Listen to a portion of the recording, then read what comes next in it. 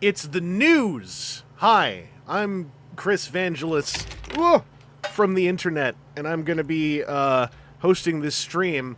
And I'm joined, as you can see on the line, I am joined by Aaron Axsmith. Ah! Hi. That's you! I knocked over a Diaclone. I picked it up, though. You shouldn't do that. Why would you do that?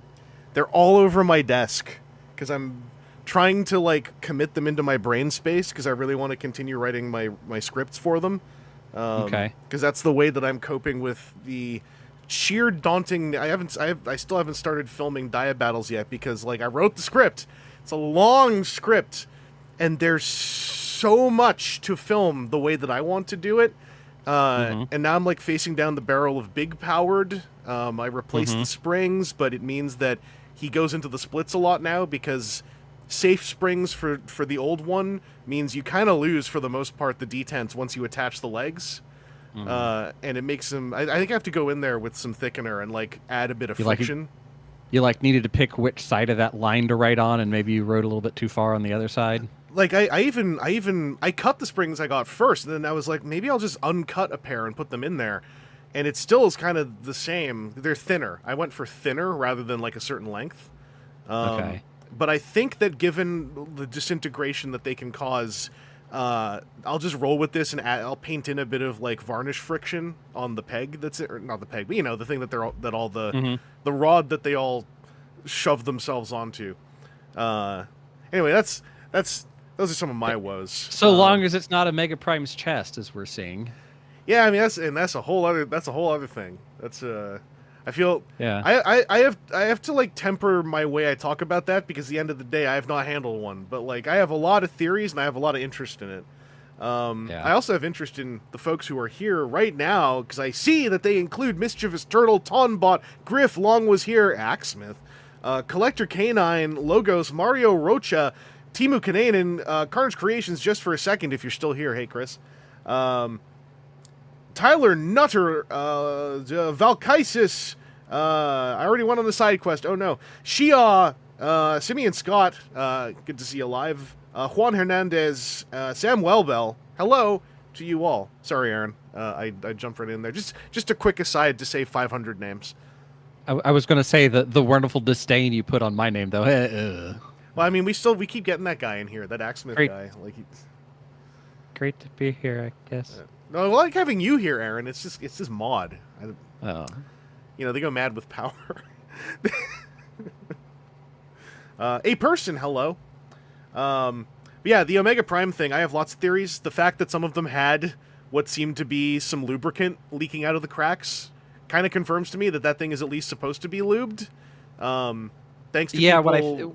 What I think it is that probably the tolerances are too tight, and likely upon assemble, hairline fracture happened, and whatever little bit of film lubricant they had on there found those cracks, because a lot of those lubricants are, when something sees and you use WD-40 on it, it's penetrating, so it tries to find that, and so yeah.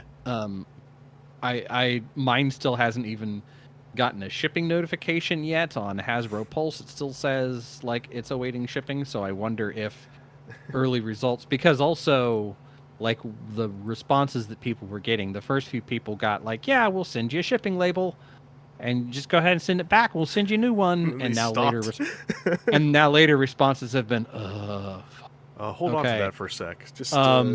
So we're working the problem, man. Tyler Nutter, no, that we're just going over what's known for the most part. There is a new wrinkle, Aaron. I don't know if you heard, but apparently some people who got an Omega Prime have started to receive another Omega Prime that is not theirs. I have seen a couple of people got two, so yeah, that's who knows. Yeah, I have a theory I haven't shared anywhere yet, mostly because of the cracks that had lubricant in them and just the random nature of the cracks.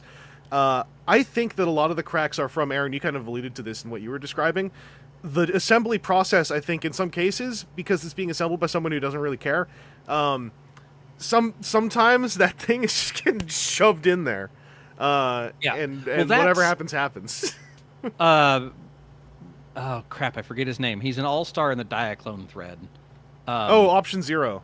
Option Zero yeah. had like a photo essay basically of taking his apart, showing where like one of the sides of the thing had sheared a bunch of the little fins, like fins on the inside of it, and that appears to be what the failure point is. So that's why I'm saying is I wonder if like that's just on assembly. But whoever screws those, I think he said it was like 4 screws. So my hope, fingers crossed here, is that Hasbro just sends out a bunch of self-repair kits. I'm curious if they will. Easy way to be like, hey, we dropped the ball on this, but we don't want to go and open up a bunch of these and reassemble them because they'd have to be shipped back to wherever. It's a big world. But if we make just if we make a kit that is replacement chest piece, 4 screws, little screwdriver, all that, mail it to everybody that had an order for one, and simple instruction sheet of open this up, these 4 places, remove, replace. Like that to me seems like, especially since it's like a Hasbro Pulse and the Kickstarter way of things. It's not like this is a retail release, and they're going to have to try to hunt people down for it. It's theoretically they know, through HasLab, they know everybody that got it, and they've got their mailing addresses because it got mailed to them. So yeah, one hopes that those logistics line up well. The one thing I do want to say is I have noticed even many third-party companies are very reticent, and this extending up into larger actual corpo companies. I find a lot of those companies, they're very reticent to send out the equivalent of a repair kit. There is something, and I kind of understand it not being someone who feels this way necessarily. There is something in the culture of just the manufacturer of toys thing of like, our people don't want to have to handle a screwdriver, and like, I'm curious where Hasbro will fall on that side of things. Yeah, I mean, there's also the little bit of like, hey, this means then that you're admitting fault potentially, and I can kind of get why they might not want to do that. What happens if you have a user who is, the way you can use a screwdriver wrong that goes real bad? Yeah. What if they don't? What if they use the wrong screwdriver, etc.? I do want to also mention Mario Rocha. You're asking about tomorrow, May 9th, the pre-order lock thing that Hasbro Pulse and Big Bad Toy Store, and I think Entertainment Earth all mentioned. It sounds like there is an MSRP raise happening. I would call that a fairly inevitable. Like, it seems it's a fairly predictable thing. That was likely to happen. It was likely to happen probably on a much smaller scale this year anyway. But with the hilarious world of the Tariff Nightmare, it seems more likely to happen. And that's why I would say, now I believe Entertainment Earth may have shared some prices. I saw that getting shared around. It sounded like everything under Commander was a matter of $1 to $5. So I personally, I feel like that's maybe not something to super lose sleep over. Because that seems like something was likely to happen anyway. Not to say I'm a fan of it, but I would also say this is a great time to, I'll plug it again, the panel series I've done, Why Do We Enjoy the Toy? And I'm saying this because I have been told this, it might be worth at least looking at some of the post-2020 panels, because there are a lot of ideas in there that can help a collector find some inspiration and ideas how one might stay liquid and be able to continue having a form of enjoyment in your hobby as it is being pounded on by circumstances kind of throughout the entire decade. And I would recommend that if you haven't checked out those panels. There are a bunch of them now. And that kind of stuff I think can really help in the present. That's thinking pragmatically. I would say consider, right, like that this is the tip of the iceberg as far as like things getting affected by all of that stuff. Like, toys and hobbies are board games are the canary in the coal mine, I've always said, and it's kind of been proven now. But toys and hobbies are the ones that are going to, suffer first, but they aren't the only ones that are going to suffer. And I would say, keep your awareness to the world's goings on as best you can for the sake of your own mental health. Plug out when you need to, but try to just stay liquid and find a way to keep having fun with a hobby and maneuver the most anger that you can have at what I would call more important things, like effects this will have on greater industry, on food production, distribution, on lots of things that are very critical to staying alive, and just sort of find, and that's why I say in hobby spaces, try to just stay liquid and find a way to keep them fun in some fashion as best you can, even though, inevitably already, the face of collecting in the USA, where I do not live, has already changed. You can't order from AliExpress, is my understanding now. You can't order from Show Z. There's a bunch of places that simply cannot ship to the States at this point. So you gotta stay liquid. That's what my general go-to is. So that's why me and Aaron are going to go back to, I'm not going to say a better time, but we're going to go back to a time with other concerns. That being the year 2005. We are in the month of February. Aaron, to have such concerns as we had in the year 2005. Yeah. Man, did they mess up Star Wars? Yeah. Hey, Andor, he's still in 2025 here. Andor, man, been like 3 good little movies that all connect, and we got another set coming. Mm-hmm. I can understand why somebody last time was like, I gotta go. Andor's on. Yeah, no, I've been hearing good things. I don't got the I don't got the D. Well, there's ways to circumvent that. Yeah. I'm waiting. If I do, it's a little bit of yo ho ho to check that one out. I'm waiting until it's all out, just so I don't have to like do it a couple times. Yes. Yeah, that's understandable. That's just my way. So I catch the odd spoiler here and there, but I'm like, I just don't go digging in. If I see it, I go like, I'll look later. Although I always keep my ear to the ground about, having a lovable droid character who then inevitably heroically sacrifices himself. Sounds like that doesn't happen in Andor, which already has drawn my attention, very happily. Tyler Nutter's asking you, Aaron, do you have friends everywhere? I think so. I just assumed that was an Andor thing.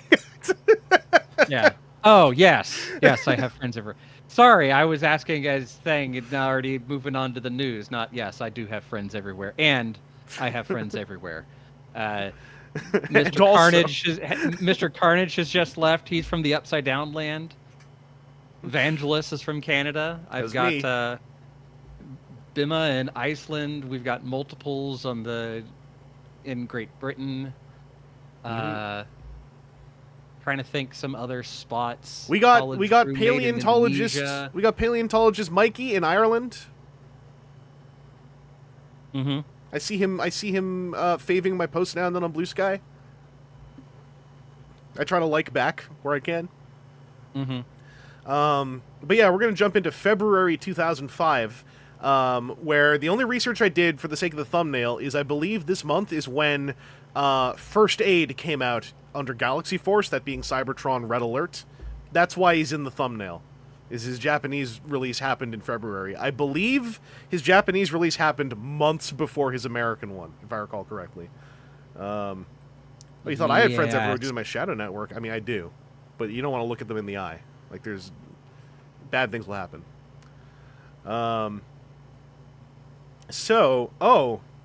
We got the Misha PVC statuette with no images. I think I actually saw this, like a blurry picture of this in my Google image search. It was just blue. That's Misha from Super Link. I forgot if that was her name in Energon as well.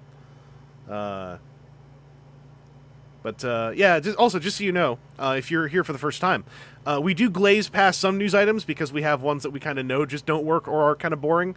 Aaron is often hammering archive.org, just seeing if anything works.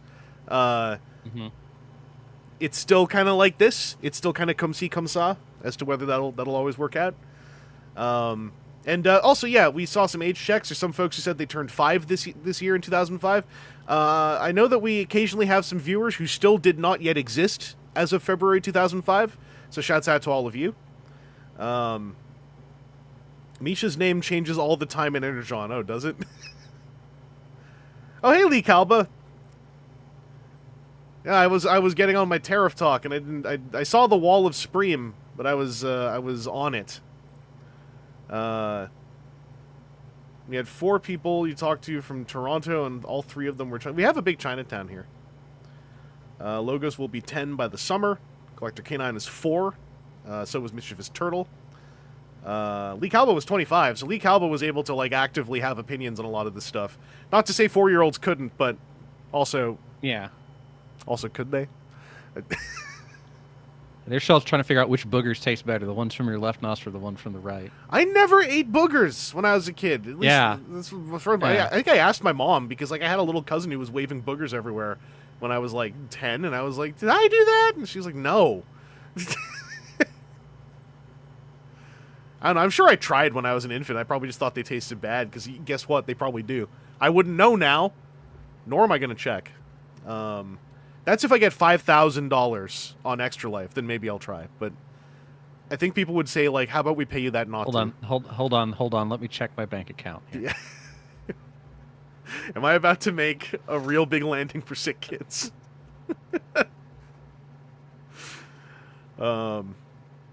Yes, if I missed my big life moment. I missed a chance at object permanence earlier on. Oh, Lee, you found out about TFW through the '86 movie commentary. Yeah, that.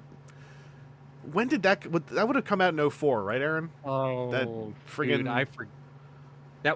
that would no, because that was the 20th anniversary. Yeah. DVD?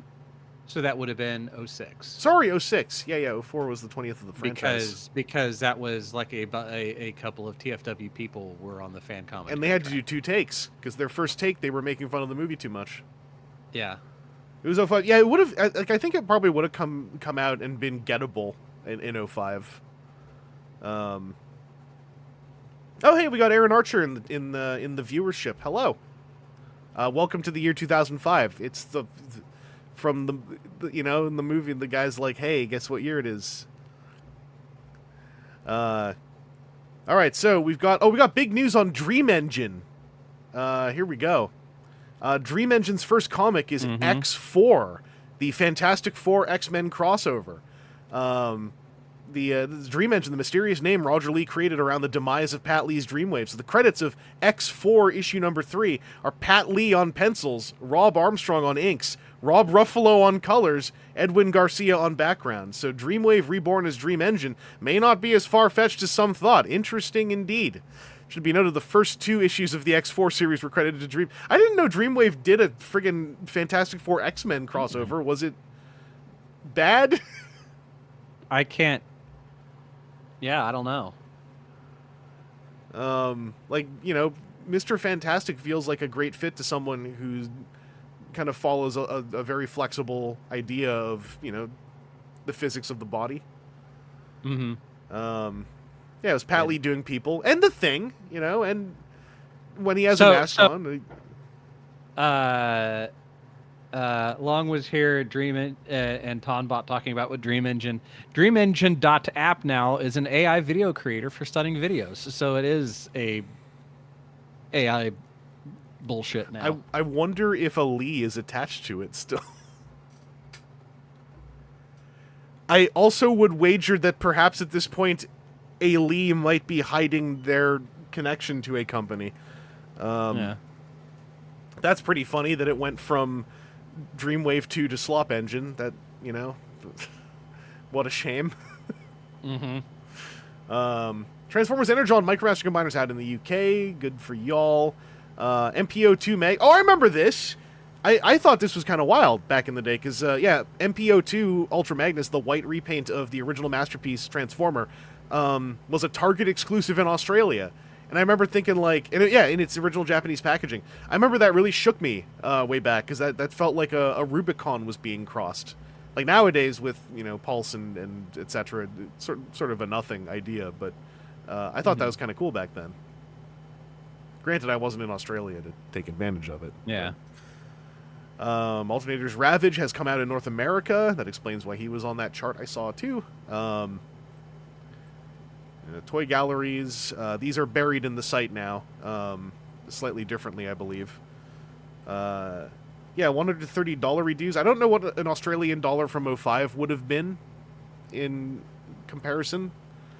I'm sure somebody can find the right set of questions for Google to figure out what 130 AUD is. I know that they've always been worse against the US dollar. They're like 1.5 AUD to 1. Oh, Griff, you're right. Yeah, Griff was saying, wasn't that due to Australia being part of Hasbro Asia's territory? Yeah, I remember that. Yeah. I think they still are. Aren't they? I think so. I know they have their own connection for HasLab stuff that often goes through, like, EB Games, if I remember right. And usually, if I remember right, is at a horrific conversion to the point where I believe it was Deathsaurus was cheaper to get by having an American buy it and ship it to Australia. It was notably cheaper to do it that way. Yeah, Doc Lockdown and Quacky would know, but and Chris Carnage. I know they were all excuse me. They were all talking about the middleman system at some point. Yeah. Well, that was for Chris Carnage. I was set up early on to middleman Omega Prime. And then they had a more direct thing that was going to be cheaper than including shipping. So Yeah. I had to cancel it. So my Hasbro Pulse of that time is like 2 pre-ordered, canceled, 1 pre-ordered. Wait a second, I should be Pulse Premium because that gets rid of shipping and gets me a discount or whatever it was. So I had like 2 cancellations in 1 order, which may also be why mine's not shipped or maybe never shipped. They were like, you're stooge. Yeah, I mean, right now, in the world of hypotheticals, maybe you're better off that it hasn't shipped yet. Yeah. There's no proof that that means anything, but right now, that's all the data we have to operate with. So, hey. Yeah. Just gotta stay liquid. In February 3rd of 2005, TFW highlighted member fan fiction directly in an update, so that's kind of neat. Yeah. Oh, wait. No, that's a thread. So threads don't work. Yeah. But linking... Well, yeah, that's the board to thread that doesn't work. Linking to a post will bring us to something in the future. To a random post from 2 years later, generally. Yeah. Yeah, which is kind of fun. Transformers Cybertron King Starscream vehicle mode pictures. This is the this was the like sort of I think unintended reveal that happened, where it was found out there was a giant Supreme King Starscream for Cybertron, and everyone's like, "Well, what? It's so big!" And then it turns out that was the only show color Starscream that would come out in North America until Legacy. So there was that whole oddness. So this was more pictures of it surfacing. So again, like, for folks for whom that was like, a childhood toy or something, consider that there was an adult fandom eyeballing that thing the same way that people eyeball like leak pictures today. I think there's a very interesting conversation to structure someday about that conversation cycle and how quickly something that is like the direct object of study and conversation becomes a semi-forgotten item that like, oh yeah, everyone kind of has that one now. But what's really important is this new thing that we haven't seen. I think it's that transmogrification process is fascinating, having seen it happen so many times now myself. Got a Bill's Toys and Games update, Aaron. Maybe they're going to finally get you an update on that order of yours. Yeah, probably not. So and actually, having just said that, going back and looking at my Hasbro Pulse account, I'm not seeing that Omega Prime pre-order at all. Yay! Yeah, didn't some people? I know some people got an email saying, "Would you like to leave a review of your Omega Prime?" And then the link in that email goes nowhere. So there's some funny stuff, Yeah. Well, no, I'm saying because so it's like an order date difference, and like I said, I had ordered and then canceled, and then it bounced around. Oh, Valkysis says Omega Prime doesn't show up for him unless he looks at older orders. Yeah. Well, that's what I'm saying. Is I went back and looked at their older orders system, and it's not showing up there. Well, that'll be neat if they canceled it for me. No, Chris, you're not chopped liver. It's everyone thought you were driving or whatever. We didn't want to. They're like, pull over. We have an important question. How much was your money worth 20 years ago? So yeah, will there be a remolded Superlink Galvatron in Galaxy Force? No. Oh, here, general consensus. Nothing more than an elaborate custom. We got a Style and Online discount. Galaxy Force Episode 5 is online. The latest Energon Mega Assortment released in Hong Kong is Grimlock and Swoop, Wing Saber, Alpha Quintesson, and Six Shot. That's kind of actually a really... I almost said banger. I know that people would yell if I said that, but what a dang assortment, though, of those being 4 items in a case. Yeah. Like, wow. Like, could you have 4 more different items, objects, if you will? Yeah, because Grimlock and Swoop was like the in-between combiner thing. Wing Saber was something. Like, that was a four-part thing that was interesting. But had to be shipped oddly in that box, I remember. Yeah. And then Alpha Q was Alpha Q. With the chainsaw. Yeah. And then Six Shot, repaint of the, again, that one had a big press, I'll call it press cycle as well, the original Shock Blast version. Yeah, I remember, I think we might have talked about this last stream, but I remember Wing Saber being, like, a real adventure because, like, that toy had to be, like, semi-designed around the constraints of the North American Mega's packaging. Because that thing was its own price point in Japan. Yeah. Yeah, I specifically remember Mr. Archer talking about some portion of that being, like, backed around, and they changed it, and then they went ahead and broke it up for the box or whatever it was, yeah. And yeah, the Grimlock and Swoop are the ones who are a, top and bottom combiner. The Grimlock got an inexplicable reissue in 2014 as part of, like, a Then and Now set based around Age of Extinction, if I recall correctly. Was it 2014? I think it was 2014. Anyway, Aaron, we've got some Don Murphy movie tidbits, and thankfully they're just listed, so we don't have to go digging into that stupid forum. So everyone, get ready. This is about the 2007 Transformers movie. Number 1. Some of the Transformers do arrive in prehistoric to... What? Okay. Eventually, yeah, by the time that we fully filled everything out. Wrong movie! Well, I guess Megatron, technically. That's okay. Optimus will have his traditional look as a cab-over semi. Whoops. If the movie were made as the script is right now, it would not be over 2 hours long following the page equals minute rule. I don't remember how long 07 was. Soundwave is in the movie with a more conventional alt mode. There will be no Dinobots in the movie. Yeah. 2 hour, 24-minute running time. How did they add 24? Okay. I mean, I guess big summer blockbusters were also shifting towards that. By the end of the aughts. Aaron, I got big news. Bludgeon will not be in the movie. God damn it, I'm out! No characters will remain with a Cybertronian alt mode. Okay. I don't remember... Oh, right here. Megatron will be a tank.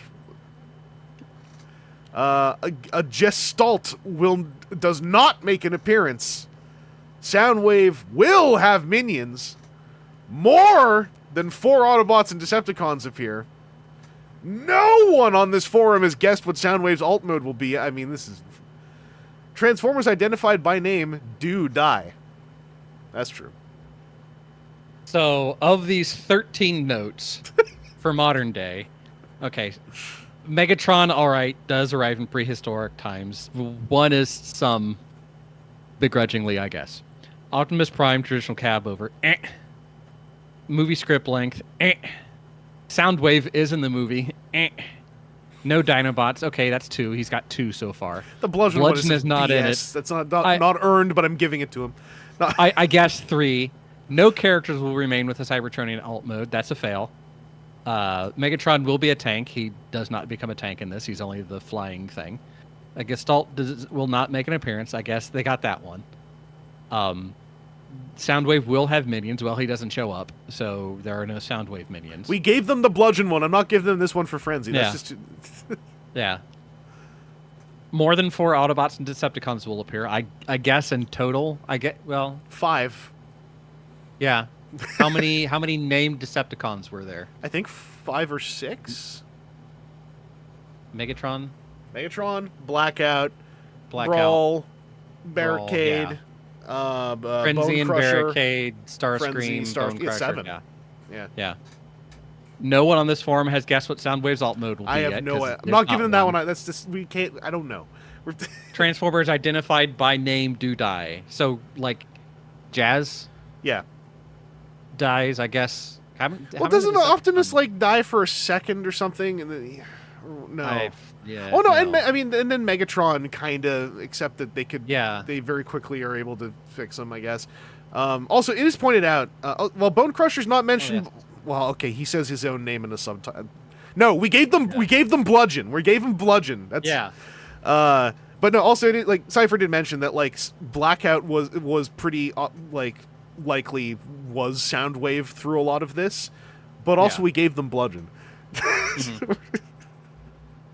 I wonder why. Well, I mean, Bludgeon's a popular fan character, but like the only reason I'm picking, I'm not like actually mad at it. I'm picking on the Bludgeon one because it's like that could have been a lot of different names. That could we could increase this by like.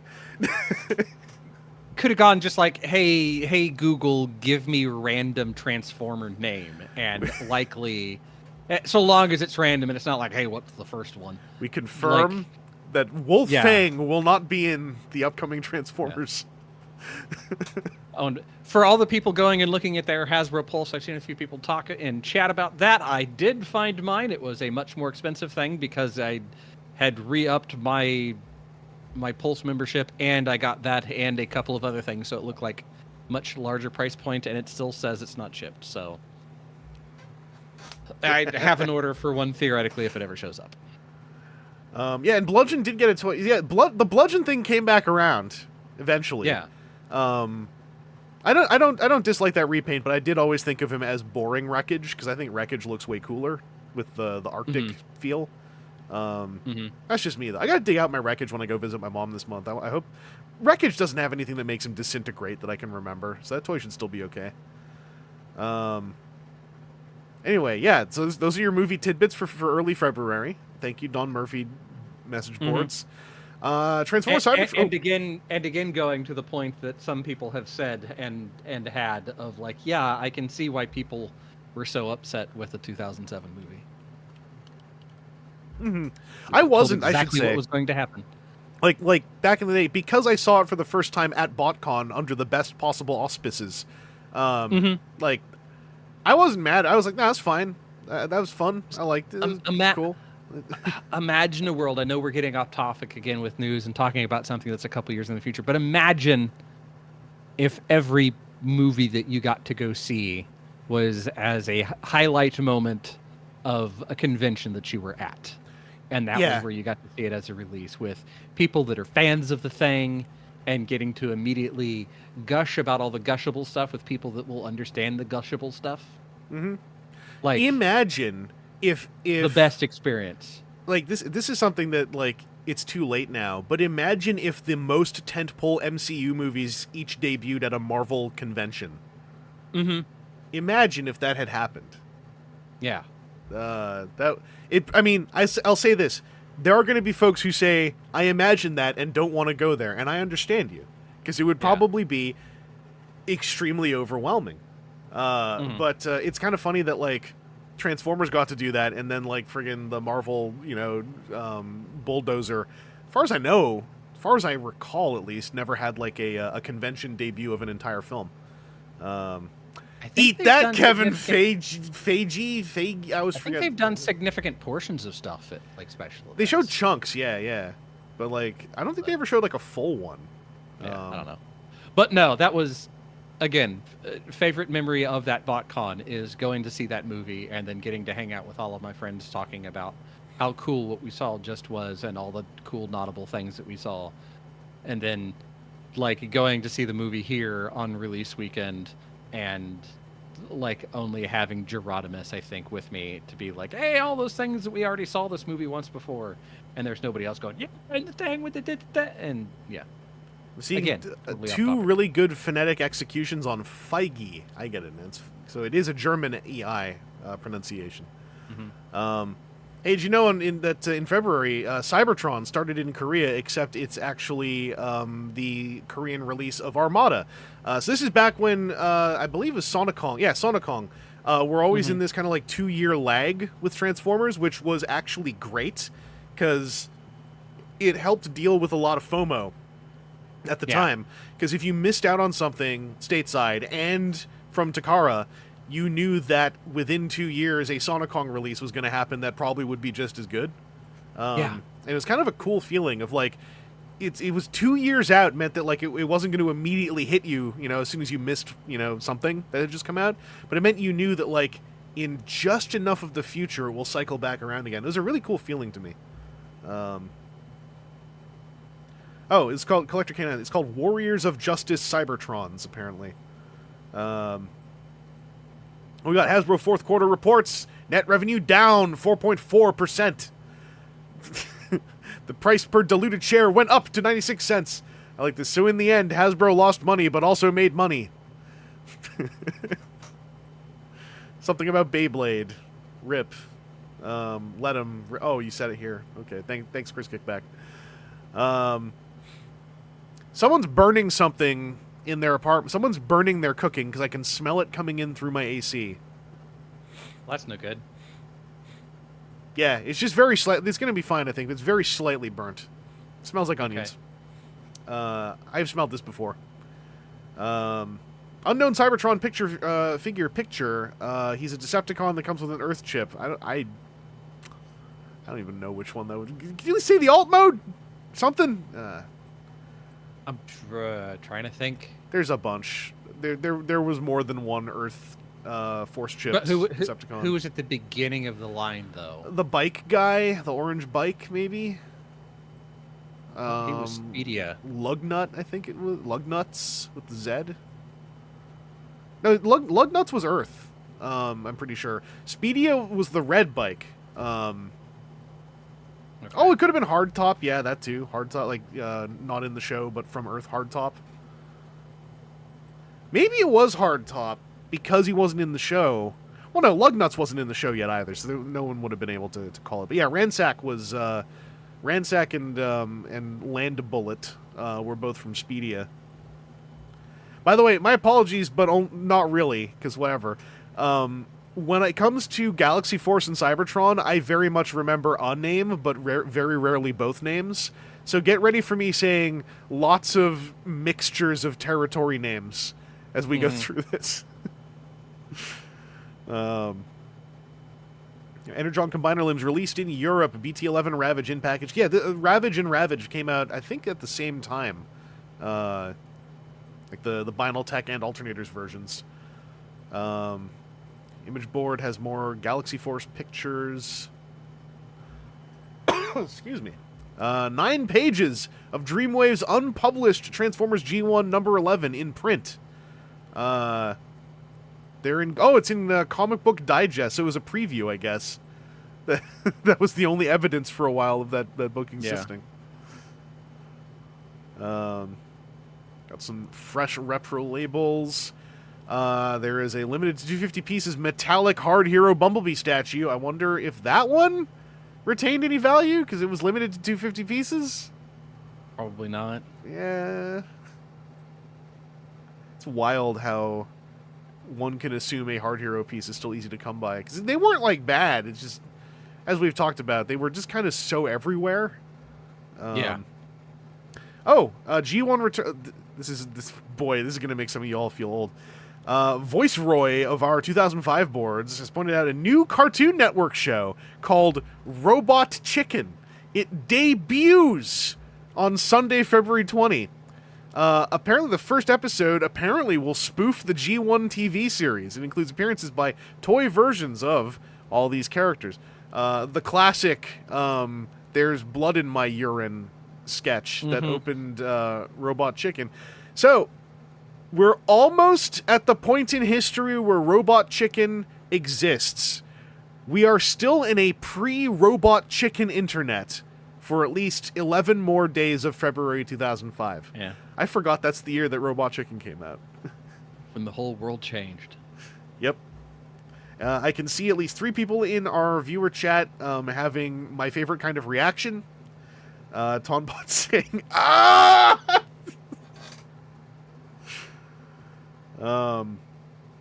Yeah, Lee, Peter Cullen did not want to come on to do Parody Prime, but Frank Welker came on to do some sound waving. David K came on to do Beast Wars Megatron at some point.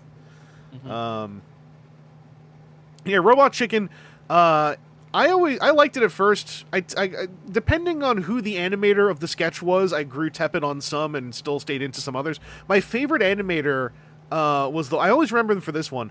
There was a Robot Chicken sketch where a lumberjack buzzsaws into a tree that has a face and the tree starts crying and then the sketch ends. And that animator specifically had just a very unsettling way of doing stop motion that I really liked. Also, the best robot chicken sketch that ever was made was there is a Migo man at a table in a fancy restaurant, pounding the table, stuffing butter into his mouth by the stick, screaming, "Butter, butter, I want more butter, give me more butter."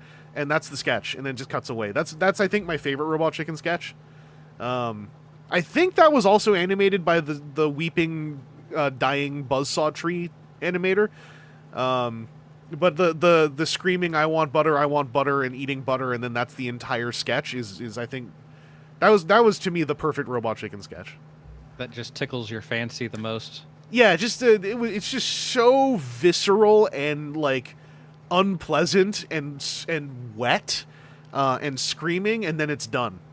And and to this so what day, you're saying is, if somebody wants to get you a gift for TFCon, it should just be like a pound of butter. Well, I've tried taking a bite of a butter pat. I can't do it. Aaron? Have you ever done that? Yes. Out of curiosity, I can't. Not like a whole pat. Like, so one of the things that I've learned as I've tried to become a better home cook and cooking for other people is like taste the raw ingredients and taste everything as you're cooking. And sometimes it's a very bad idea, but it frequently will give you an idea of, well, if you taste something while it's cooking and you're like, something's missing, you've got a little bit more time to pivot and find whatever it is that's missing and make it right. Mm-hmm. Oh, yeah, and yeah, tasting an ingredient is one thing. I mean, like, just, I said butter pat is in, like, little bricks. I've not grabbed a stick of butter and just, like, snapped it off like I'm eating a, like, baby carrot or something. Have you ever taken, like, one of those little, like, the restaurant butter pats and just gone, like, I wonder, and like, just to, like, see what had happened? Because I did that once, and there's a reason why you don't just eat butter. But that's also why the butter sketch, I think, is very funny. The butter sketch is 13 seconds. Yeah, perfect. Perfect. It's just perfect. Also, don't gift me butter at TFCon. I see a couple of you talking about it now. That's a waste of good dairy product, and B, where are you going to put it? Are you going to just put a stick of butter in your luggage and pray? Like, I mean, if you want to, you're the one whose luggage is going to suck when you pull it off the conveyor belt. I'm driving up, see if the border situation's good enough to... Aaron, don't arouse suspicion by driving up with a cooler with one stick of butter in it. Because, like, what? How would you explain that? I have a friend. That's it. Yeah, that's the whole. Yeah, that's just it. I have a. And then just punch it through it's just a little flimsy arm. Vive la France! For the gate. So what if he still has my passport? I'm not coming back. It's a one-way trip with the stick of butter. I have the passport and the passport card. Oh, hey. You got a redundancy. You're all good. Because also, yeah, like, even under good circumstances, I'm sure they'd be like, just like with concern on their face. Yeah. You know they sell butter in Canada, right? I'm bringing my own!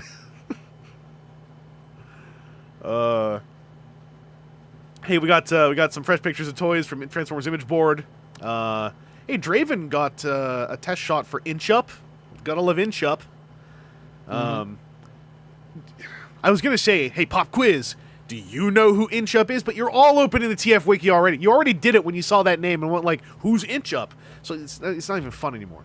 Anyway, I'm an Inchup truther. And I know some of you already actually did know that Inchup is Dirt Boss, but I am blanketing all of you. Sorry, Tom. I'm just blanketing my accusation. Ooh, is this the first reveal of Reverse Convoy? Possibly. Also, Auto Vault. Auto Vault was a banger looking toy, and then it came out, and it was like, yeah, it's fine. But Reverse Convoy is one of my favorite lore toys. Because Reverse Convoy is just full of lore. It's one of my faves. I have TF Collins Reverse Convoy. I bought it off him many, many years ago. So it's your Reverse Convoy, not Collins, because you bought it from him.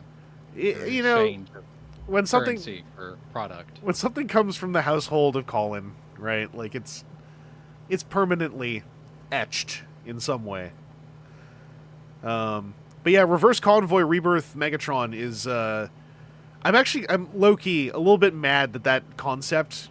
I know it has popped up in like one of the the Legends comic books. I can't remember if they made a toy to go with it. I love that concept. What a bonkers ass concept. There's a perfectly innocent guy called Reverse Convoy who happens to be the one whose experimental fusion cannon's black hole gets possessed by a Megatron ghost. Thus, Reverse Convoy turns into Rebirth Megatron because the katakana for rebirth and reverse is identical. It's rebas in both cases. But yeah, even if they do, like, it can't just be a repaint. They have to do the shoulder hunk so they can do the head swap. That's so key. It's so clutch to that concept. Oh, this is also the debut of the eBay forum on TFW. Aaron, do we still have one of those? Don't think so. Like, yeah, I'm guessing this is like talking about eBay. You can list your auctions. Yeah. Yeah, I don't think we have anything quite like that now. Yeah. Say because it's not like Junkion's buy sell trade. It's like, hey, look at this dude. He wants way too much money for thing. Aaron, look, this thing auto posted even on this one. The we may earn a commission thing. Yeah. It was pretty cute. It says eBay, man. Yeah. Alternators. That's a control F or a control R, right? Find and replace. Yeah. Got a header. You just put this in the header, and we just whatever. Alternators Swerve, a red tracks repaint because there was a red tracks with Swerve on the license plate. I can't remember if this actually came out. Because in this era of alternators, I think we're starting to creep into the ones where, like, there's just so much flying around. Yeah, I can't. Oh, it did. Okay. Tombot and Cypher saying it did come out. I could not remember if it came out. Because whenever I think red and kind of looks like tracks, I didn't, like, jump over to Decepticharge and Overdrive in my brain. We got first in-package pictures of Scator Shot and Overhaul, or Backpack and Jack Shot. Jack Shot should have been the stateside. What a good name. Like, what a spittable, like... If you pointed at a guy and you're like, Jack Shot, like... Yeah, but Overhaul and Scatter Shot are both those, like, hey, we actually need to park this name. Yeah, I know. So that Aaron Archer isn't threatening to quit again. But Jack Shot is such a just let someone else play with Overhaul for a bit if we get Jack Shot. USA version should have been Jack Blast. Some Takara Transformers website updates. Galaxy Force Wave 3. No description, just a link to a photo that is no longer there. Backshot, I mean backshot. Backpack and Jack Shot, and then they both look completely naively innocent when you start doing the backshot bit. They're like, I don't understand. No, my name is Backpack, and he is Jack Shot. I can't get the. I'm getting Aaron. I'm getting locked up. Yeah, I had a weird load of the page as well. Yeah, gotta wait a sec. I'm also going to try opening a copy in a new tab. Oh, that fixed it. Okay. We back. Energon Starscream Roadblock sighted. Hang on. What Energon Starscream is this that was a new sighting in 2005?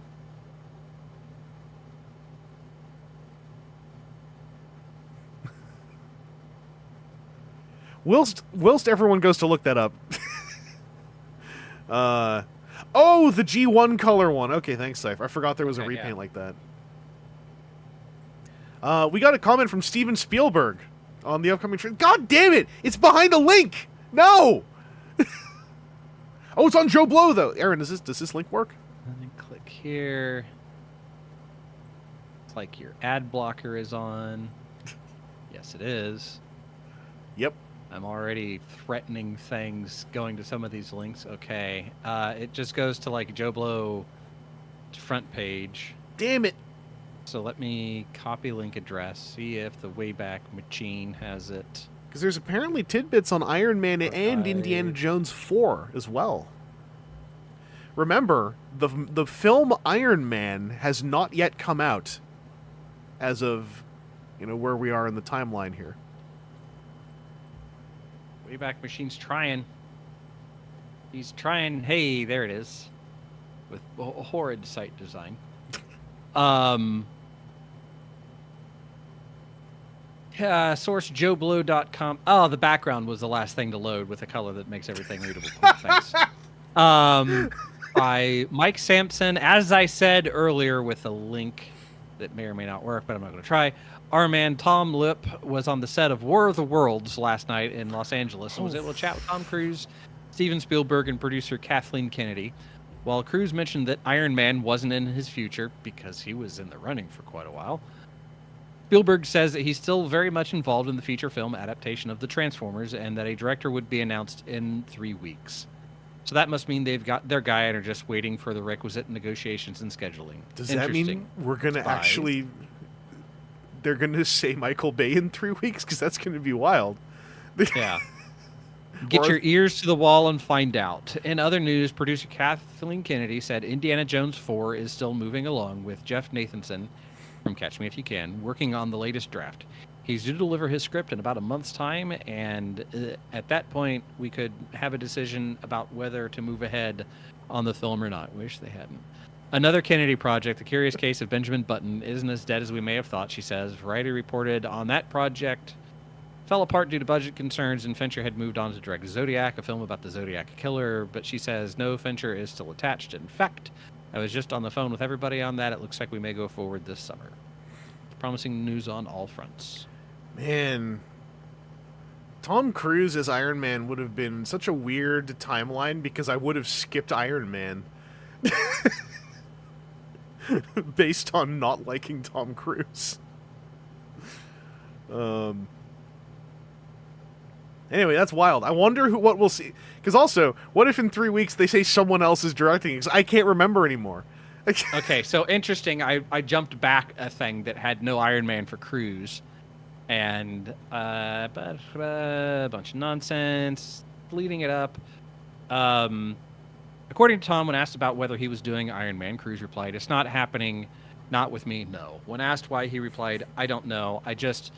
They came to me at a certain point, and when I want to do something, I want to do it right." These are things that are actually in the article. I'm not that stuttery.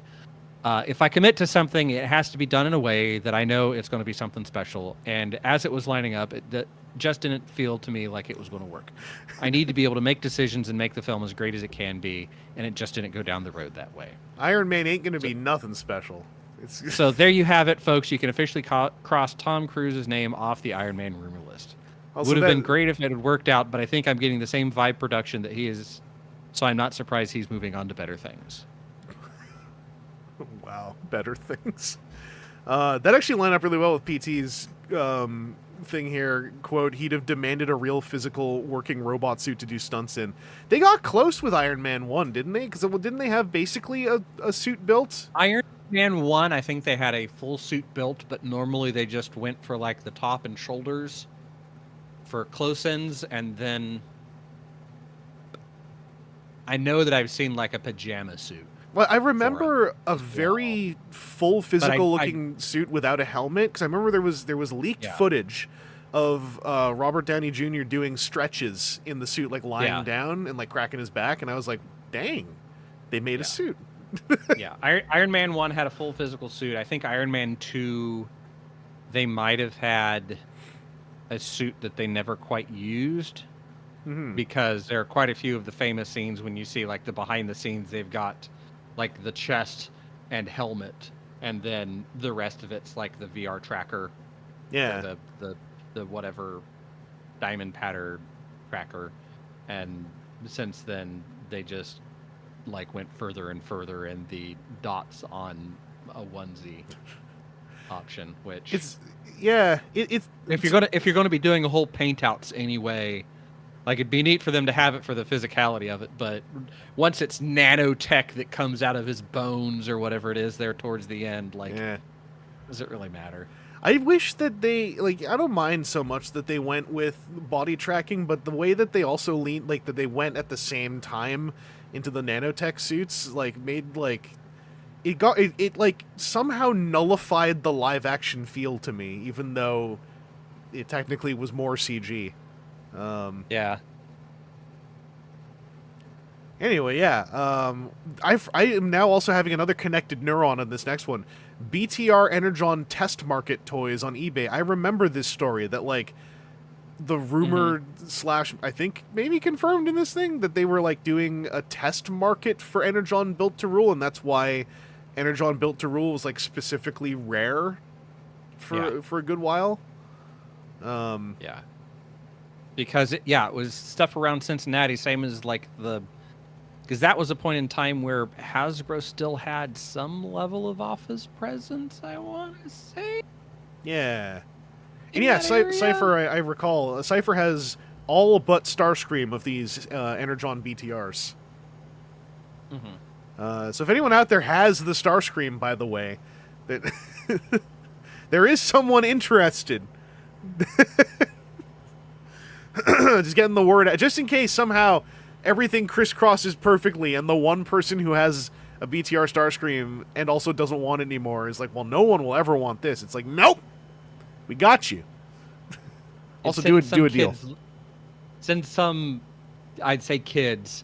It's now 20 years later. It sends some legal adult. Some 30-something's old toy Lego bin in an attic, yellowing rapidly. Has Built to Rule, Cypher, since you have all of them, has Built to Rule's plastic held up? Because I never knew how, with Built to Rule being pre-Creo, I always wondered, like, how the bits and pieces held together. Allspark Radio, I forgot there was an Allspark Radio, and it was Daniel Ross. But yeah, they did an interview with Michael McConaughey. We got a 1.5 megabyte clip here, so that will fit on one of God's own floppy disks. That was a test we were doing last stream. Palisade statue of Shockwave. Kit factory items, Misha bust and Matrix Blaster. So this is garage kit. So this is technically third party. Technically. But these are garage kit pieces, I believe. Hasbro Toy Fair 2005 press release can be seen here. So I'm sure that doesn't work, but Aaron, is there any chance that... No, that's shop.hasbro.com/ENUS is where it ends up at. Just like a generic... I don't know. Does archive.org even look at that link? Let's see. Sometimes those, like, subdomain things show up, and sometimes they don't. Cypher says the BTRs were pretty okay. Don't remember them feeling terribly off. They are largely massive pieces with lots of points for gripping. Okay, yeah. Archive.org does have it. Pasting in alternate chat. Oh, hello.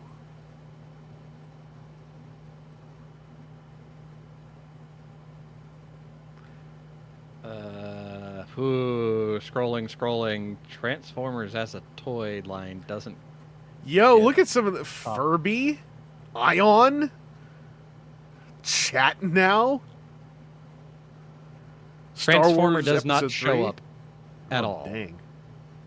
Well, we do have the Darth Vader voice changer. We got Trolls, Nerf, Fast Series Yo-Yos, Weebles Weebly Wobbly Treehouse, Bullseye Bounce and Roll, Monopoly 70th Anniversary Edition 20 years ago, the Candyland DVD game, Codename Kids Next Door trading card game? I wonder... Well, that's like... So that's actually the one that's really sending me, because that's like... Aaron, do you think there was any passion behind the design of that project, or was that just some poor schmucks who were like, we ain't working on Magic the Gathering? They're paying us. Wizards published it. Yeah. People reacting too. Yeah, it was $9 starter sets, $3 boosters, ages 6 and up. This had sticker sheets. What? According to Wikipedia, the product packages for Codename Kids Next Door trading card game contained a limited number of scene cards and a sticker sheets, which are paired to form custom cards. The scene cards are essentially just cards with a blank power-up area, waiting for one to be attached from a sticker sheet. Sticker sheets also include an equal number of small art stickers, but these are purely decorative, meant to be placed on top of the artwork of the scene card. The game refers to the stickers as STICKAHS. No! Although it is unclear if this is a valid acronym. Oh, they can't do that! They can't say... You can't blue balls me on a stupid acronym! I want to know! Aaron, what's the over-under that someone from that team also was in proximity of the MTG unstickers? With the unstickers, I would be very surprised. 16, 17-year difference, and listening to the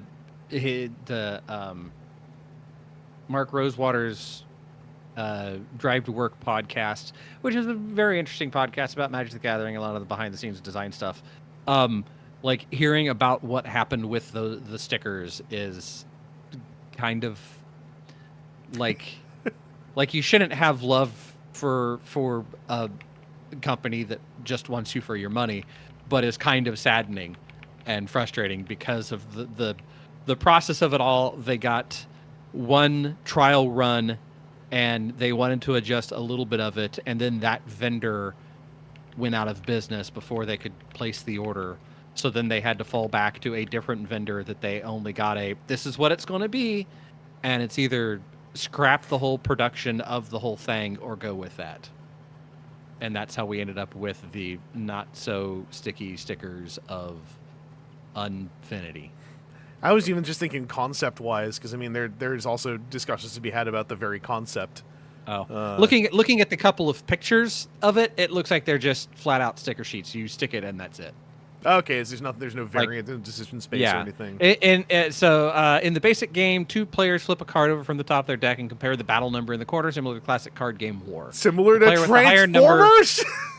The player with the higher number wins the battle.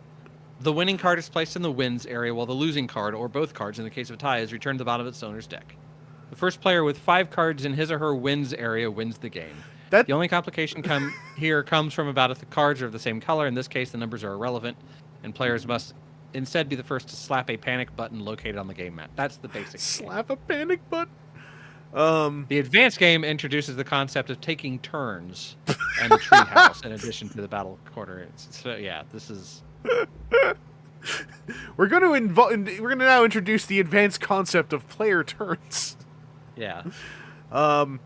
War. That's funny because that means those rules sounded a lot like the thing I was kind of poking fun at a month or two back, the VTuber card game V Card, wherein you you flip 2 cards off the top or whatever, and like short of an ante being written into the rules, that was reminding me a lot of the video I watched about that thing. Kids Next Door, the card game. Take forever. Yeah, sorry. It's just we're not trying. We're not trying to go on these tangents, but like, especially like, we got an interest, but also half of y'all friggin' flipped out on discovering Kids Next Door had a card game. So who dwells within the most glass house here? Anyway, there's also a custom sticker sheet contest reminder. War with an Optimus statue. Cybertron listings in Target computers. Look at these prices. Leaders, $40. Supreme, $50. Scouts, $7. Voyagers, which were new, I believe, $18. Ultras at $25. Voyage R. Sorry, Voyage R Cybertron, and Trans DLX Cybertron at $10. I know nothing about Kids Next Door, by the way, I should say. I listen. Y'all have this fight. None of you are fighting, as far as I can tell. But I think it's like just waves of revelation. Yeah. Anyone remember how much the Costco Energon Overload Optimus set cost? So I was about to say $50, but I think it's because like I saw your video clip about it. So I might be cheating. Anyway, yeah, so those are some 05 Transformers prices. We got some reviews and Energon episode transcripts. The transcripts thing, that feels like I know what they're for. They probably are helpful, especially if people were making their own subtitles files. Mm-hmm. Oh, I was wrong. It was $30. Yeah, sorry. The Costco, the McDonald's Optimus with Overload was $30. Granted, you had to have a Costco membership. Mm-hmm. But I mean, I remember people at the time like trying to figure out how the cost or value of it was worth it, and was like, if you only had if you got a Costco membership for the sole reason of getting this toy, then it was too expensive or something like some nonsense like that. Like, yeah, like you're never going to grocery shop or buy the $1.50 hot dogs that the founder will murder you if you try to change. Like those don't happen. Then it's not worth it or something. It was a thing, I recall. Also, official pictures of Binaltech, Wheeljack, and Laserwave. Transformers the movie producer Tom DeSanto interviewed in Toy Fair number 92. You can find out more by clicking here. Oh, but that won't have scans. That's Wizard's own website. Yeah. I might have that magazine buried somewhere out west, but I don't think I have a lot of my Toy Fairs left. If anyone can find a scan, because I know they're out there, of Toy Fair issue number 92, let us know. UK DVD news. People found some toys. Amazon.jp has a pre-order listing for the Binaltech and Transformers Collection Complete Guide. I vaguely remember this one. Griff is saying... You can get one used for under 5,000 yen. Dang. On Amazon.co.jp. It launched at 2940 yen, so it's gained a bit of value. Also, we're on February 17, so yeah, Griff is saying I am now 24, so happy birthday. Transformers Collection number 19 will be Perceptor. I remember they had to flatten him out to fit him in the box. Did they? They did, right? I mean, now I'm second guessing myself. I feel like he'd take up a whole lot less space if his tank tread microscope legs were down. Because I remember the TFC collection, specifically the Japanese one, sometimes just did not care, and we're like, no, the box is just big. Okay, no, he was in tank mode. Thank you, Volkaisis. Okay. Oh, Peter Cullen and Frank Welker in the new Transformers movie? The final decision will be made by a director. It has not been made yet, but I would be very surprised if Cullen and Welker didn't reprise their famous roles. Your voices have been heard. So, to add to the ongoing conversation about maybe this is why there was some heat about the film, in February 2005, one of the producers was heavily hinting that they would very likely be reprising their famous roles. Yeah. And at the time, they were generally considered to be a package deal. I remember in the fandom, not based on anything. Just that's the way we all thought. Was like, well, if they're going to do one, they're going to do the other. Yeah. Why wouldn't they? It would be silly. They exist as a unit. They're not separate human beings. Mm-hmm. That's not what happened. until movie 4. So, we got a featured eBay auction with a custom Alternators Prowl. I remember those happening before Alternators Prowl actually existed. John Rogers is on hiatus. This is the writer. On hiatus from writing the upcoming Transformers movie to work on a project he was contracted to do prior to receiving that gig. I wonder if he came back to it ever, because there were definitely bits and pieces of the final film's DNA in some of the stuff he shared in the blog posts that we talked about. Mm-hmm. But I can't remember if he actually came back to the project to ever follow up on any of it. Yeah. Good news, the Palisade Seeker statues are on their way to North America. Cancelled BTR sets. Okay, it came from the basement now, like, coming by to say that they are selling those aforementioned things. We got some photo galleries. New Transformers movie writers announced. IGN Film Force can now exclusively report that a new set of writers are Roberto Orci and Alex Kurtzman. The scribes are perhaps best known for their work on the TV series Alias and Xena, but they've also penned forthcoming feature films like The Island, Legend of Zorro, and Mission Impossible 3. So that answered my question. And yeah, Lee answered my question at the same time. Orci took over. So yeah, IGN Film Force. I don't remember if that exists anymore. Oh, wait, does it? Oh, it's IGN.com/movies now. Okay. You're hitting it quick on We got a Cybertron press release. Oh, wait, this is that thing that we looked at, but now it's been updated? The Hasbro Transformers Cybertron press release? Yeah. Is that the same link? So, I mean, there may be one later in the Wayback Machine, but this is... It's the same link, right?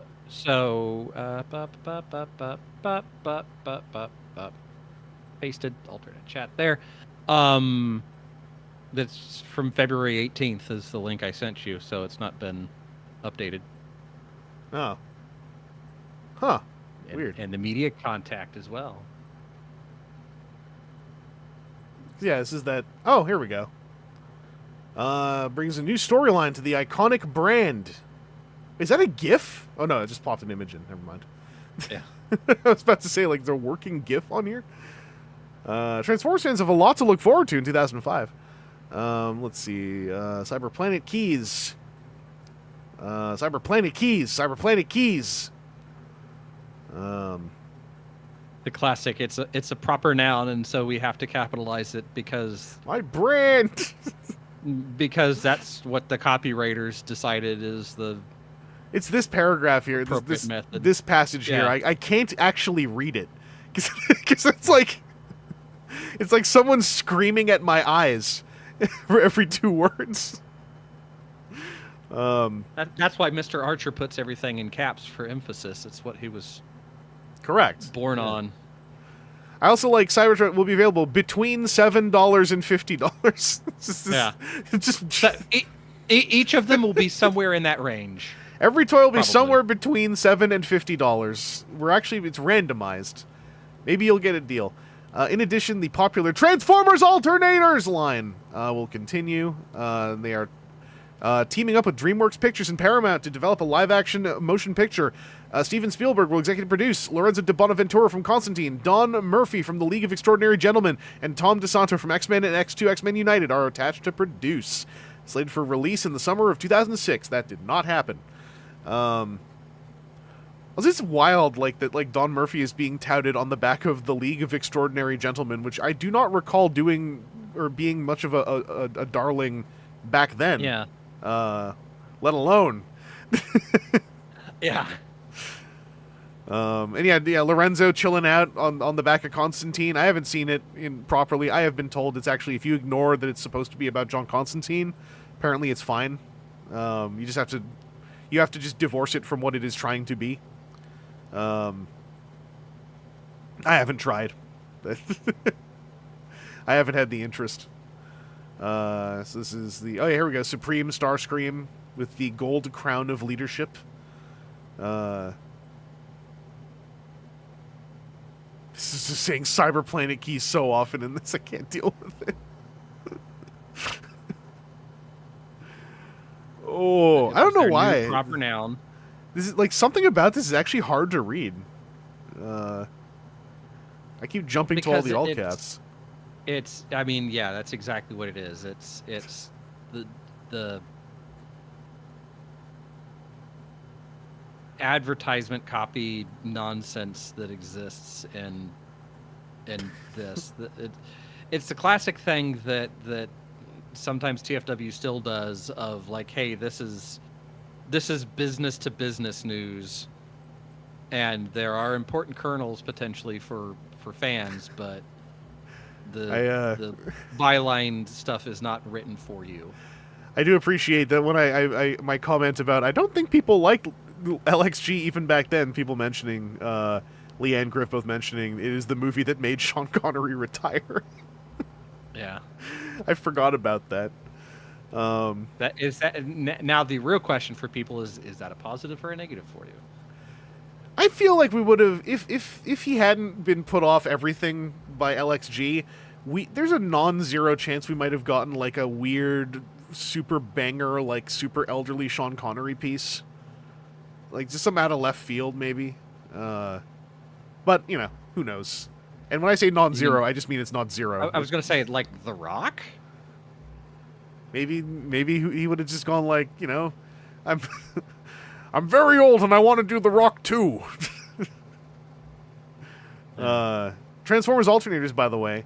In spring 2005, we're getting Grimlock, Swindle, Wind Charger, and... Oh, I thought for a second his name was Two Battle Ravage. And Shock Blast. Not so Southern Gentleman. How in the hell did Alternators happen? No media, licensed cars, insane. Back then, the licensed cars thing was huge. It penetrated car enthusiasts as a marketplace, which was, I think, unexpected. The degree to which it did that, and I know that, like, I do recall, Alternators was not planned out as a line that would go on for a super long time. Like I distinctly remember the Hasbro folks always mentioning, like, you know, early on, Alternators did not have like a massive catalog of, you know, characters in motion. That's why the line had like a really slow start. Originally, the line was not planned to have Decepticons at all.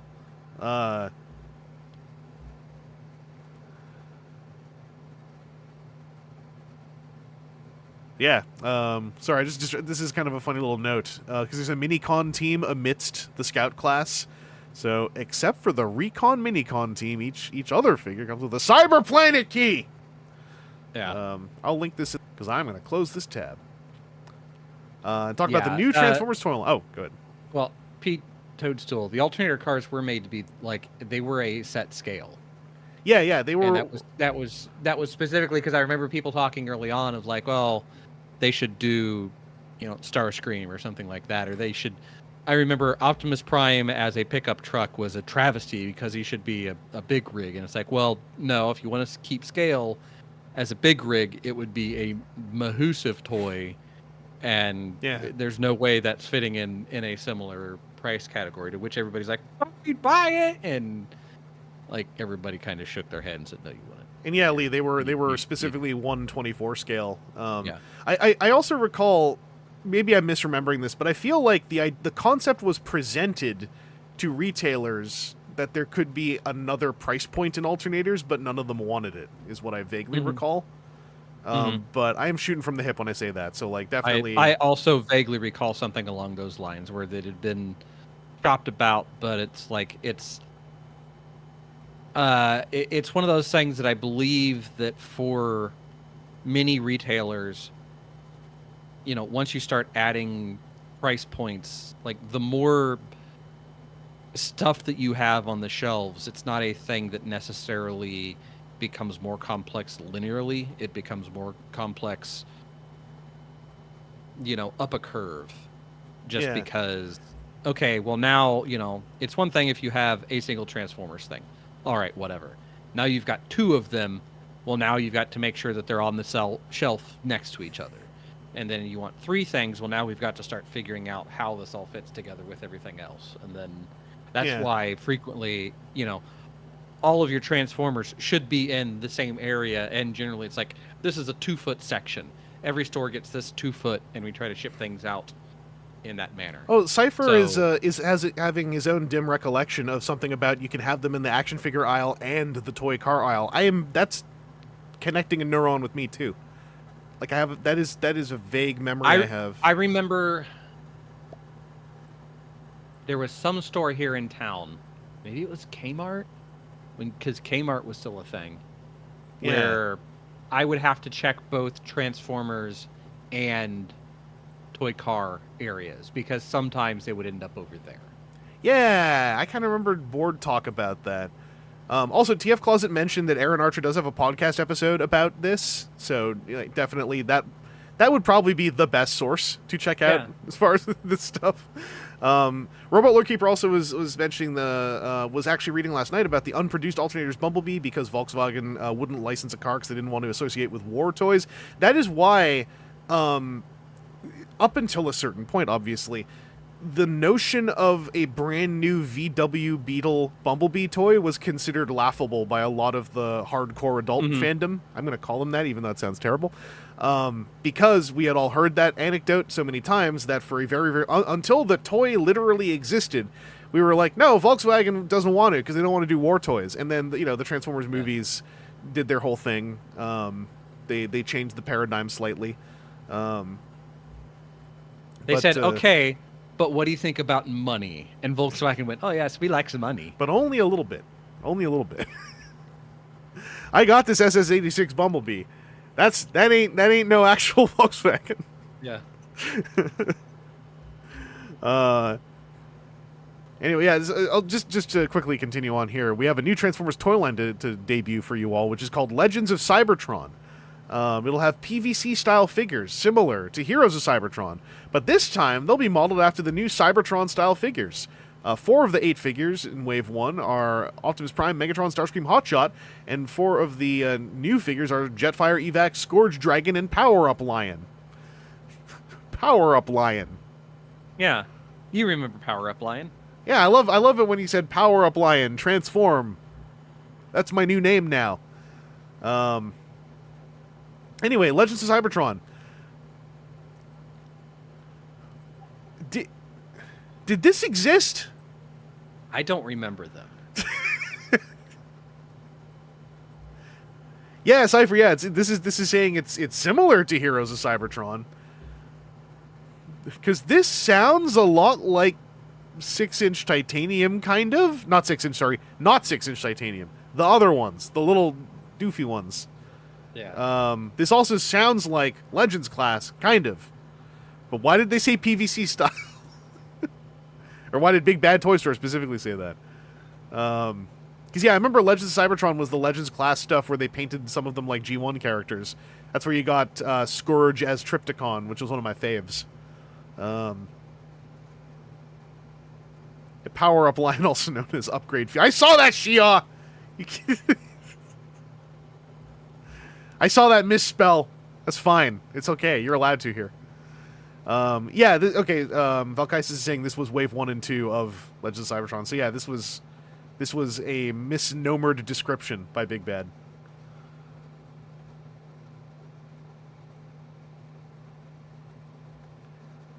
Well, look at that. Transformers the movie gets pushed back. The new release date, originally, it looks like the writing team change is taking its toll. On the scheduled release date of summer 2006. The new release date is now November 17, 2006. Most fans shouldn't mind the change, as long as it helps ensure a quality movie. That also would not happen. Going from summer blockbuster to winter dead spot? Yeah, wow. Yeah, you're right.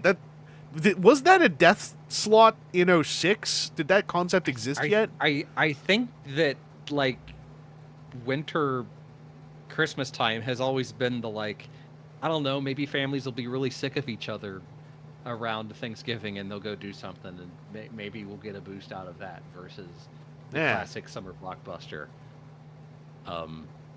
That, and to me, knowing, like, as I've gotten older and I see the way that action movies have progressed for timelines, this seems like incredibly tight. Even in February 18, because we know that we just had a writer change, which means surely they aren't shooting anything yet or have done a ton of pre-production, to say that in a year and a half there's going to be something in the theaters. Like, Lee is saying Xmas holiday season was changed by Lord of the Rings and Potter. Your big tentpole movies were summer and winter. That I vaguely remember, because I remember the first time I heard about the winter death slot, I was confused because I remembered Christmas blockbusters. Because was not Batman 2 a Christmas blockbuster? Maybe. Was it not? I can't remember now. I mean, that's also very far removed from the year we're in here. But regardless. Potter couldn't compete with Lord of the Rings, so they moved to the winter. Oh! I sort of recall that. Yeah, I think that, like, movies that you knew were going to be good could still get a winter release and be okay. But... Which Batman 2? I meant Batman Returns. I was being a little goof. A little turd. Yeah. There we know. I vaguely recall that, actually, that idea that Harry Potter, like, got out of the way of Lord of the Rings. That's a neuron connection happening. Batman Returns was summer. It was just set at Christmas. Dang, I could have sworn I saw a Batman movie at Christmas. I don't remember. Movies used to stay in the theaters for more than 2 weeks. But for 6 months. Fake Batman fan confirmed. Listen, I never purported to be the biggest cheerleader of the Caped Crusader. I did invent a Batman OC recently. I was thinking, like, wouldn't it be cool if there's a Batman villain called the Party Pooper, whose whole thing is that he goes to parties and then just takes a dump on the floor and taunts Batman. He just upper decks the toilet and then leaves. He doesn't use the toilet. He just walks in the middle of the party and says, "Everyone, I am the Party Pooper!" And it just drops trow and goes right on the floor. And he's like, "Why don't you try to stop me, Caped Crusader?" And, like, he really wants to fight Batman, and so he just keeps pooping on the floor of parties, trying to get Batman to come after him. That's as far as I got. Then my shower finished. So, also, we've got the Toy Fair 2005 coverage about Transformers in February. This was the debut. I'm assuming these gallery pictures do not work, because this just goes to the image. That doesn't, but I think we're starting to get into the era where occasionally it gets caught on the Wayback Machine. So let's goody. see. February 21st snapshot. Maybe? I don't know. She's trying. Maybe a little present for me? It's loading a bunch of pages with broken images. Damn it. Click the image itself and see if that loads it. We do have descriptions, at least, but I would, it would be nice to see the pictures that go with them. Chuck C. Johnston pooped on the floor. I don't know who Chuck C. Johnston is, but, like, what better protest is there than just going, like, I'm gonna take a crap on the floor right here? Because everyone feel, no matter who you are, someone just, like, looking you in the eye and then dropping trouser and just going like all over the floor. There's no way you just walk away from that feeling like, well, everything's fine. Yeah, all that it's done is load up the 2005 era WTF at TFW or TFW2005.com webpage and look. Oh, he was a right-wing hack. What better fate? And nothing else. Broken link images. Damn it. All right. Well, what the scoops were this is, having just mentioned it, this is where Alternators Prowl was discovered. He's an Acura. He has the sirens and stripes. His hood folds down over his chest like a spine change, like his Spy Changer's incarnation. That's a bit of a very important touchstone. Alternators drag strip was also in attendance. I can't remember who that was. There were no reissues or universe. And then bad or good news for you G.I. Joe collectors, the 3 3/4-inch line has been put on hold while they create a new 8-inch line of highly detailed figures. A cartoon show by Gonzo will accompany the series with cell animation for the characters and 3D animation for the vehicles. They are not naming it, but I have one figure from that line, and it kicks ass. Oh, Cypher, you're right, we went through this before. Yeah, everyone kept calling him Dragstrip, and then he turned out to be Decepticharge. Yeah, Sigma 6. I have one Sigma 6 figure. They came with a big coffin full of accessories, and they had some swagger. Like, they were pretty neat. I have a Destro. I think I came very close to picking up a Sigma 6 on more than one occasion. Yeah. I got mine. I don't think I ever did. I think I frequently held it in the store and was like, man, this is pretty cool.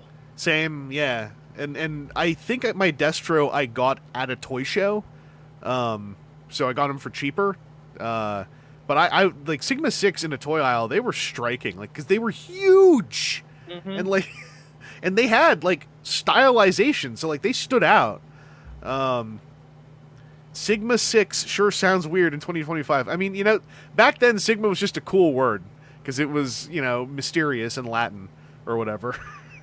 Yeah. Well, and the thing is, like, Sigma 6 is also like a business thing where it's like a Six Sigma is the business thing. So it's like taking that and flipping it over, where it's a process and management thing where it like each Sigma step is supposed to be another percentage, so it's like you've got less than what is it, like 0.015% fail rate or downtime or something like that. I forget what it is. Alexis Silver stating accurately, Sigma's cool now too. Also, yeah, Tom Bot Caught My Censored Water. Not So Southern Gentleman with Ligma 2. That was the canceled sequel to Sigma 6. And yeah, the Griff was mentioning the top and bottom of the packaging becoming a weapons locker. That coffin thing was so cool. Yeah. Like, that's a concept I kind of wish happened again ever. Because, like, that was a really cool way to make the packaging mass have, like, I guess, justifiability. Reason? Yeah, reason. Yeah. Outside of, like, catching eyes, because as time goes on, the more and more that you say it's to catch eyes, and then the more that the consequences of that are tons of landfill, it's kind of like, but what if the packaging was functional? Yeah. Making the packaging part of the toy. Such a dope idea. Yeah. So yeah, Toy Fair 05 happened. Oh, here's the Star Wars press kit gallery. What? I guess because it's the big news of 05. Yeah. So I don't know what this was. The last Star Wars movie that we're ever going to have, so we should savor it. Yeah. There were definitely over 30, but not for early birds of... yeah, I don't know. Star Wars fans probably know by heart what was in the 2005 Hasbro press kit, I assume, if you're a big-time Star Wars fan. Oh, Logos has the T-Formers pictures in the alternate channel. Let me go pop that open. Yep. Here we go. That opened the wrong browser window. They were all opening in the right one up until now. Why? You're embarrassing me. Here we go. When this was your Toy Fair coverage, right? Like these square pictures with obvious camera flash. Acrylic stands. Yeah, acrylic stands. How in frame am I, by the way? Okay. Okay, that thing isn't following us. I was going to say, if we're followed this entire time by a pre-order link for Star Optimus Prime, that's going to be super weird. M-Cypher also pointing out no focus. Hey. Yep, true. I'll get rid of this cookies notification. It's already bothering me. I remember at one point in time, I think it was maybe a little bit later in time at BotCon, I remember Tony Bacala having a point-and-shoot camera that had Wi-Fi. Yep. that was connected to his laptop.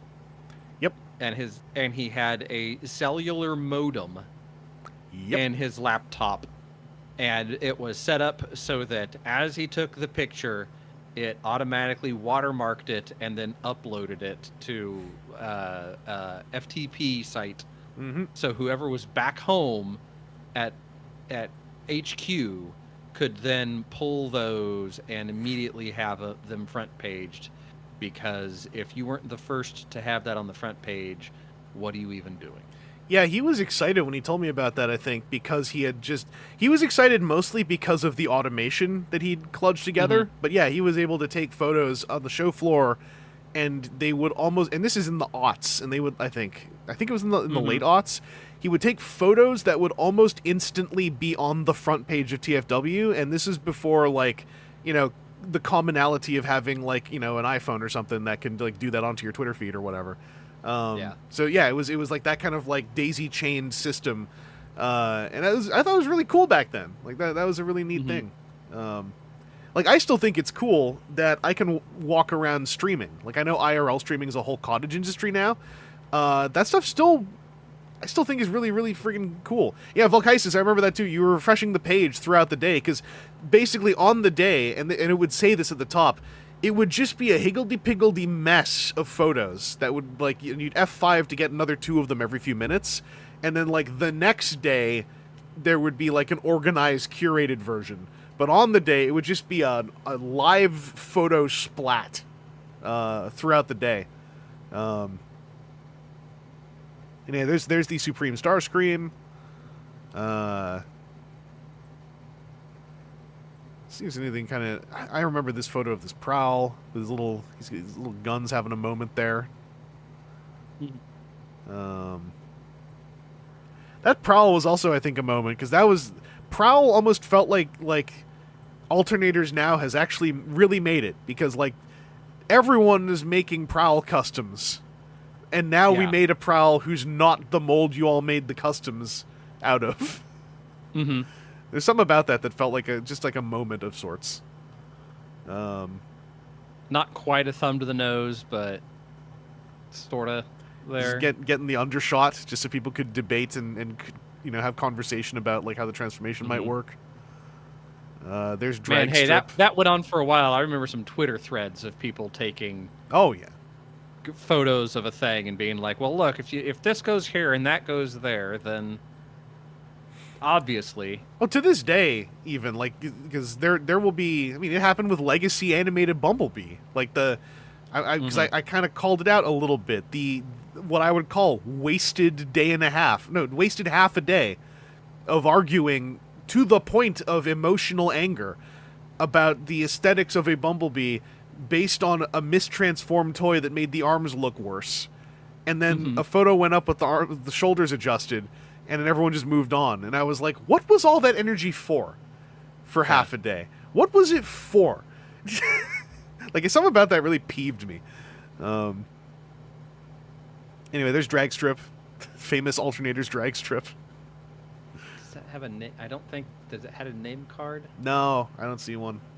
None of these have name cards, notably. Yeah. Like, it's all just stuff on acrylic shelving. Yeah. Like, yeah, nowadays, there's, like, little name placards with release windows and MSRPs all over them. Release windows, MSRPs, if it's going anywhere special. Yeah. There's your Nitro Convoy. Lee Calvin making good use of the member emotes, by the way. And yeah, Valkai says, officially we would get these kind of like kludgy photos as our first looks, but it was coming from Hasbro side, sort of. Yeah, that shoulder, that's how it's transformed officially. No, he just, he's having a bit of neuropathy. It's like he's got to get a massage.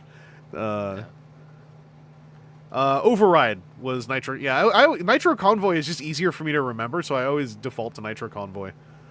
Because also, whenever I try to remember Override, half the time I say Overcharge. And that's not right. Also, American Colors Vector Prime, something I never had in my life. And I always have to remember that this is what he kind of looked like, but except without the paint trim on the wings. Because that didn't happen on the final one, right? Like, those were just translucent blue all the way.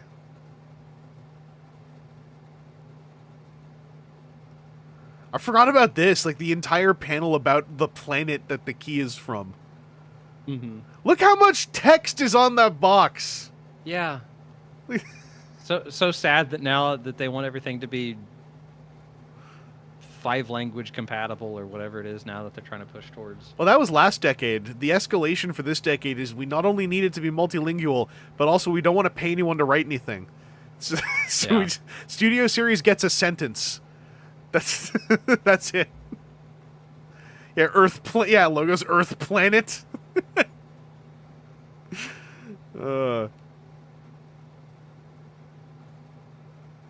Cross cells too. I forgot about cross cells. Mm-hmm. I mean, those were around not too long ago, I think, but it's kind of wild to think about how In a bit. like what is it's kind of messed up actually that I'm nostalgic about cross cells because these are purposeless to me. Like, this is meant to just make me know that there are other toys out there I can buy. That should have been in the same... Or no, those weren't all in the same wave. Those were different waves. Yeah, different price points, too. Megatron's big. Different price... Or, yeah, different price points, not wave. But, yeah. Oh, Cypher's saying that just literally was a Takara Vector Prime they had on display. That makes more sense. Yeah, the closest thing we get to cross cells are for combiners, but even then, like, the cross cell's almost more in the instruction book. Mm-hmm. And I believe correct me if I'm wrong, some of this I believe was Marcelo Matir art, these Cybertron portraits. Maybe? I want to say this is like where he got his big start on toy packaging. That feels familiar, but... Okay, Cypher says, yeah, most, I think. Okay.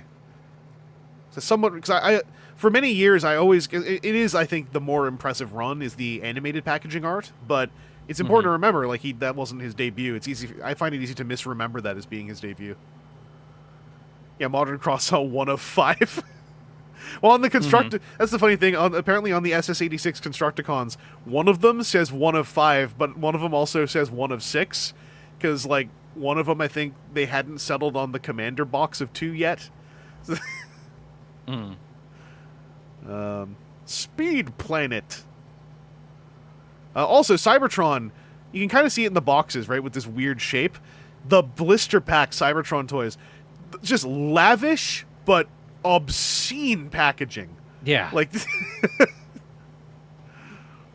like these things, if I recall correctly, these actually ended up being an issue for retailers where they were like, this stuff sucks to put on the shelf. Like, Armada was weird, too, with all the curves, but, like, I remember the Cybertron blister packages specifically making me feel like, damn, Transformers got money right now.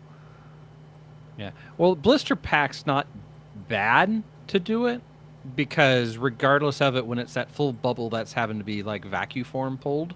Yeah. So, kind of regardless of what that shape is, it's just a shape. The inserts, though. Like, I remember those were pretty intricate. The inserts were fun. But again, it's a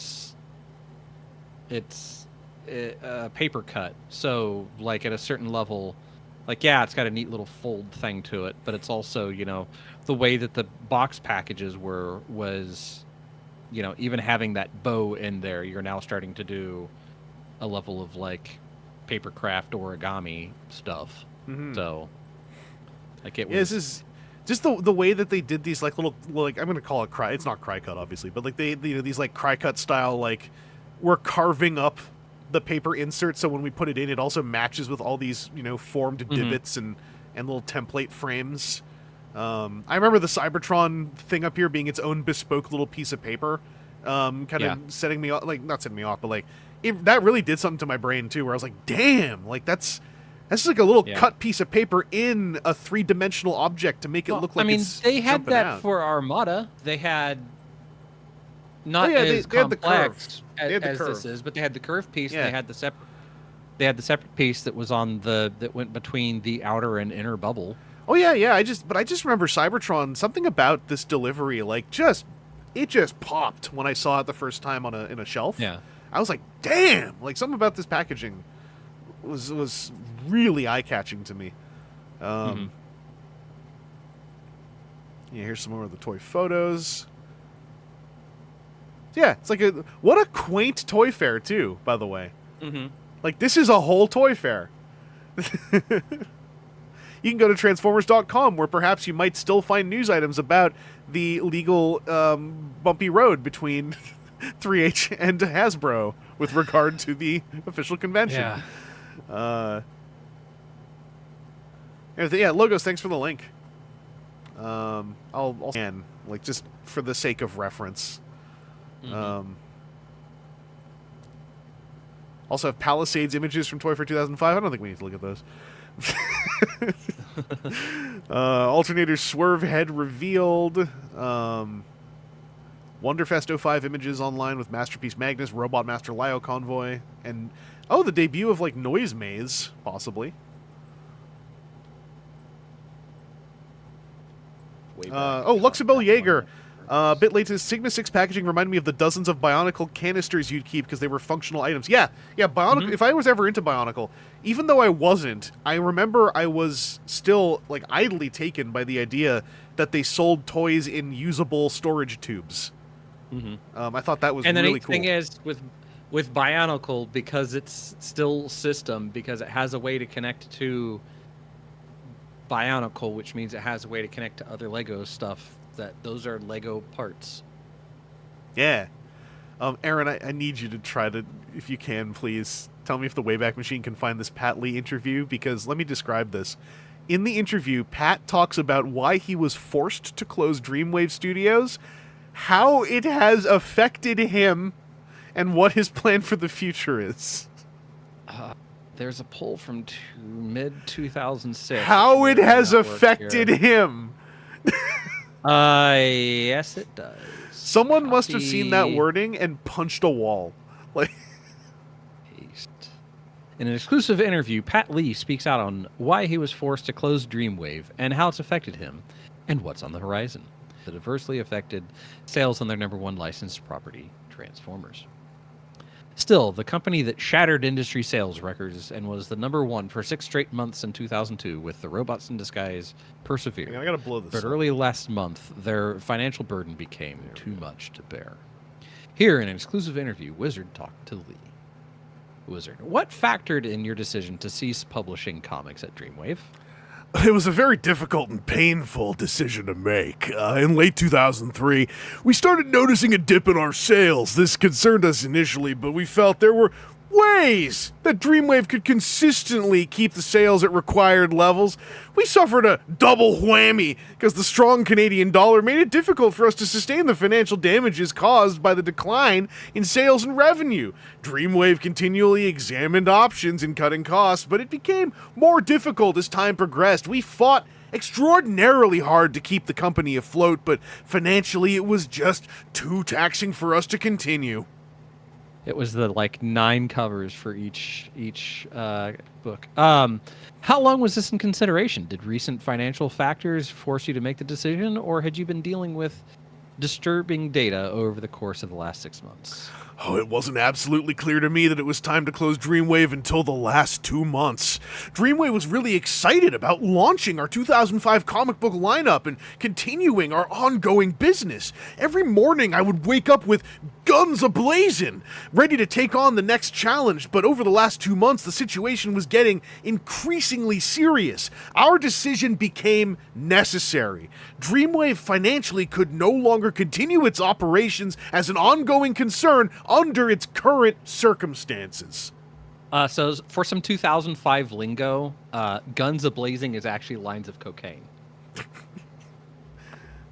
What kind of emotional toll has this taken on you? Aaron, ask me that again, but preface it with the name of the character I'm playing. What? Hey, Pat Lee. Hey, Pat Lee, what kind of emotional toll has this taken on you? It's been an incredible emotional ride for the past year and a half.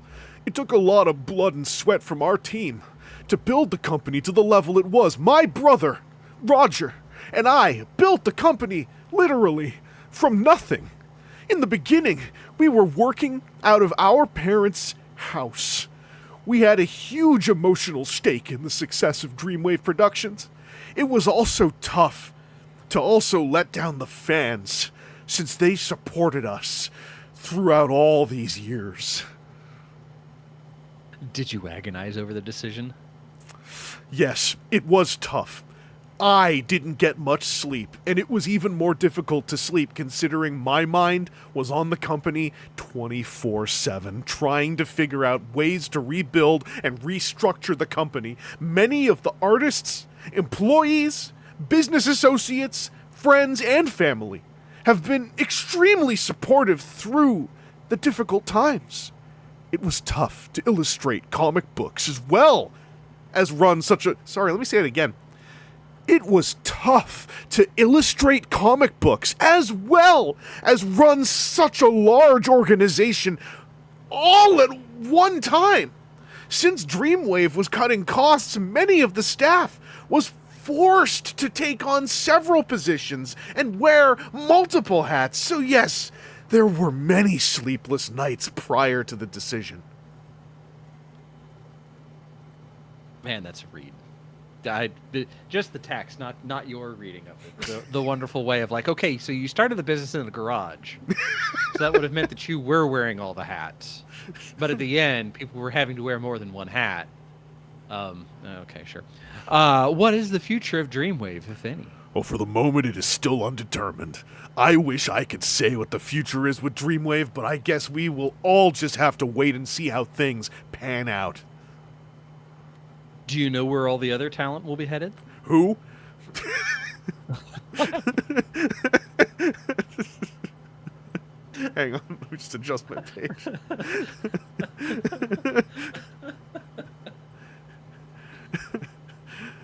Oh, you mean the hired help? I'm quite positive that all the artists will be successful in finding a place to continue using their creative abilities. Many of the talent I worked with had great dreams of creating their own comic book series, while some had an interest in development and design. I was honored to work alongside some of the best talent there is in the comic book industry. Wherever they decide to go next, I wish them the absolute best. And I can't remember any of their names, to even mention a single one of them by name, while giving this answer to this question. And again, it valued sounds like subcontractors. Yeah, it looked like many of these valued subcontractors wanted to wear multiple hats as well. Again, with wonderful keeping it. Mm-hmm. Great idea on what your line is. Will you attempt to rebuild? I've learned a great deal about business as a whole. When Dreamwave became a publisher... More money needs to come in than what you spend. Yeah. That was a rough one. That one took a while. It took me 3 years, but I've learned you're supposed to spend less than you make. When Dreamwave became a publisher, I was not as knowledgeable about running... Okay, yeah. I was not as knowledgeable about running a company as I am now that I've killed one. I definitely plan to build a new company. It's what I love to do. What? But you only did it once! What? Yeah. As difficult as it is running your own business, I enjoy challenging myself to test my abilities. Well, no, what he loves to do is planning to build a new company. Right, yeah. Not actually building it, but planning to build it. You know, like when you wake up in the morning and you're sitting there stretching in bed and you're thinking about, well, what if I started an arms manufacturing, maybe? I mean, I love the idea in the U.S. and then, like... You know how like when you wake up, I assume everybody's had this. You wake up, you have such intense memories of whatever it was in your dream state that you came to the waking state and you thought, hey, this is a great idea. And by the time you swing your legs over the side of the bed, your feet hit the ground, you've completely forgotten everything that was the best thing ever. That's what he loves to do. Mm. The sheer gall to say... You know, the one thing I love to do is plan new companies when you just killed your only company you ever ran. Yeah. Anyway. What is the future of the licenses that Dreamwave held? Obviously with Transformers being the most prominent. Well, that's not our question to answer. I'm not sure where Hasbro will take the Transformers license. Editor's note, Devil's Due Publishing has made a bid to acquire the Transformers license. Whoever acquires the license, though, I certainly wish them the success Dreamwave had enjoyed in the past. And only that much. Yeah. What is the status of your newest intellectual property, Capsule? Will you attempt to put this out through another company? My main concentration is doing a few freelance projects. I have many personal projects that I would still like to produce as a comic book. Nothing is set at this moment in time. Only time will tell. I mean, I'm glad that we got the Capsule cinematic universe. Yeah. Yeah. I love those movies. Yeah, when he says it's Cap'n time and then caps on everything. Yeah. There's nothing like it. And he's like, this is my little sidekick, the Capper. Yeah. What is the status of the G.I. Joe Transformers sequel? Will Devil's Due still put out the book? G.I. Joe Transformers Volume 2 Number 2 was only partially completed. Once I made the decision to close Dreamwave, production was discontinued on the series. As for the future of that series, that's up to Hasbro. Are there any other outstanding Dreamwave projects that you will be attempting to put out through other venues? Not right now. If I were to produce any creator-owned projects in the future, they would be new creations, new properties, new suckers. My next project will definitely be something entirely new. Yeah, the intellectual rights are too wrapped up in this dead shell of a company that I can't pretend to use something else because I tried to be creative with the accounting and Lee Calba, please no forensic accountants look at my old company. Yeah. Yeah. How does this setback affect your rumored involvement with the Transformers movie, if at all? I'm sure that the producers of the movie will find great designers and illustrators for the project. So far, I am unsure of my potential involvement with the movie, although it would be exciting if I were involved. I would hope I do get involved to some capacity. Producer Tom DeSanto has a great vision of the movie, and I'm positive that whoever he decides to help him with that vision will be a good decision. Note how I never, ever once, remotely implied that I was not actually involved at any point, because it sounds better if I word it this way. Yeah, I don't remember him being involved with the movie. I don't remember rumors of that. Was it just like an assumption? Like, he must be doing it because he's got the comic book. Yeah, like as far as I know, okay. That's what it was. Yeah, I was sitting there very like staring, trying to figure out like if I was misremembering yet again because my brain is made of but mortal flesh meat. What's next for you personally? For the last several years, I have been focusing much of my time running the business of Dreamwave. I'm definitely going to take a breather. From there, I'm going to spend some time developing new intellectual properties. I think I will always have my heart set in comic books, but I also have other interests in other industries as well. The Dreamwave situation was unfortunate, but it hasn't taken me away from comics. And other industries where they haven't heard of me yet is my subtext reading of that one. Since making this announcement, have you been approached by DC or Marvel about signing an exclusive contract? I have not. This sounds like such a question. Like, here, these are the questions we want you to ask. Yeah. Just in case anyone there hasn't thought of this yet, maybe you should ask me about this. Yeah. I have not been approached to sign an exclusive contract. I definitely have a lot of interest in working with many other publishers. Marvel, DC, and Image, especially Top Cow, have always been great supporters. I'm not sure what I will be doing next, but I definitely have an interest in working with these companies. I have also been approached by other companies outside of the comic book industry.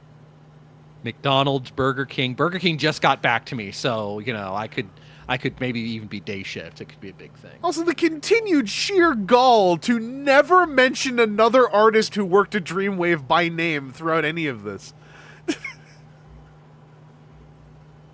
Would you consider signing an exclusive contract with any company? Well, I have not been approached yet to sign one, but I would definitely consider it. That is such a lame-ass softball of a question as well, because you could ask that of anybody, and that you would get the same answer. Would you consider signing a contract? What gives you money? Ooh, I don't know. That is the root of all capitalist evils. Hey, if they paid you $5 million to work on a movie, would you? Yeah. Have DC or Marvel been in contact with you about doing a particular project? This is asking the same question again. They're trying to hunt around it. Why would you answer the question? Well, I have been approached by several companies to work on their projects. Unfortunately, I cannot disclose what projects in particular, but I definitely plan to continue drawing comics. Working on Superman, Batman, and X-Men Fantastic Four has been a lot of fun. It has always been my goal as a comic book illustrator to work on high-impact titles and projects. How did the experience of the X-Men project work for you? It has been a great experience. I remember when Marvel asked me to do my first X-Men cover.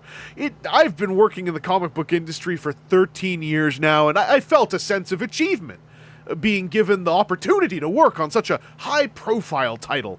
One of the most exciting experiences I have had in comics was having the opportunity to work with Jeff Loeb. Jeff's a stunning creative partner. Would you do something like that again? Most definitely. Marvel has been really good to me personally, and we have a great relationship. They get me all the guns ablazing I want. Is there anything specific planned? Before you ask, I was going to say, hey, Pat, the company that died that you were running, oh, it's just horrible. So how are you feeling? I'm great. Marvel's paying me so much money, and my life is great. I can go to hell. Anyway, sorry, is there anything specific planned? Nothing specific, but fans should definitely watch out for my next project. Fans of me, Pat Lee. Now that I can concentrate more on illustrations, I'm definitely planning on going nuts creatively with the next project that I take on. Do you have a dream project you would like to do at either company?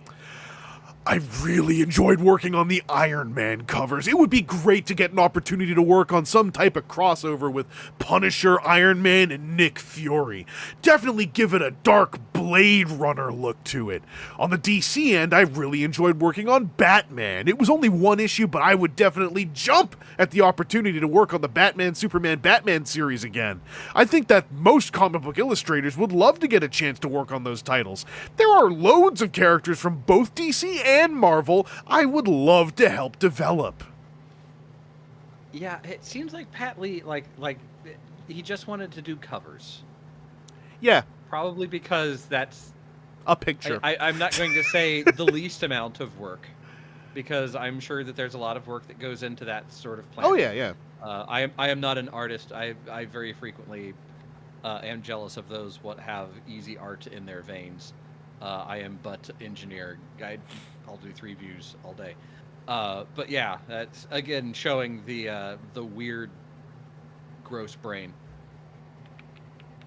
What personal message would you like to deliver to the numerous fans of Dreamwave titles and your work? Oh, my fans. I love them. Sorry, I'm just grabbing something because Shia was asking about the current whereabouts of Pat Lee. Yeah, my fans.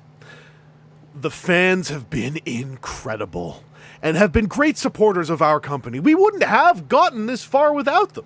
Dreamwave had an incredible time developing comic book projects such as Dark Minds and Warlands, and we also had a great ride with the Transformers. I'm unsure of who will be taking over the Transformers license, but I am sure whoever does take over the license that it will be terrific. I would like to thank all those who supported Dreamwave. I remember reading a petition from fans to request that Hasbro grant Dreamwave the Transformers license, and how much it helped our motivation. We loved meeting all the fans in person, and they'll never know how much they inspired me. I apologize to all the fans that are disappointed. Our fans should know that we did everything in our power to keep Dreamwave alive. So I just would like to say thank you for all your support for our company. Anything else you'd like to add? Sorry, I got distracted looking at the covers that got pasted into the alternate chat. It has been an exciting ride with a lot of ups and downs. It was tough to see the downfall of Dreamwave, but I'd much rather remember Dreamwave for what it had accomplished. And only that. No, and anything left over, like paying people, not my problem. With Transformers, we hit #1 on the top 100 comic book list 6 months in a row. We reached scorchingly high sales when comics were in a slump and helped create a new identity in the industry. I am proud to say that I owned a comic book publisher. Much of my thanks goes to all our staff from creative to administrative and all our business partners, to our friends who were there through the good times and the difficult times, and those who continuously have faith in what we tried to accomplish as creators. I will definitely miss the company all the way from the Nerf wars back in the day and the celebrations of our accomplishments through all the great creative energy that the company generated. I wish the best to those who were involved with Dreamwave, and I wish them continued success. Here is what Pat Lee is up to now. For the past 13 years, I've researched heavily on channeling, automatic writing, telepathy, extraterrestrial phenomenon, parallel universes, NDEs or near-death experiences, OBEs or out-of-body experiences, and historical structures around the world that still today we haven't a clue on how they were built. I've always been curious about the mysteries behind energy and the perfect mathematical structures that grow and create all physical form that exists. Where does the energy come from, and how does energy create so perfectly? So I've decided to start my own podcast, titled Lounge 1111, just out of sheer passion, to talk about my research, share my personal experiences. If you're interested in such topics, stop by and have a listen. We're on Apple Podcasts. The big thanks to all my dear friends and family who gave me great support to do this. Live your passion and have a most spectacular day. I think the last time we saw this, I said the same thing. Mini Minute Man needs to find this podcast and just destroy it. Cypher just said, look in the chat, Cypher. Yeah. Yep. Want to see him get pulled inside out. So this was from October 2022, but I don't know what else he's done since then. Let's see it. If I'm going to Lounge 11:11. See if it is still. Wow. Okay, the first thing is Podbean. And then after that, it goes to, like, apparently there's a restaurant and lounge. So he's not doing great with the his last episode was October 22nd, 2024. Okay, so he's still at it.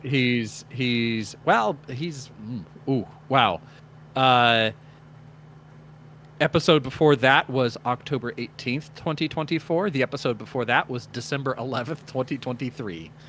So his podcast release schedule is about like ours. He's been on a journey, that's all.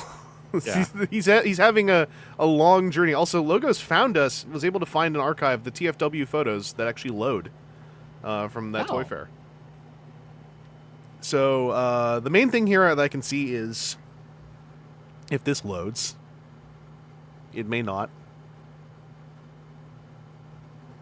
It's still going ping ping. No, it won't load. So I'll just zoom in. I like this little placard here. It's just like, join the hunt for the Cyberplanet keys. Because it's just, like, the font is, like, just up to the edge of this little, like, generic background. Yeah. It's adorable.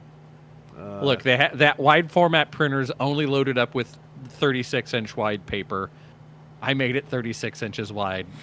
The hell else do you want? There's the swerve head. There's the big reveal of the swerve head for Alternators Tracks, Alternators Swerve. I like the little Cyberplanet keys just in these little dishes. These are business card holders. These obvious leftover business card holders. Yeah. And here's the Sigma 6 stuff being revealed before it was called Sigma 6, I'm assuming. And check out the logo of the Transformers 2007 movie over here. I remember that being the logo at BotCon 05 as well. Like, just, like, this weird, like, 80s kind of glitz look. Not the aesthetic that we ended up going for.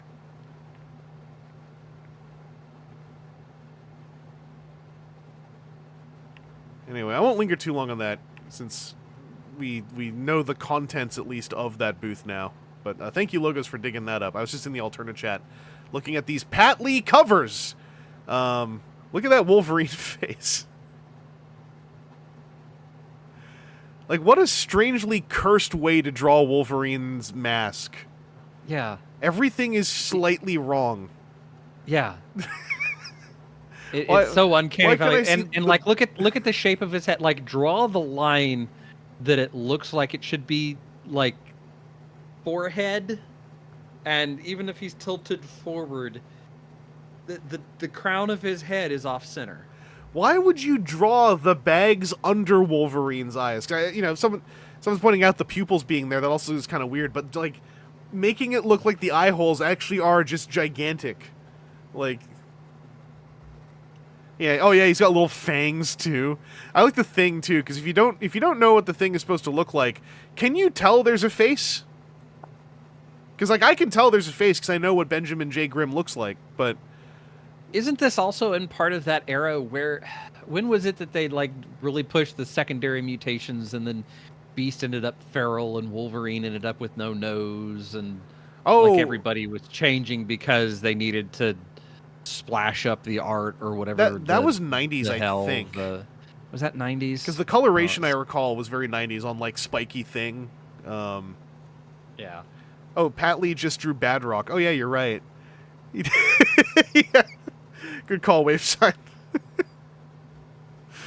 Yeah, we've also got this, wow, what's up with the...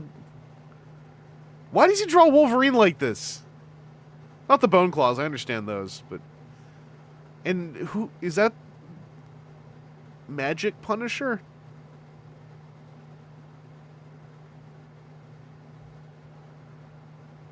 Yeah, I don't know. That's his OC. Don't copy it. Yeah. Oh, okay, it is Magic Punisher. All right. I did not know there was a Magic Punisher. Here's the Juggernaut.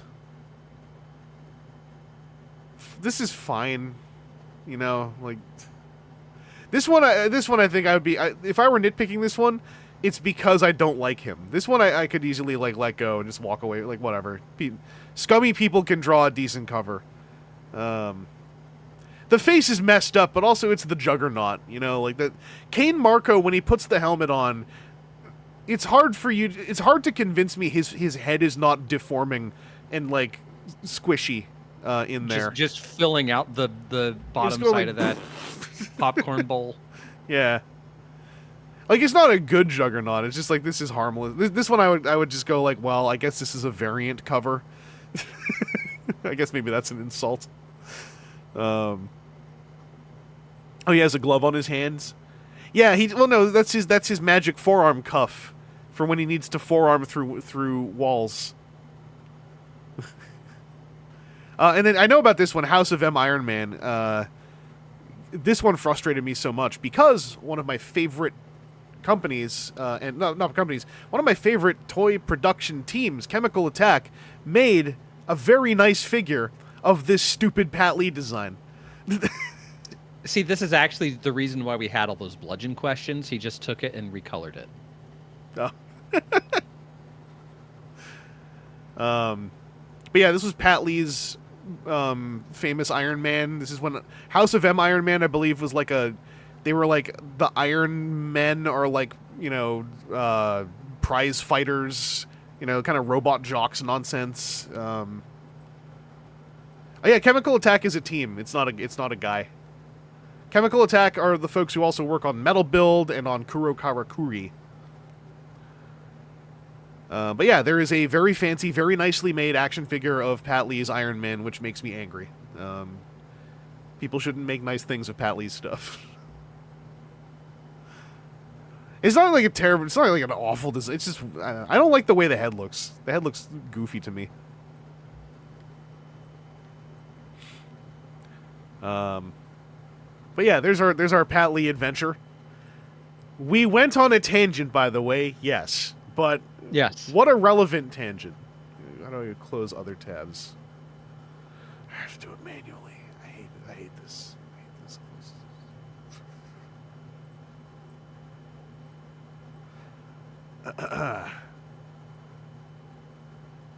All right, let's continue. Clearer image of Palisades War with... Sorry, Palisades. I don't mean to make you look like you're totally fine company. It's just I have so little interest in those statues. Yeah.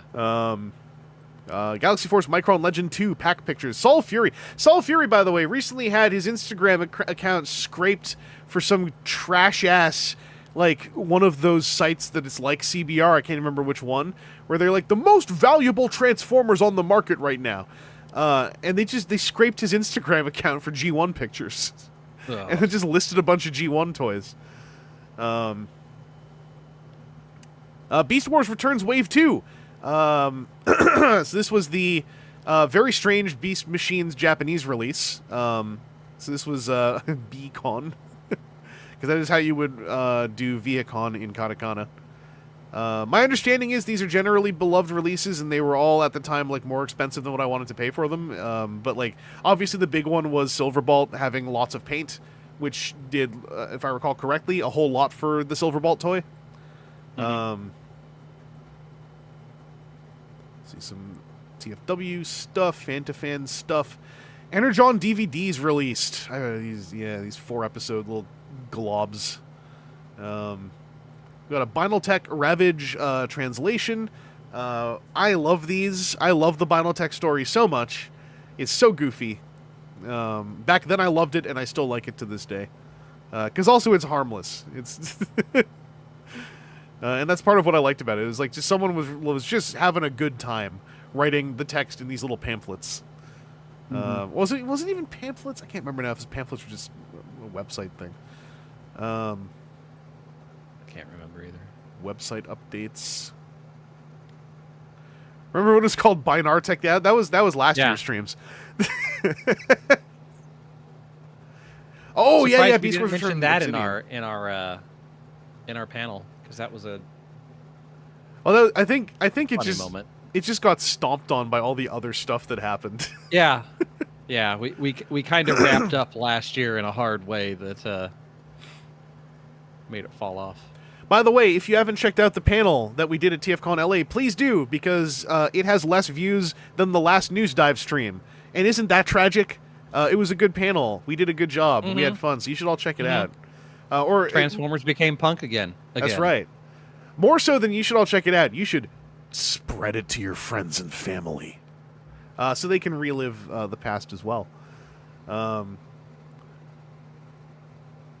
Transformers Con 2005 t-shirt to feature Joe Ing art. Energon toys cited. We got clips. No file sizes, dang it. eBay auction of the moment. Custom alternate. Yeah. So now we're like, well, the next guy they're never going to make an alternators. Mirage. Eventually would be the final release of that line, if I recall correctly. Well, the final release of that oeuvre, the final release in Alternators, if I remember right, was the weird Frenzy and Ravage. Got in package for Collection 18 Sound Blaster, Hobby Overcharge now shipping. Kind of weirdly timely news when we first saw the Overcharge reveal, because that was around when the Legacy version came out. In current era. G1 upgrade sets, Alternators Swerve with robot mode picks on eBay. Back in the day when this was how we'd get our news. This is where we get our honest leaks. As eBay sellers. Bill's Toys and Games Mega Easter Sale.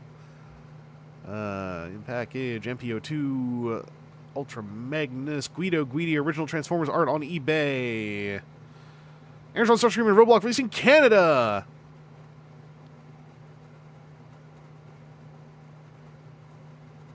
Oh, it's locking up again.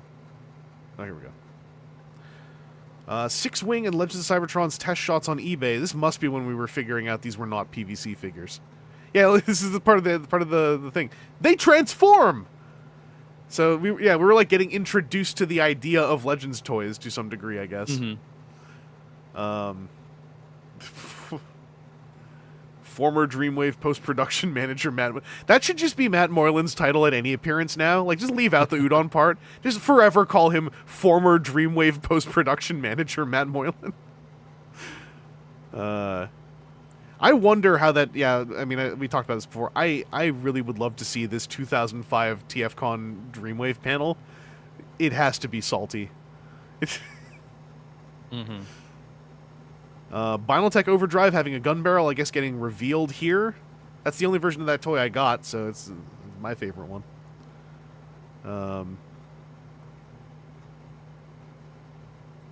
New Energon episode YTV tonight. Galaxy Force soundtrack with DVD and Force. I forgot they did exclusive Force chips. New custom Transformers car from a car show. From a recent car show. See if I can get that one to load. The Transformers.net is still a web page, at least. But it just does the standard dump you at the home page. Dang it. Let's paste you in the Wayback Machine and see what happened. Oh, one scan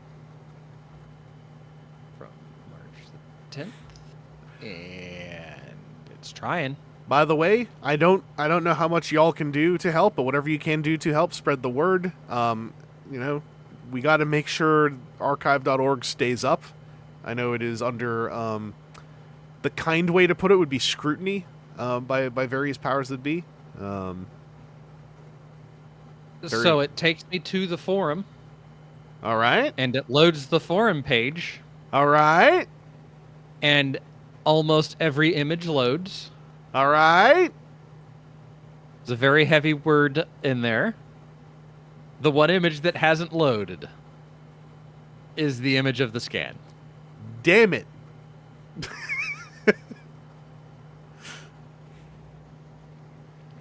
And yeah, Wikipedia Someone as well. Called Orlandomus sent me the scan. Not bad, A.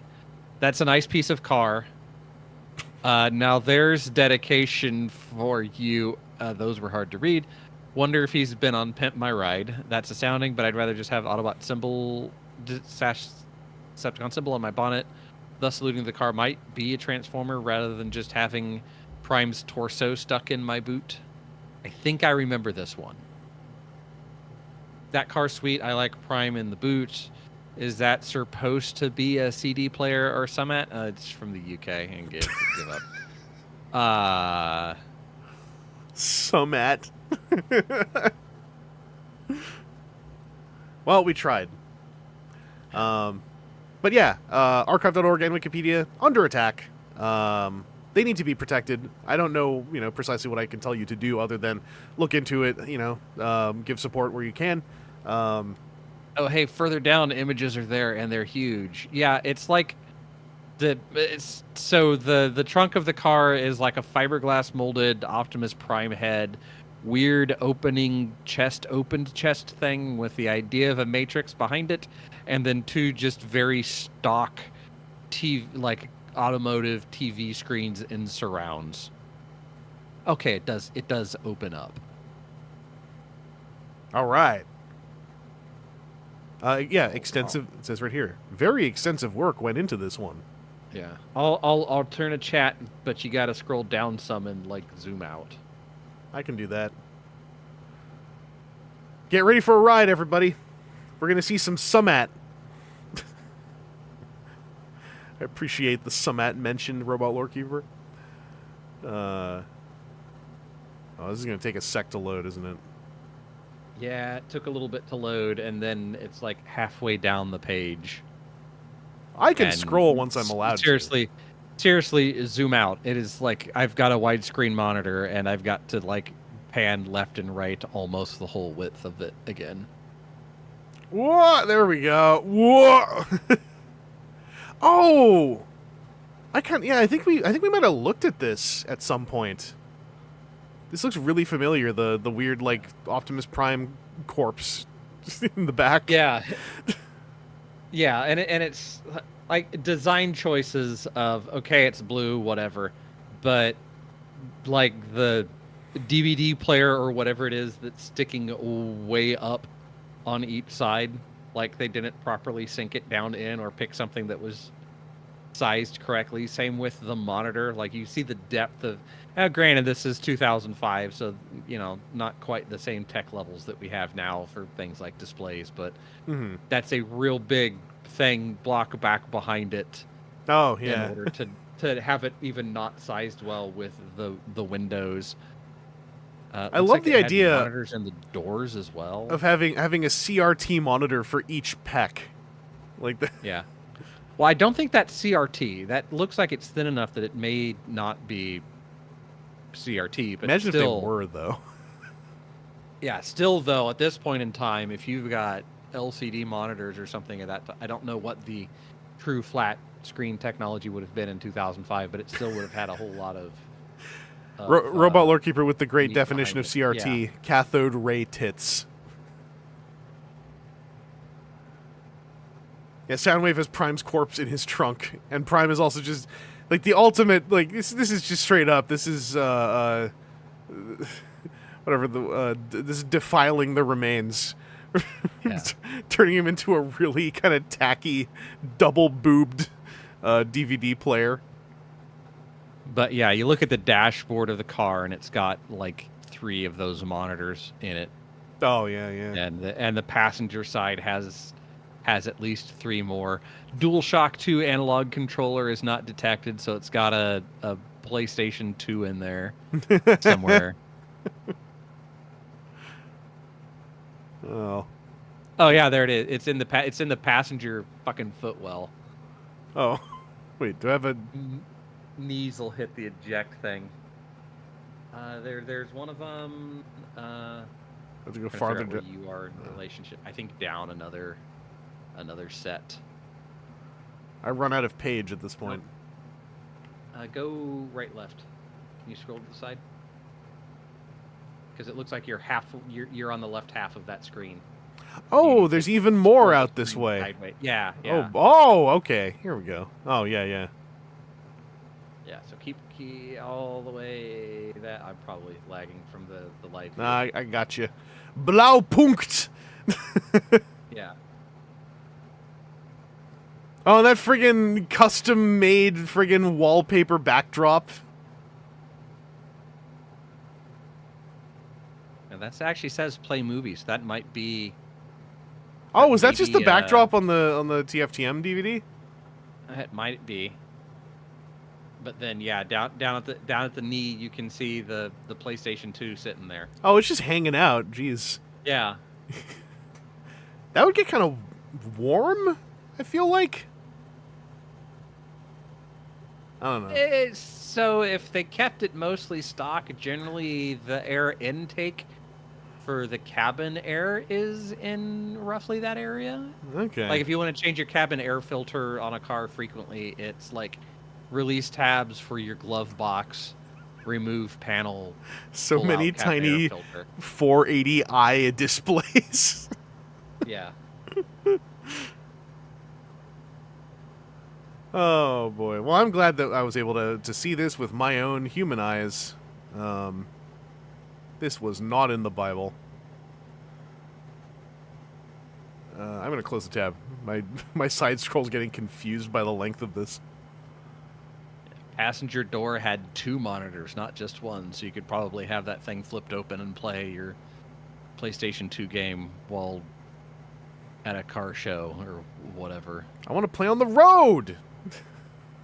Well, that's why you've got 4 monitors on the inside of it, making even Kit jealous.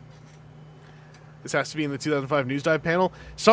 Hopefully someone can highlight that moment in the comments at some point, just so we remember it exists when I go scrolling through this stuff.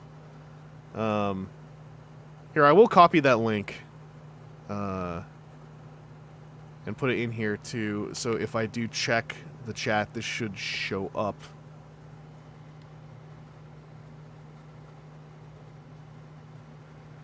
All right. We've got the TFCon 2004 DVD extras, which has the 2004 Dreamwave panel, which probably is a very different tone than the 2005 Dreamwave panel. Yeah, that one was talking about all the guns blazing they've got coming up. Yeah. Alternator Shock Blast released in the U.S. Announcement on the official con coming in 4 weeks. Sean C. R.I.P. Got an email from Brian Savage. It is coming to you in the April newsletter, so 4 weeks from now. That will give you almost 6 months lead time, give or take a week or two. Okay. Hold on, I still have my master collectors over here. Oh, have you got the April newsletter? I've got the April one here. All right, well, little spoiler, I guess. The front page, I think we could copy back from before it's here. Really, no, but the programmers are still working. Oh, on the Extreme Auction site. Yeah. Oh, okay. God, such tiny print.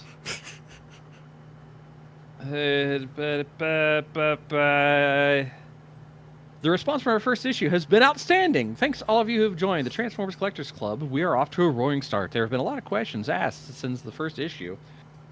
This is the second issue. And of course the biggest one is, where and when is the convention? The 2005 Transformers BotCon, registered, convention will be in Frisco, Texas, north of Dallas, at the Embassy Suites Hotel, September 22nd through the 25th. We will have registration forms available by May 1st. We will mail each of you the registration brochure with the forms, and it will also be available on our website, transformersclub.com. So there will be 1 day of local tours on Thursday, and registration pickup will start Thursday evening. On Friday morning, we will have seminars, followed by a private preview of the dealer sales room Friday afternoon. The show is open to the public Saturday and Sunday. And on Sunday at 3 p.m., we will draw for 2 free trips to the 2006 convention, domestic airfare only. If you are a registered attendee, you'll receive a convention set as well as admittance to all convention activities. General admission to the dealer, sales room, blah, blah, blah. Full details will follow in the convention brochure. For now, you can make your hotel reservations by calling Embassy Suites at phone number and tell them you are with the BotCon convention. So that's 5 months lead time, not 6 months lead time. Yeah. Brian? When I'm going to receive my issue, when will the club site and store be online? Hopefully by the time you receive this, both should be up and functioning. We've had to do a lot to get the club up and running, and some items have been taking longer than we originally planned. We do need your input for the club website, so feel free to send your submissions to blah blah. When will I receive my free figure? The figures will ship sometime in late spring, early summer.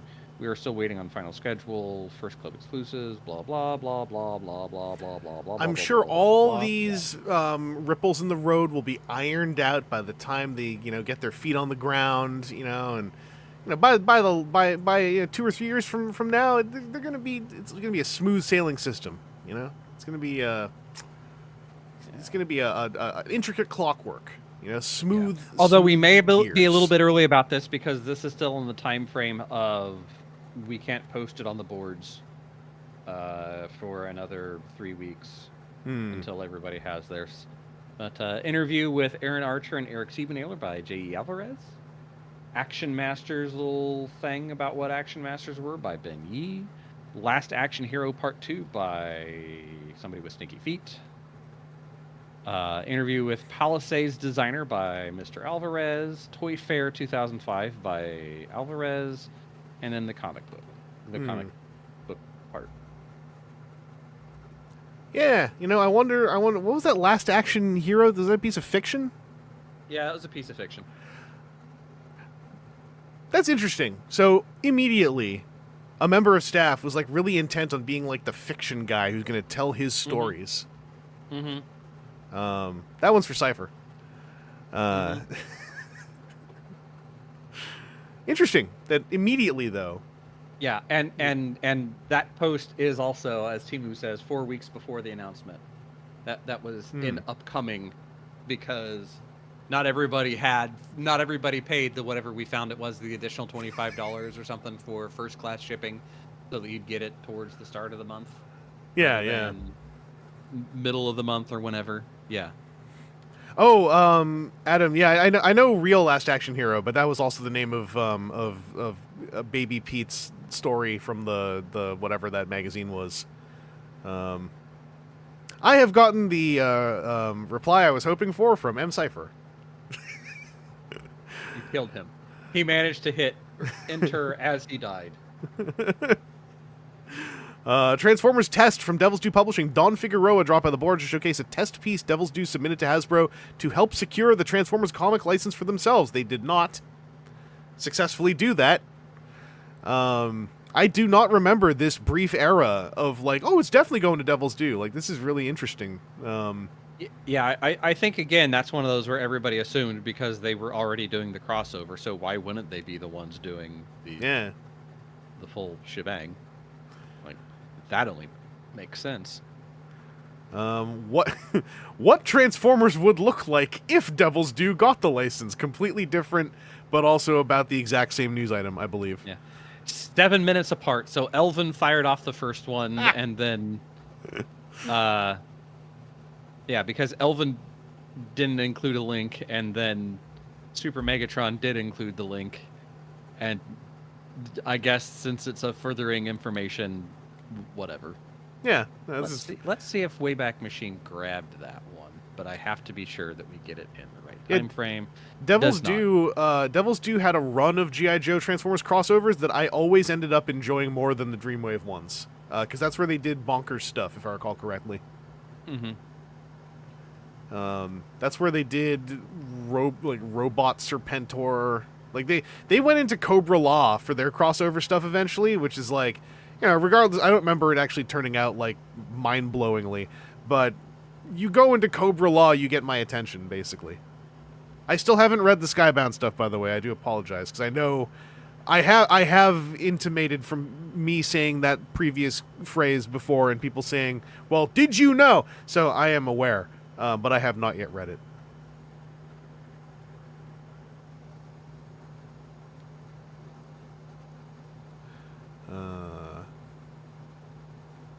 Detailed pictures of Overcharge, revised version of the Ultimate Guidebook coming. Which one?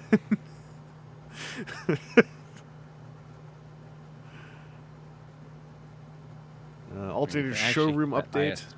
ISBN number, and that'll definitively state what it is. Except for that only shows up as a Cybertron and TFW news story, so that may not be actually... I thought ISBN was supposed to be like the universal number. Like, you make book, you get ISBN. I do remember, just on this top news item, this was a thing that the Alternators website was all but abandoned for a very long time. So this was kind of big news when they added a bunch of, at this point, kind of old toys to it. Yeah, it was frequently the joke of like, oh, somebody remembered that they have that site that they need to update. Yeah. Bill's Toys and Games. Still cooking. Oh, damn it, this sucks. I remember being bummed out because this was March 9, 2005. Barry Stigler passed away. For me, it was not so much about the loss of the voice actor of Scourge from RID 2001, but this was also the loss of the voice actor of Mr. Gone from the Max MTV cartoon, which at the time I was still quite a fan of.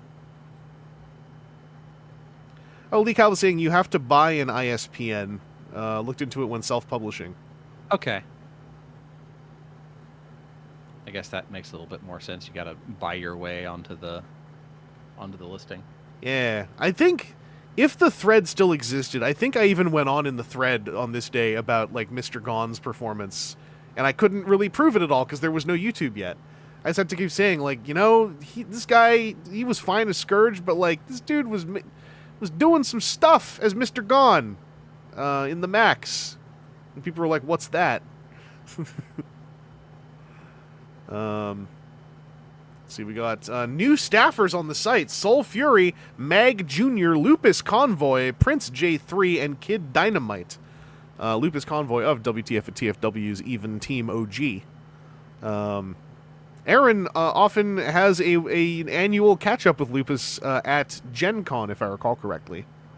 Yeah, occasionally we catch each other at Gen Con. Yeah. I think we've missed the last couple. I don't think he's come out. I can't remember. I know I haven't seen him the last couple of Gen Cons. I don't know if he's not been there the last couple of Gen Cons. Put it that way. New Micron booster set. Energon's coming to French-Canadian television. Translated the text into English. This feels like a lot of work for nothing. Toys R Us shares on their buyout report. Could the split from Babies R Us finally be happening? I don't remember this at all.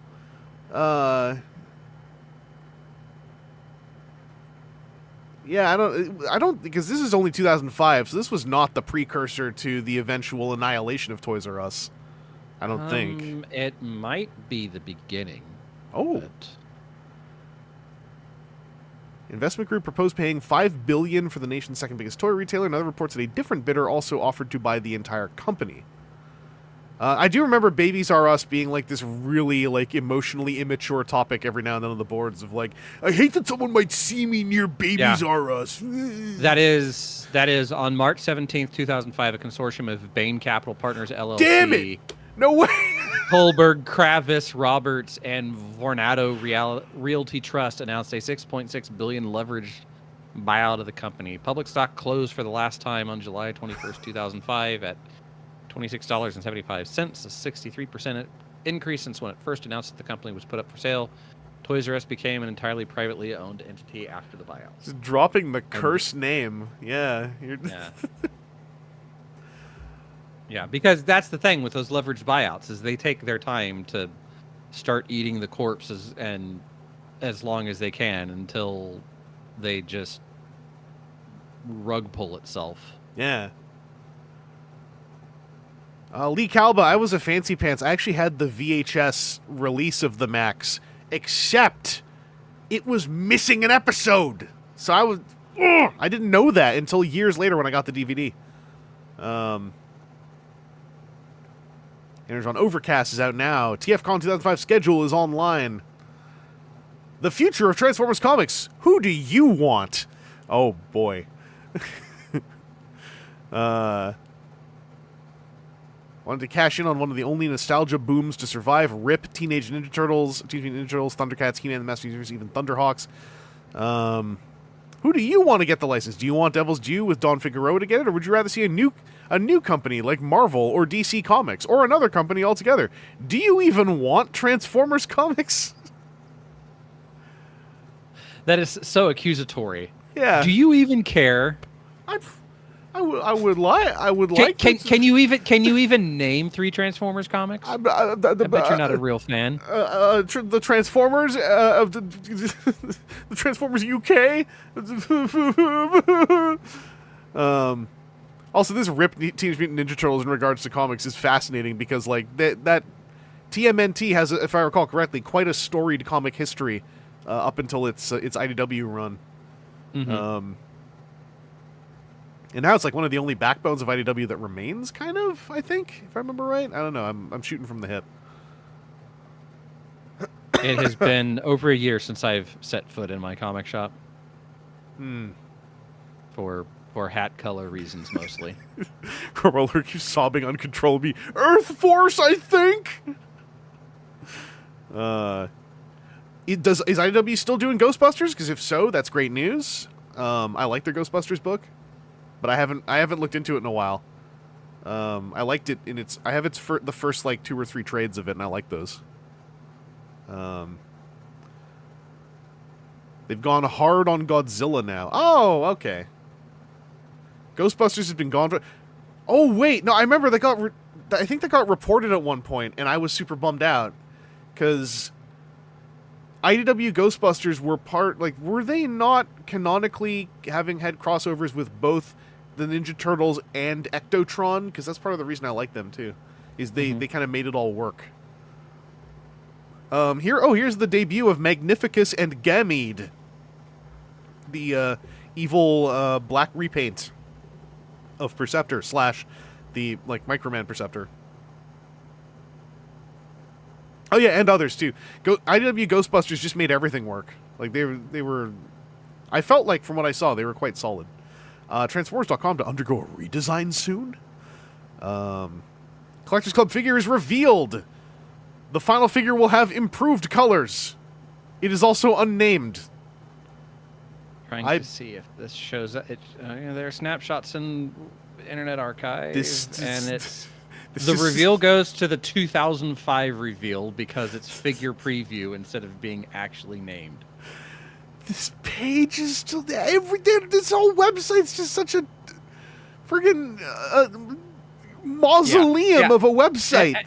And you have to remember. Oh, so that link went directly. I did a copy paste into the Wayback in hopes of seeing what that was, because I saw how generic figure preview was as a top line. No, it's still here. Page name. I just clicked it. Look with the insert, so that if you're in the first 100 people or whatever, you can get the pin as well and have it in the insert. Yeah, because that's a thing. I really liked Ricochet in this set. I think Ricochet was the standout in the set for me. Mm-hmm. This is a good-looking little toy. Cypher, we were constantly trying to get them to upgrade the Farjink site. We had people lined up and ready to go. Yeah, Cypher, were you here last stream when we found that you could still purchase a membership? Let's become a member. You could also submit 30 free words for the Master Collector page. Yeah. Or paper. I'm just gonna sign up as a Canadian member again because 69 nice. Let's join the club. So it's filled in all my info already. So I'm from Cypher. You should see this. I'm from 2 countries. Actually, I won't submit for Canadian one. I'll do an American one because it will still say that I'm from Canada and Abu Dhabi. Yeah, you can submit ads still. Hi, Brian. Just checking in. I hope all is well, and please post a cat pic on the front page. Ooh. Finalized membership application. Process order. So as you can see, ignore the stuff at the top. It says right here, this is to confirm the receipt of your order. We hope you will be pleased with your membership. A copy of this has been sent to you via email. Now bear in mind, I have put no information in, and I will say for this stream, if you go to play with this website, don't actually put your information in. Mm-hmm. I know you all don't need to be told that, but maybe someone out there in VOD world needs to hear that. You don't, as you can see, that was the fun test we did last time for like an hour. None of these forms can throw a failure, so you can just submit them, and it will say, yeah, that worked. But yeah, this whole website still has lots of bits and pieces that work. Contact us, for instance. Hi B, it's just me again. We're streaming. Hope you are having a great day. Please post a cat pic on the front page. Yeah. Thank you. Your message has been sent. The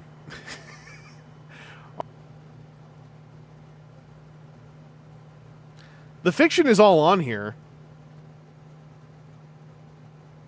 I think. Where would your profiles be? Are one of these your profiles?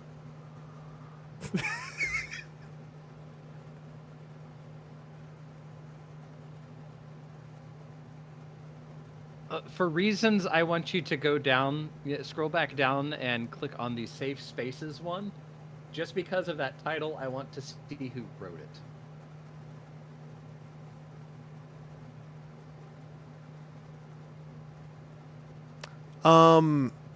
So my understanding is... Wow, that's a whole ass PDF. Yeah, it is a direct link to a PDF. Okay. I will not say everything. Editor-in-chief or something. I will not say everything, but anything from this era that was written by Jim Sorensen may have had a lot of meddling, is my understanding. Okay, well, is my understanding. Are there any other? Yeah, are there any other major credits in here near the end? Maybe. Oh wait, Cypher, is this what you're talking about? Or no? No, never mind. That's not a Minicon profile.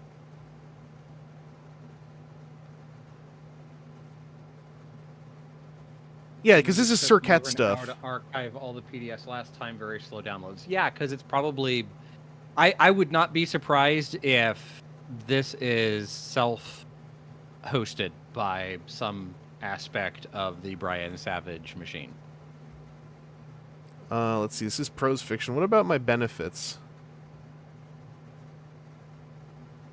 Because as I remember, part of the issue with the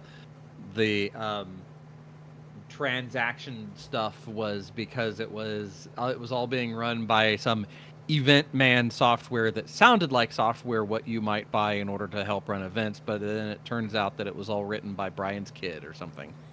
Did you see there's a TCC news button? It's the 2016 archive, but also there's news from 2019 over in here on the front page. Also, Timu, that is very badass. 'Cause I did mention offhand, I was like, I'm sure the wiki probably has done this already, but what with this being just a giant wall of PDFs, it's like maybe someone should maybe just save these in a folder somewhere just in case, because who knows?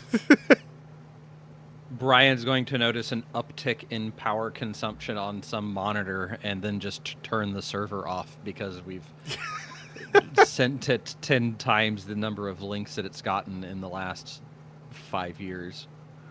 Anyway, that original toy, I can't click it. It's this one. It's Skyfall. It's this one. Yeah. But see, this is probably the post shots. The question that the thing that we came here from was talking about how the final figure would have improved colors. Right.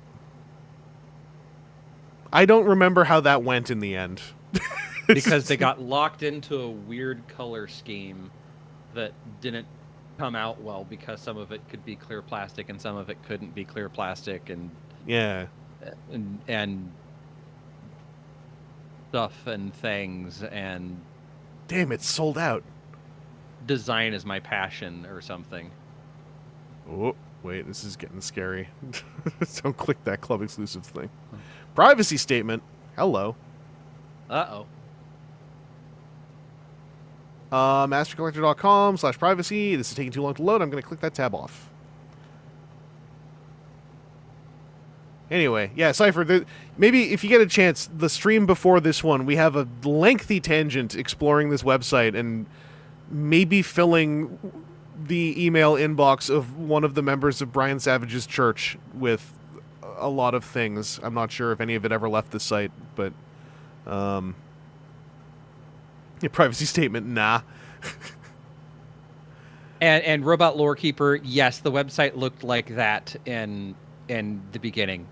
Hitting it with the Wayback Machine at that time frame, it's still that same color scheme.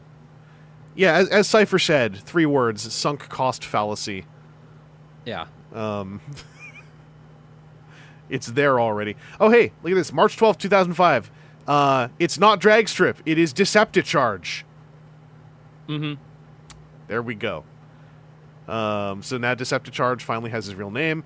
Did Decepticharge ever get to live after Alternators? Because I always remember thinking, like, what a neat name to have in the catalog. And I don't think so. Yeah, I don't think this ever showed up again. Brian Savage does not have a cult, but classically, a lot of Brian Savage's volunteers at BotCons were the old moms from his church, basically, to put it bluntly.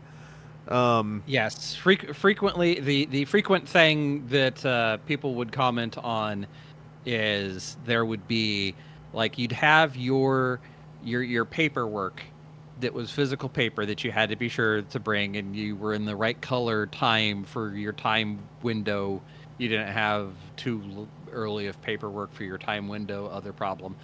But it would have your package, and the main package was the Primus package, and inevitably there would be 1 or 2 old ladies that would be calling it the Primus package. We got your Primus package right here, and you just kind of squint your eyes, and then it'd be like the large add-on, the small add-on, and the pre-registered. Like there was one that you could only get if you pre-registered for a certain window. I forget the exact specifics on it. Yeah.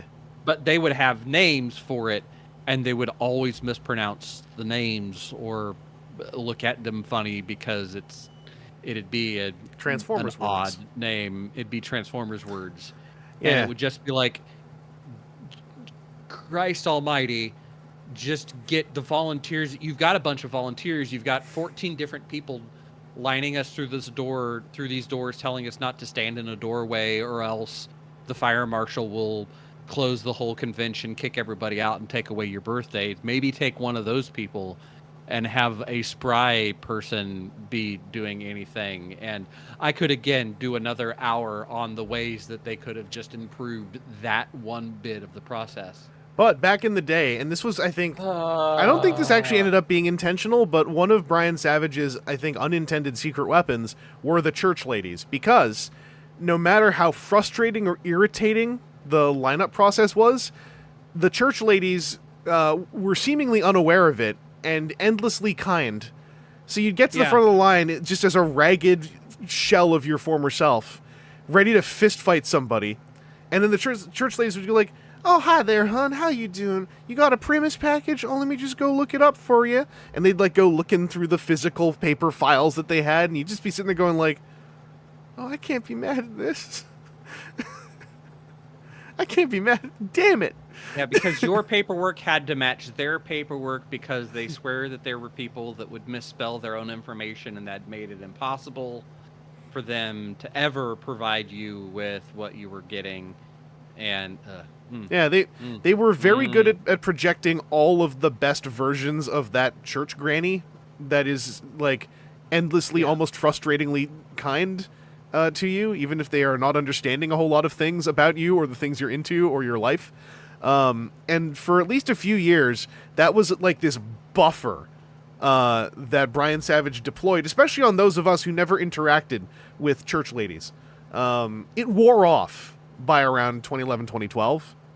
We stopped caring at a certain point.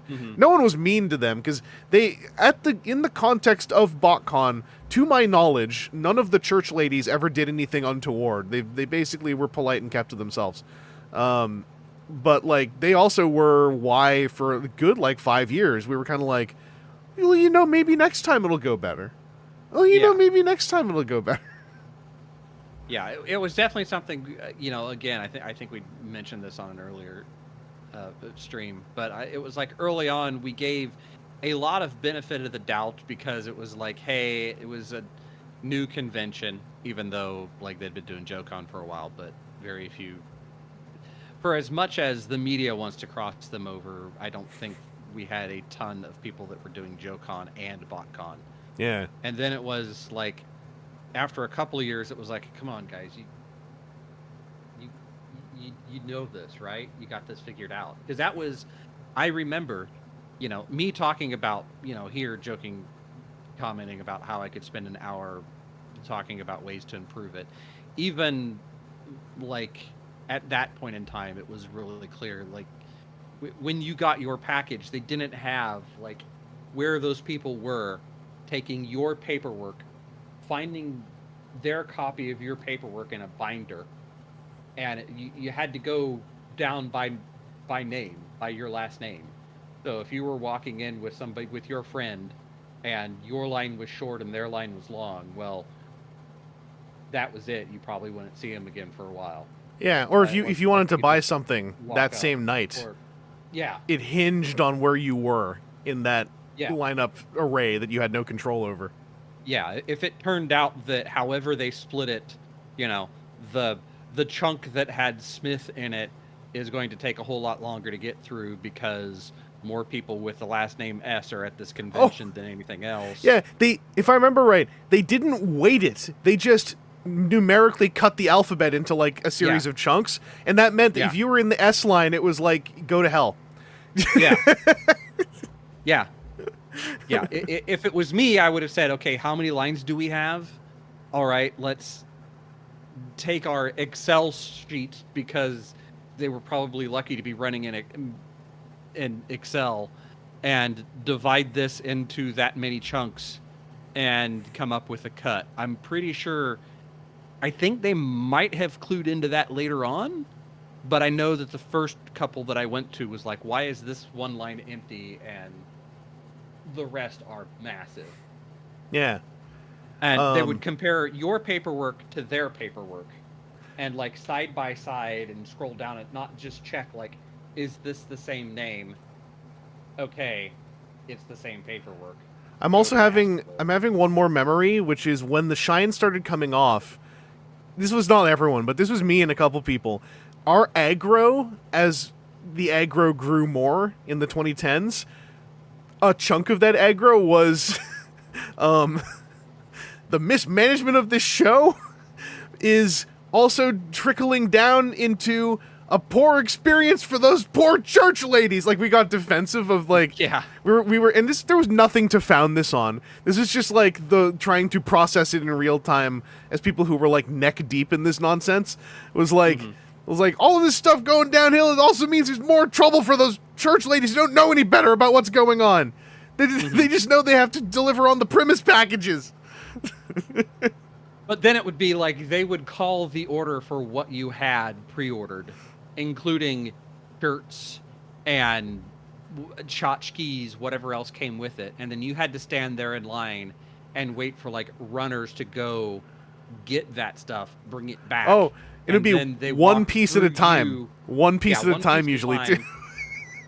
And then like they wanted to check with you that everything that they had was there. They didn't have, I want to say in those first couple years, they didn't even have like a checkbox on your paperwork to say like, you got the premise package, you got the big thing, you got the small thing, you got the loose ones, you got the attendee exclusive, you got the t-shirt, the whatever. Pin, the croissant pin. Yeah. And like, I remember, so maybe I'm shooting from the hip here with my memory, but I remember that you'd be if you got everything, you'd be sitting there with this mountain of stuff, this box and a bunch of, bagged toys piled higgledy-piggledy all over it, maybe a pin and a t-shirt and like a bunch of paperwork and a book. So you'd be sitting there, and then they would look at you like, so is everything there? And you would just, you'd already, and also at this point you would have been in line for like an hour plus. You'd have been standing there watching them run around for like 10 minutes, and then they ask you just like, so is everything there? And you'd just be like, I don't know, man. Yeah.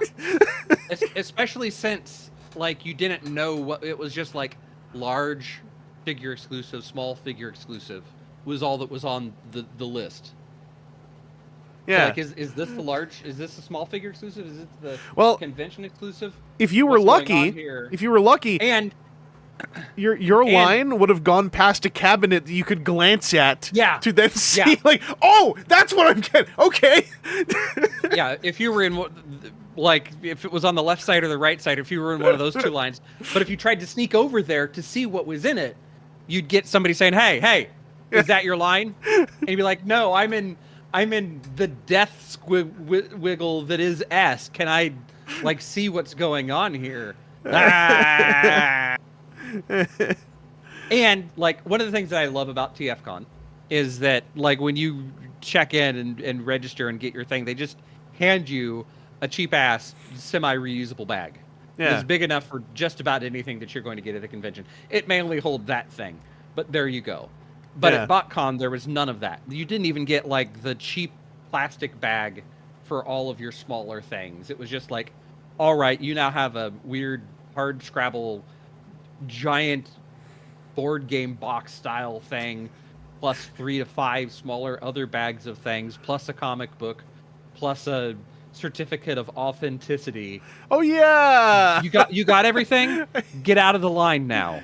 And like, also just to say, like, another reason why for several years this was all pretty much fine is because for several years this was like a bonding experience too. Yeah. Is you'd come out of it, like Alexis Silver mentioned, like making more line friends at a BotCon. Like something about this did make it really easy to like start to get to know people in the lineup because I mean, partly you were stuck there for so long, but like this would make you so malleable as a meat human that like you you'd be like you just wanted real person contact. You wanted something that felt like another person was going through the same thing as you were.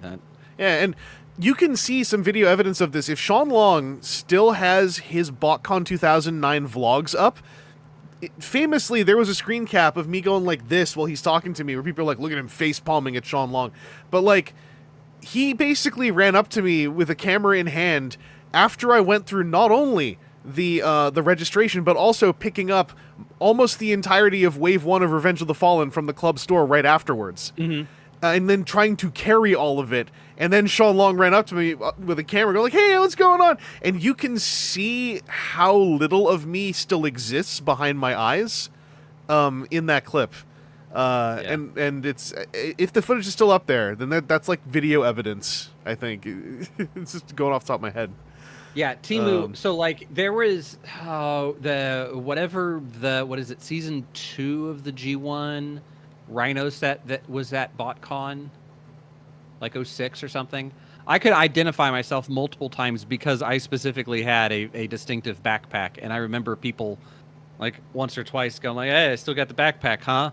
Like as a joke, and I'm like, yeah, I was able to get through some portion of that chaos with slightly less chaos because I was over-prepared, Boy Scout, Eagle Scout all the way here, you know, because it was a thing. And yeah, it's sad that I don't make line friends at TFCon anymore because it moves.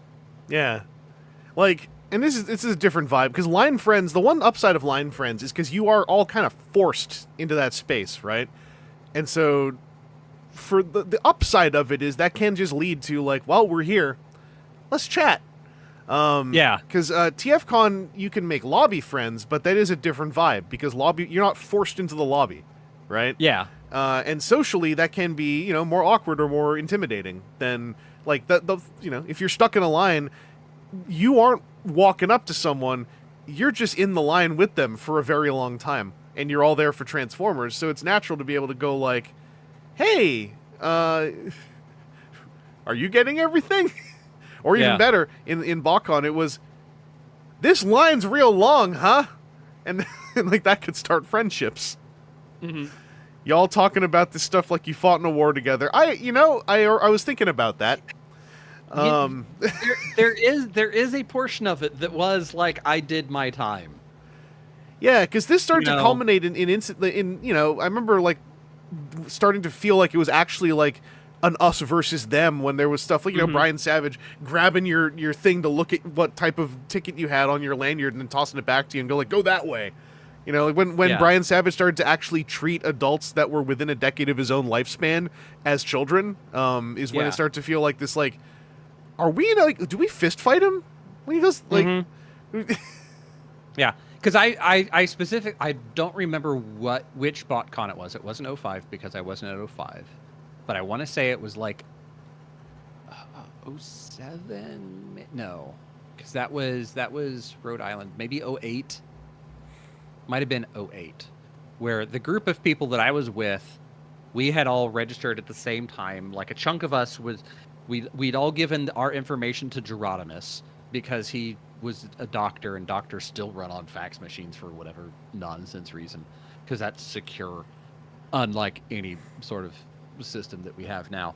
But like a bunch of stuff had gone through his office, getting through to a fax machine. And then there was one other friend that was in our proximal friend group, but they had the second hours or the third hour. Like, they were later than us. And we were all standing there in line, waiting in hell line, trying to figure out, like, okay, where are we actually supposed to be? Because it was just like, hey, this is where pickup's going to be. And then, like, people would start showing up and they'd be like, oh, crap, we have to figure out line management. And somebody was coming through trying to divide the worthy from the unworthy. And they're like, do you all have the green paper? or whatever. And we're like, yeah. And they're like, show it to me. And we're like, okay. And everybody pulls out their green paperwork, and somebody had like the salmon one, and they're like, no, you have to go back there. You can't be in this group. And we're like, I mean, we're going to be a couple hours still, right? No, he's got to go back there. And so it was like, okay, bye, friend. And it was like it was the most pointless aggro. Like, okay, still your system set up to be done by time, whatever. But it wasn't, because you never got through. Like, it was like chunks. It wasn't specific times. You were always there an hour longer at the very least than they would ever tell you. At the very least. And then the poor staff would lament that they kept the church ladies there until 1 a.m. in order to get everybody through the line. And that's when we turned on them. We were like, you're doing this to the church ladies. Because that's how dedicated we are. We stayed far past, because we were supposed to be done by 10. Because but all you people stuck around. But it was late into the night. Some of us aren't running on all sleep, so please be patient with us. Robot Lorekeeper just asking, do you want to fist fight a guy called Brian Savage? That's a Streets of Rage ass name. So here's the thing: is by this point, by the time we were on that level, we'd already seen him for several years. So Brian Savage, to best describe him, he is very intimidating if you are under the age of 18, and he is absolutely not intimidating if you are over the age of 18. It's kind of like how, a teacher can be scary, but then once you are not a child, they just seem like someone who is like trying way too hard to be taken seriously. That's the best way to describe a Brian Savage like intimidation factor.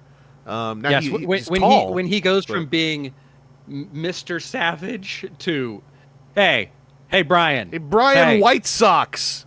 It's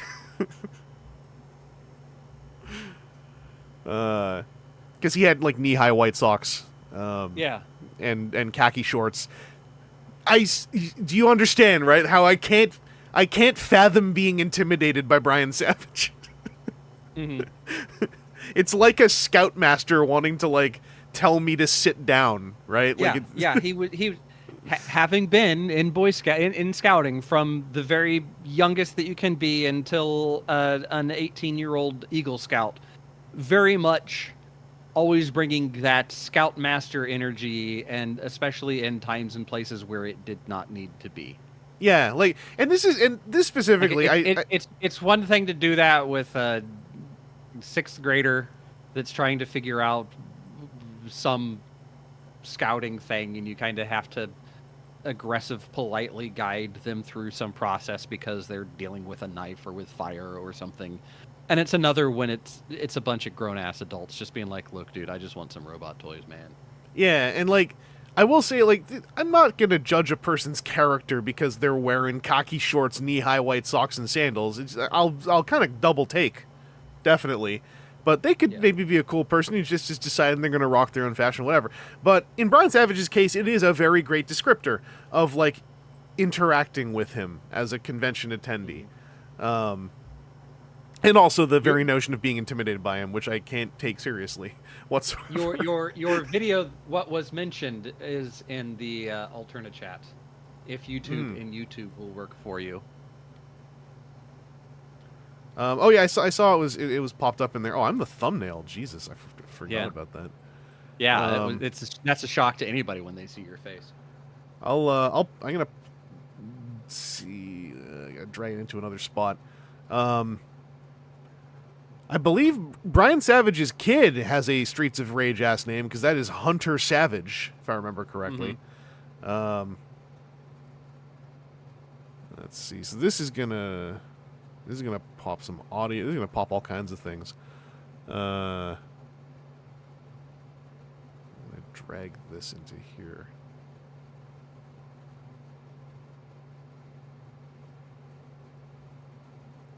Look at that. It's me.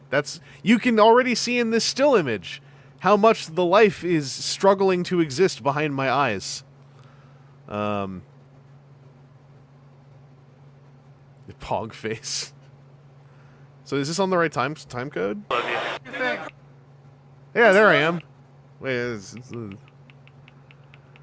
I'm alive. Oh, is this dark out too? Oh my god, yeah. I was so Probably, dead. yeah, because it was always like they started at whatever 6 p.m. or 5 p.m. or something.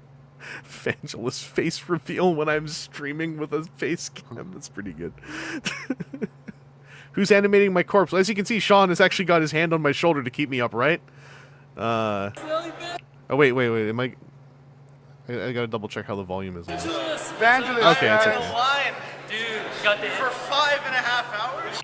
5.5 hours? Oh my god, I forgot about that. Okay, hang on. Oh man! But I still believe in hope. I still believe in justice. Vangelis, guys. I'm in a line, dude, got the for 5.5 hours.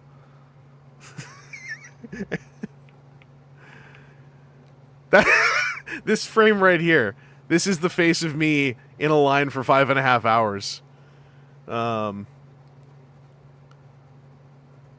Oh, Aaron, I forgot to share Signal with you on Discord. So I don't know I had to turn up the audio on the YouTube where I'm watching for chat as well. So I forgot these lines were 5.5 goddamn. They were forever. That is so that's the thing that I specifically remember. Shingoki, who at this point in time was beginning to have some mobility issues. I think he's now pretty much always in a assistive manner. I remember him at one of these asking like, "Hey, could I get like a folding chair, or something?" Oh yeah. Or a line marker to like, "Hey, somebody holds a card that says, hey, this is where Sean was. Let him in here." And they were told like, "No, you can't sit down because that's against fire code." And then fire code, they'd code a fire, and they'd fire you for coding or whatever. And then the other option was just like, why would we do that for like you could just come like on Saturday and or whatever and get it. It was such nonsense. Yeah. Like just what, like it's easy enough to have accommodations for things like that, and that it just wasn't possible because things. I'm gonna roll the rest of this. Apparently a punchline, yeah. Yeah, I'm gonna roll the rest of this clip. I just scrubbed ahead. I am the rest of this video for the next like minute and a half or whatever. Oh man! But I still believe in hope. I still believe in justice. This is proof. Look at that. That you can, if you put your mind. Oh yeah, they gave me a box, and it was like I was astonished. They gave me a box to put everything in. Mm-hmm. Become something greater. Oh, get bad. You can become something beautiful, like me, a man carrying a huge box of toys. Yes. All right. That is amazing. Now go make me a sandwich. Make me a sandwich, boy. Oh, that was me. Yeah, that was me and Rimfire had a whole thing.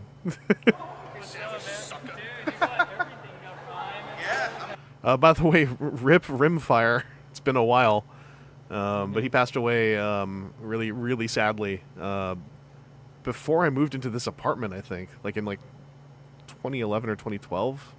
Loaded down. That is awesome. You got mixed messages? No. Oh, you got stars? It's coming in the mail anyway, but I want one now. What's this one? That's the Gray Ironhide. Oh, nice. Guns. That is awesome.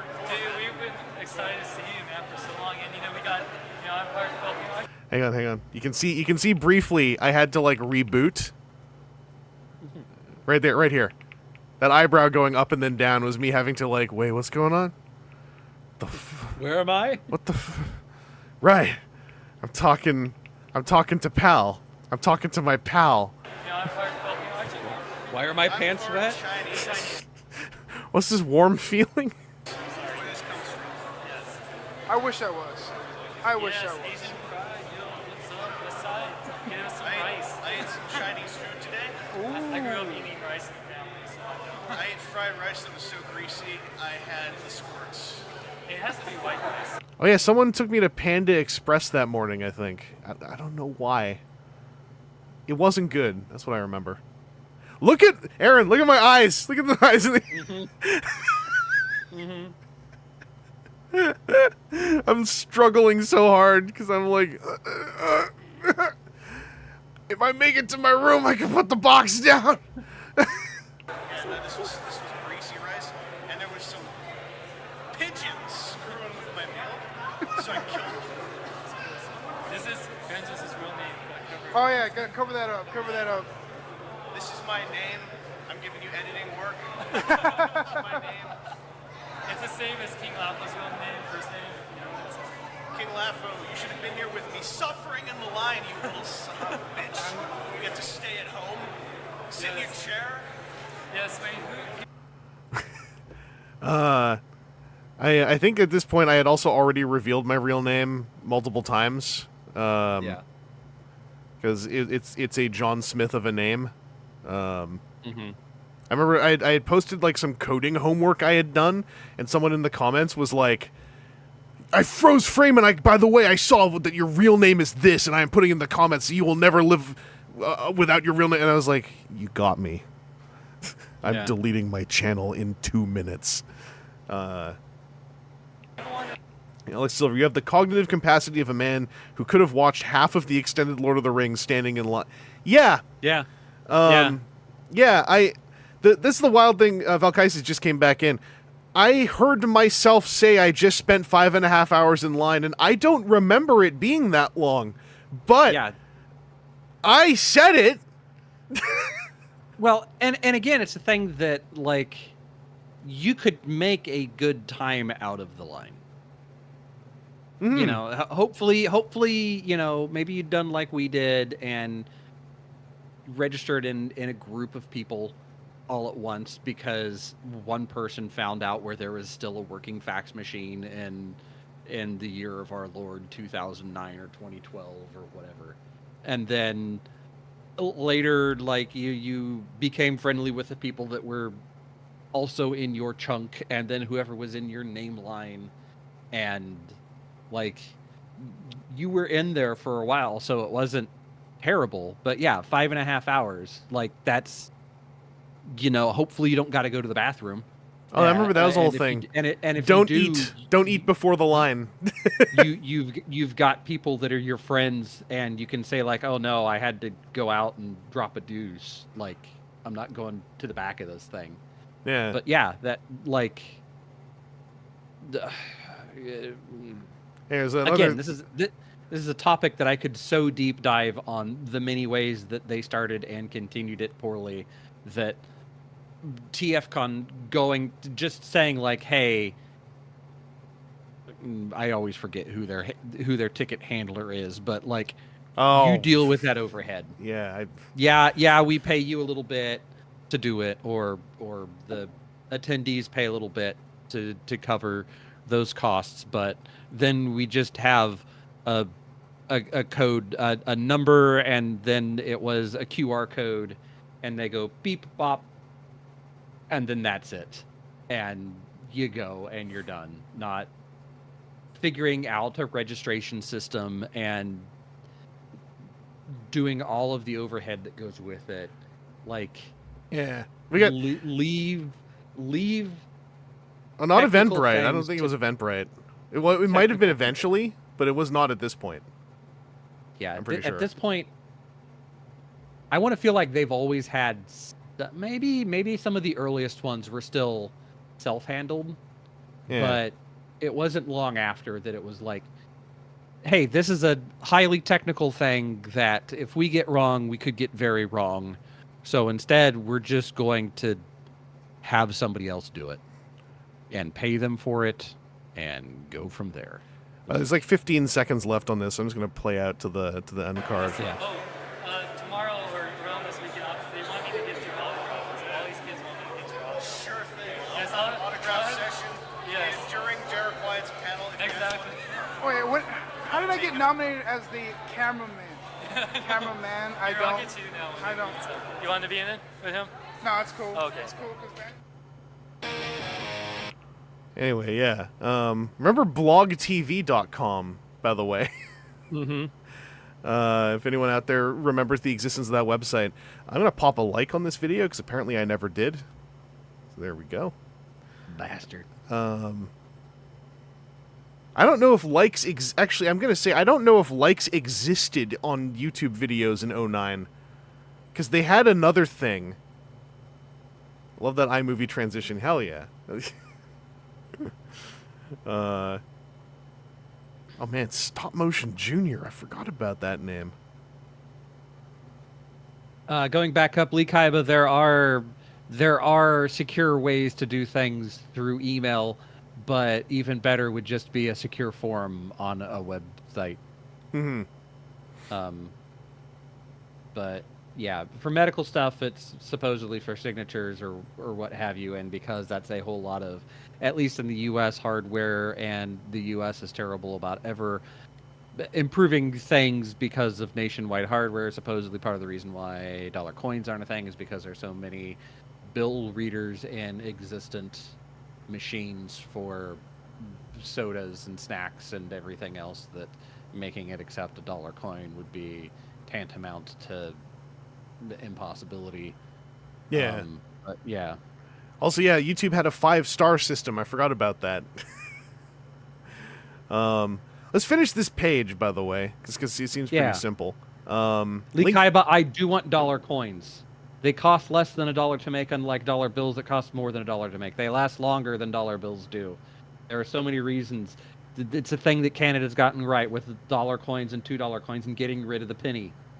They should get rid of the nickel as well, maybe even the dime, because Christ almighty. Sorry. At least that's a make, different sore point. Speaking as a sometimes tourist, although it may be a long time till I am one again, at least make the dollar bills a different color. Yeah. I hate looking at a bag of American money and then going like, I don't know how much this is.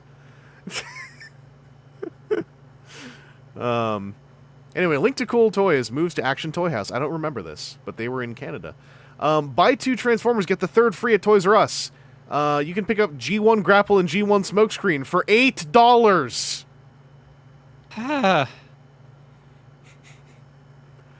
Don Figueroa interview up at transfans.net. I don't remember if we checked that site before. That sounds familiar.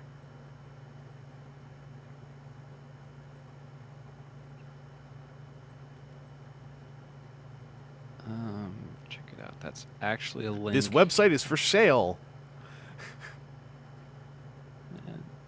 Maybe the guy that we had to ban out of the last stream would be really interested in buying it. Yeah. Grats to everyone, by the way, for not being bannable this stream. Yeah. And yeah, here we go. Legends of Cybertron color test I will shots. preemptively. The Darn Figueroa link is still there. Oh.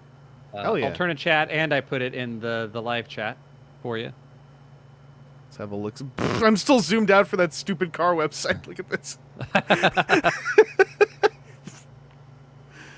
Hang on. All right, I want to see if there's some dish.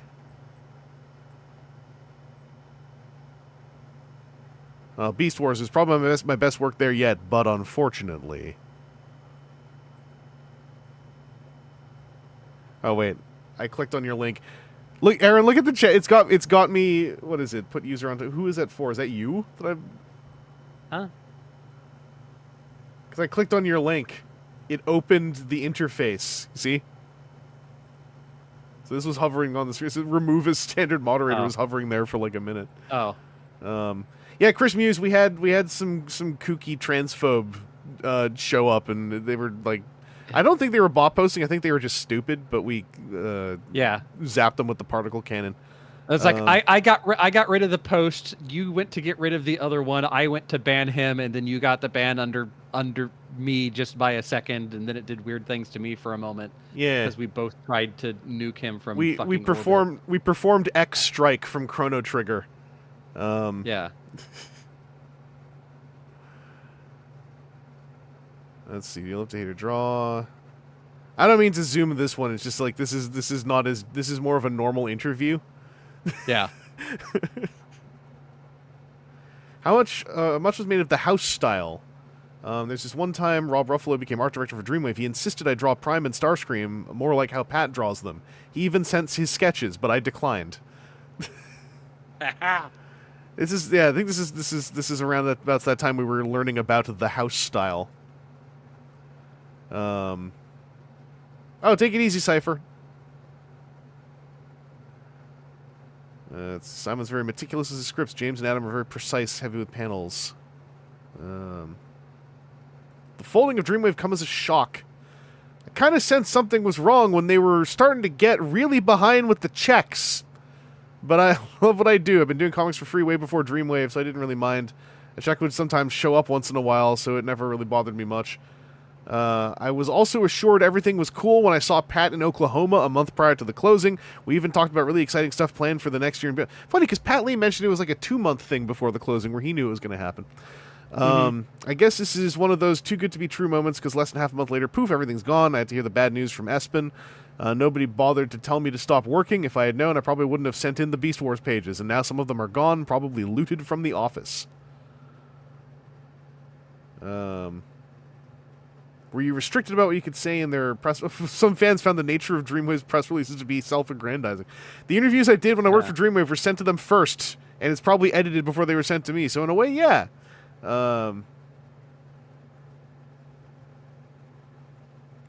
What terms are you on with the Lee brothers? Non-existent. Would you work with them again? Probably not. Oh. Huh.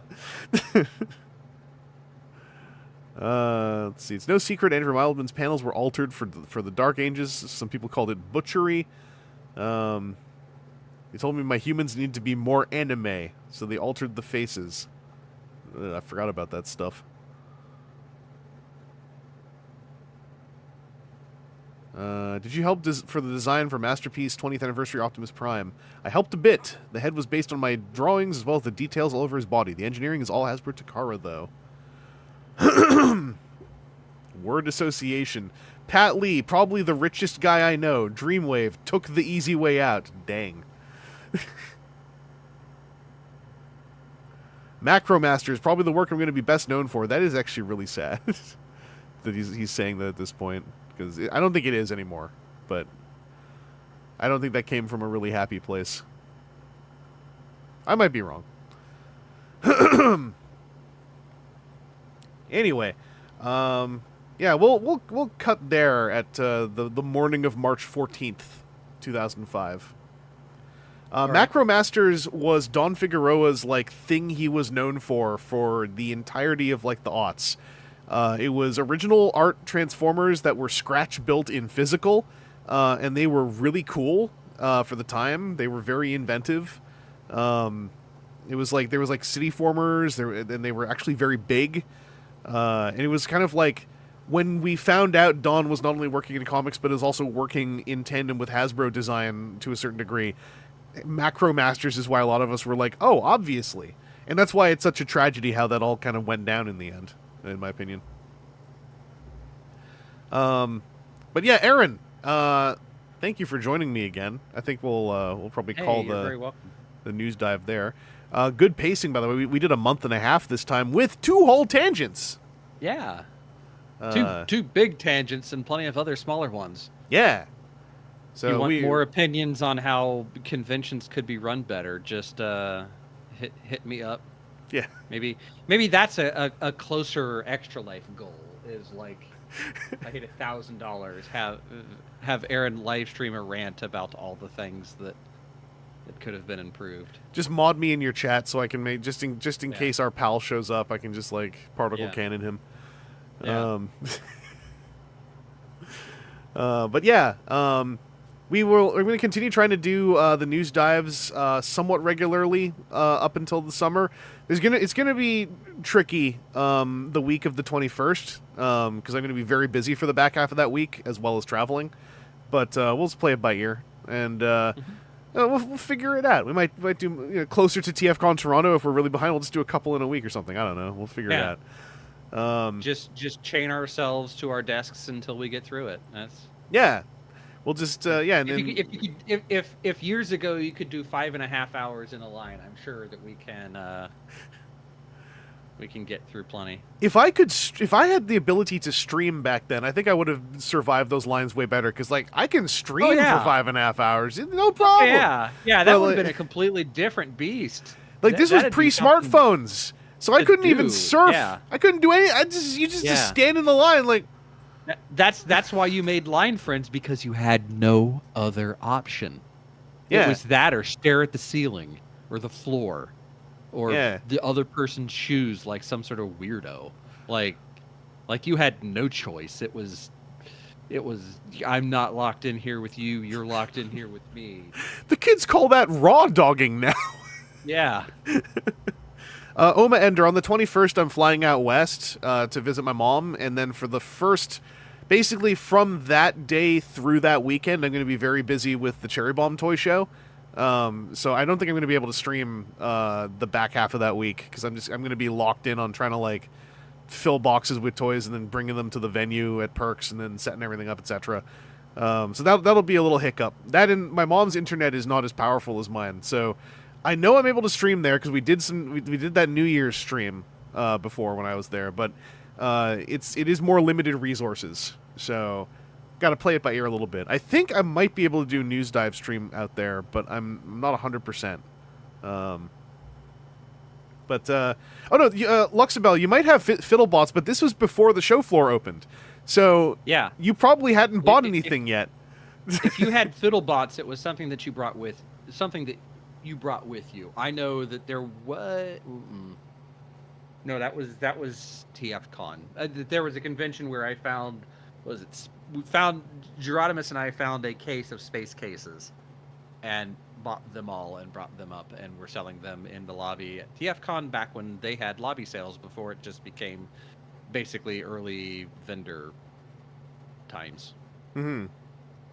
Zero. I'll try to remember to tell my mom. She is. I do tell her that like people send well wishes very often, so thank you. Oma Ender, streaming with Kryn or anyone, like it's kind of up to like other people when it comes to that kind of stuff. Like in my case, I'm primarily just reaching out to folks I interact with a lot already, who are regularly like chatting with me. Like with Aaron, it's easy because we've been podcasting. With TJ, it's hypothetically easy, but TJ is immensely busy. So I want to fit in another collab with him. But otherwise, I'm trying to figure out like who amidst my tuber pals I'm able to like set stuff up with. But a lot of it is like good intentions on my part, and then like weeks pass. But I'm trying. But no, like otherwise, like streaming with people, it's done that way mostly because like I don't have room for anyone else in here, and also like I don't have many people who visit out here right now. Tuber pals is what I call the potatoes beneath my sink. True. But yeah, Aaron, I'll let you go so as you can recoup for your morning tomorrow. Yep. Take care, have fun, all that stuff. Yeah. Stay safe. Stay alive. I demand it. I said Exactly. it before you could. I mean, I'll just demand it again too. Okay, that works. And yeah, I will chat with you later, Aaron. Oh, you're gone from the call. Now I can leave the call so Discord doesn't do its weird thing. Now I can take Aaron's tag off so that we're accurate. Like the Bible.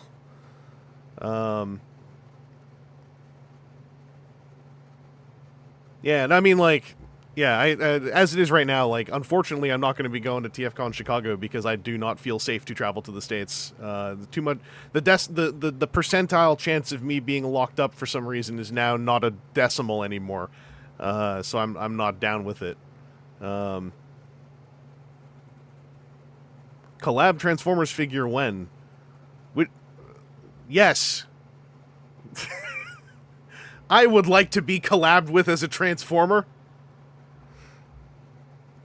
But yeah, that's why I'm also trying to stream more often, because this way we don't have to necessarily rely on getting to a convention to at least like have like obviously this is not like a full interaction, like this is a streamer and a a chat window down here, but it's better than nothing in my opinion.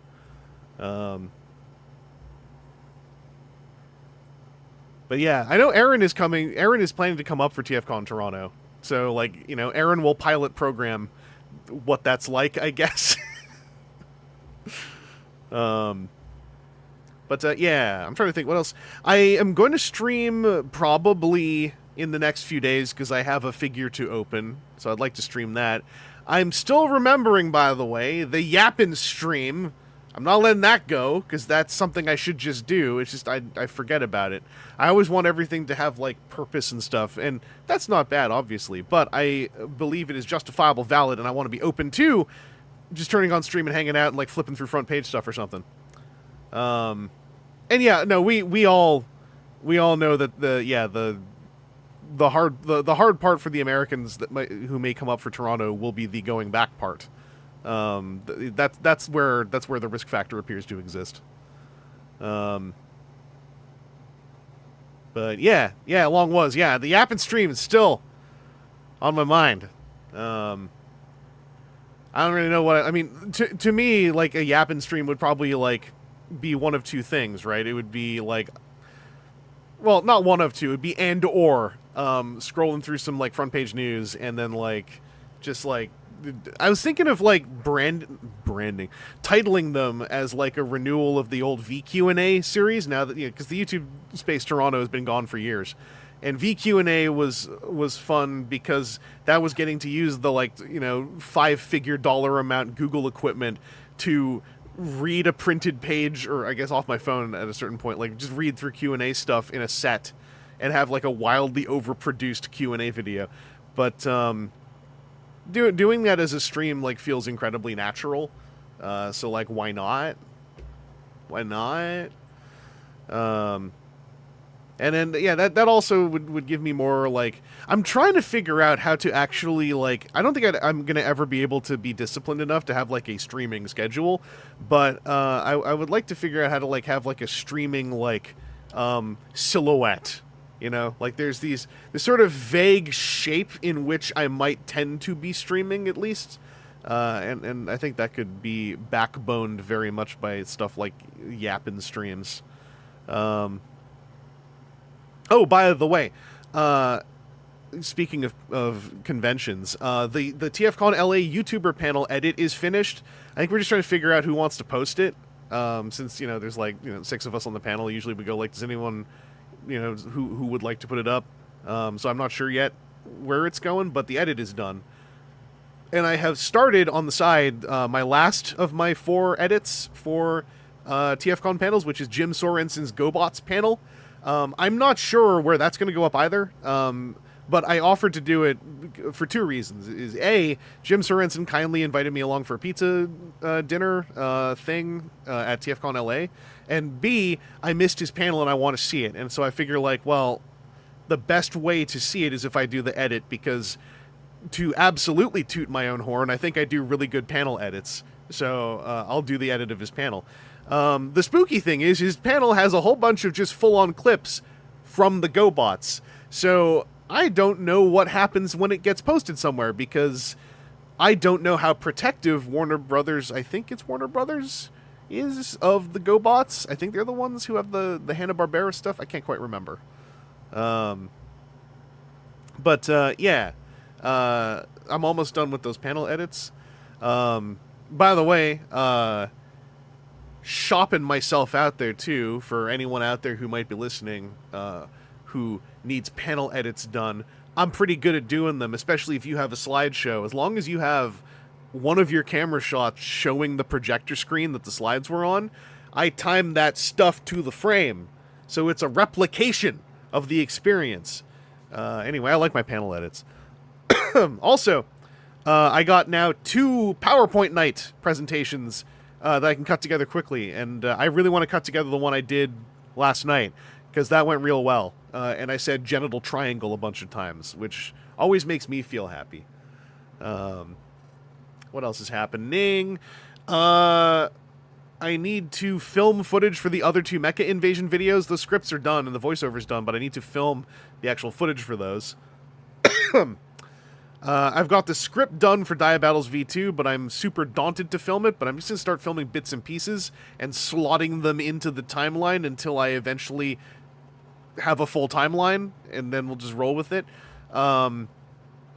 In front of that stuff, I might try to cram in some shorter reviews again, much like Alchemist Prime and Vortex. I tried to make those reviews quick productions, and I might try to like squank. Is that a word?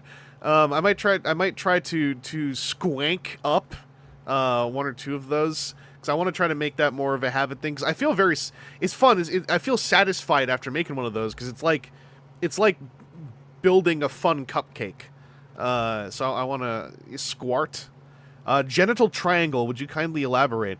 So, back in the day when the Microsoft Xbox 360 Kinect was new, there was a self-defense game on there. GiantBomb.com did a quick look of it, and during that quick look, it always stuck with me as a ha-ha-ha thing that almost every single thing in that self-defense game eventually would culminate in the phrase along the lines of "deliver a blow to the genital triangle," and that was where I was introduced to the term "the genital triangle," and I think it's very funny, especially when in regards to striking it. So, my PowerPoint night prompt I was given last night was most formidable animal that you could defeat in hand-to-hand combat. So I did a Google search, and so I found an Esquire article that listed the top 9 most formidable animals, and I took the top 3. One of them was actually number 4, but number 3 was the tardigrade, and I have an agreement with the tardigrades. We don't fight, so I acknowledged that, but I left them out. So I went over how I would defeat the polar bear, the emperor penguin, and the honey badger. And obviously, a deft and brutal strike to the genital triangle is part of how you defeat the most formidable creatures on Earth.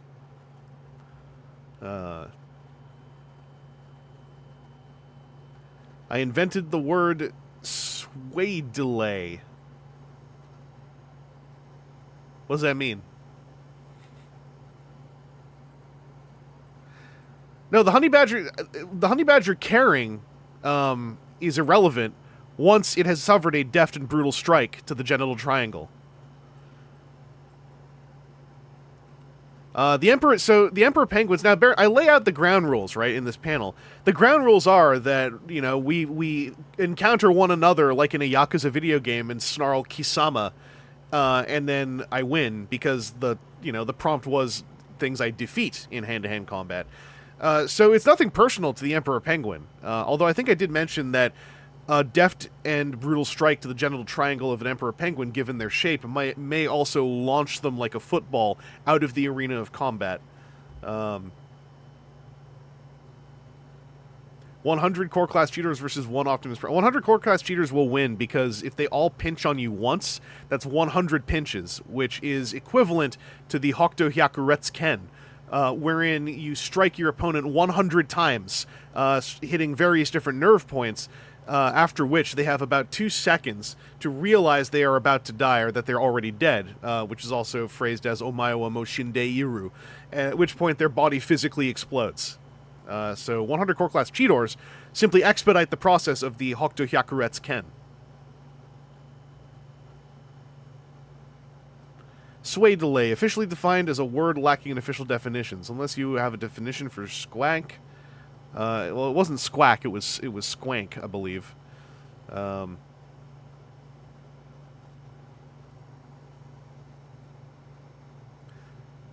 Azura, were you the one who said Nani elsewhere when I posted the clip, or was it someone else? Because someone else replied with a Nani on...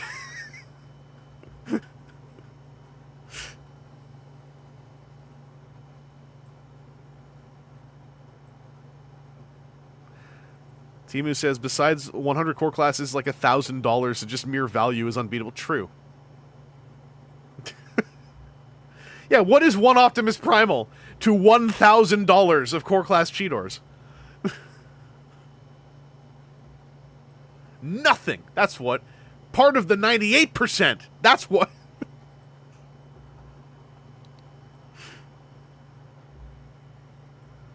We are stealing plus Doom in here, apparently. That's all cool, though. I'm fine with it.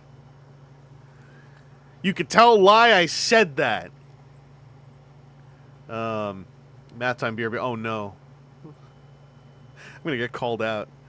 I mean in Canadian dollars. I mean the Canadian MSRP. I don't know what American dollar is.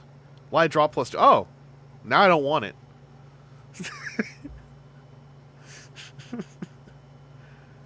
Now she uses plus goon. Did she steal plus goon? Well, I don't want plus doom. I don't need it. No, yeah, plus doom did come from one of my horror streams and she picked it up, but I don't, I only want to take things that other people already have. If they don't want it anymore, then what's the value? I only want to take away from people. That's why, like, my happiest moment with the Swapticons was when I had the ones that Lie did not. So, so it's a very timely thing, admittedly, and there can be some FOMO involved in that. But the zeitgeist is very tasty.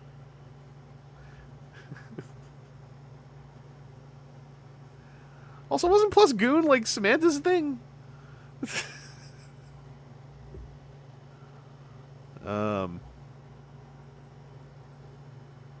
Oh, Chris Muse asking the interesting question. Aaron, how is a dollar bill more expensive to make than a metal dollar coin? I think that's a production thing, most probably. It's getting they got to get that cry cut out to cut all the dollar bills, right? They got to get their industrial scale cry cuts out to cut all those rectangles. Samantha's is plus fraud. We can't keep changing our currencies. If we're going to establish a YouTube economy, we got to commit.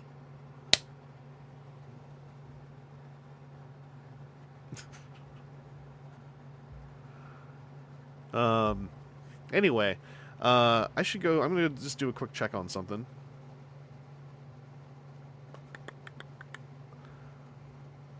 Go into the cavernous YouTube live stream lab. And just see if it will show me anything. Huh. Okay. What if I search for Transformers?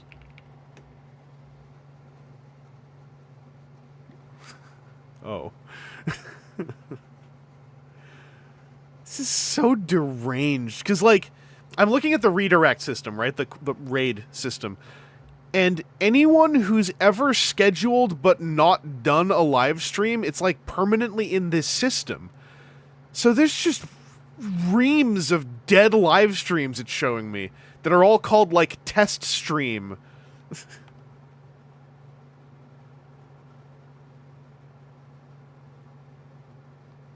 See, I don't know. I don't know where to redirect y'all to. I wanted to maintain the habit. Live streams of the dead. Alexis Silver, yeah, we were, because there's a whole thing, right? It's like a lot of streamers have their currency. I don't have one myself. I don't need one. We're a sovereign citizen here, but I was interested in I thought for a second that, hey, maybe we're stealing plus doom back from Lie from Diaclona, and if I can steal from someone, then I'm interested. But then I was told Lie has dropped plus doom for plus goon, and I knew plus goon to belong to Sammy from Zilch Zero, but then I was told Sammy had moved on to plus fraught. So I'm like, well, what do currencies even mean anymore if we're just throwing them back and forth? How can I steal from somebody if people don't love something?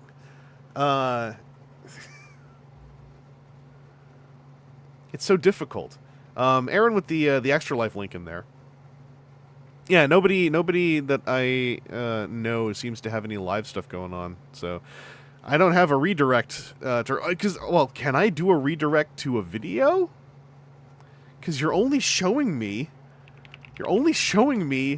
one of my own streams. So, like,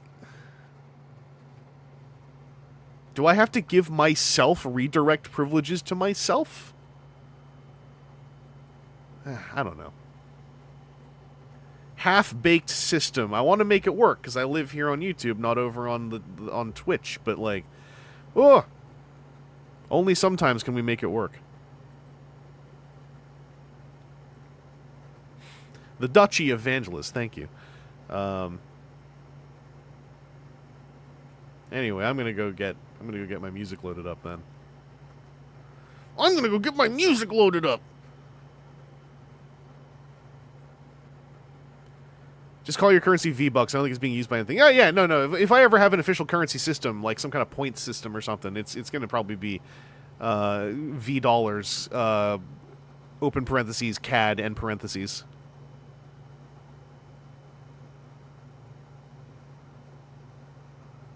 Here we go.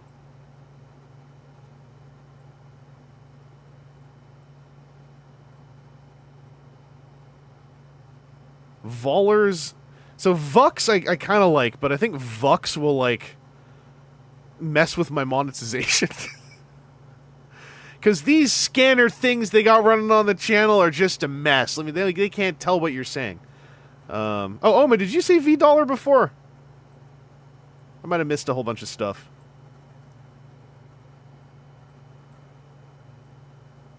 Voller sounds like something that comes out of my mouth, which ain't bad.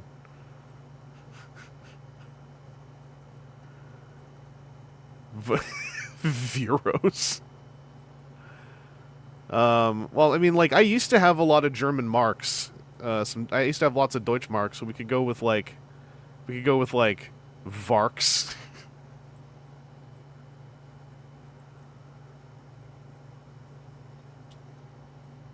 I'm not trying to ignore anybody, Oma. I just miss stuff.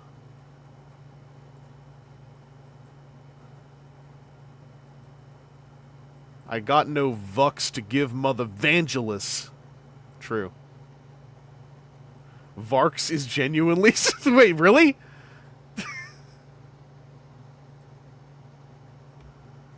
I mean, I'll steal from Gundam if I have to. Do the Zeons... Are they called the Zeons? Number 1? And 2, do they actually, like, purchase and exchange goods using Varks as a currency? In which case, how many Varks is Zaku?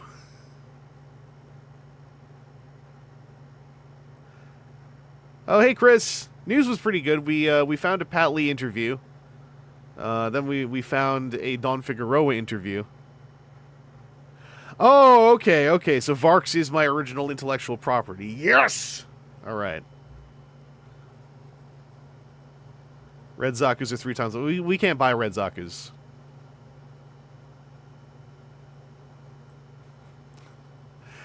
I am actually really starting to come around on Vux. That sounds terrible, but like... I don't know. I have a certain wavelength for this kind of stuff, and it's like, it's not quite in the wavelength. It's a little too straightforward. But I don't mind it.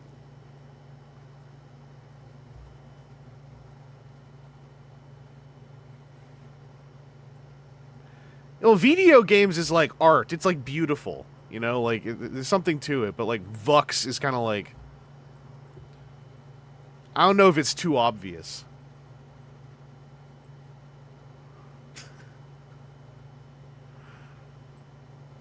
Also, I don't know what content, because YouTube doesn't have the, like, weird points, channel points bit system that Twitch does. Which, basically, not to go on this little tangent, but, like, as someone who is enjoying the act of streaming, right, and someone who enjoys the VODs of streamers, right, a good number of those come off of Twitch. So I hear lots of lingo that I want, especially if it's interesting to me, and I think it'd be fun to do. I try to translate it, right? And I'd love to do some of it myself. But then there are some very Twitch coded things that like just don't exist over here.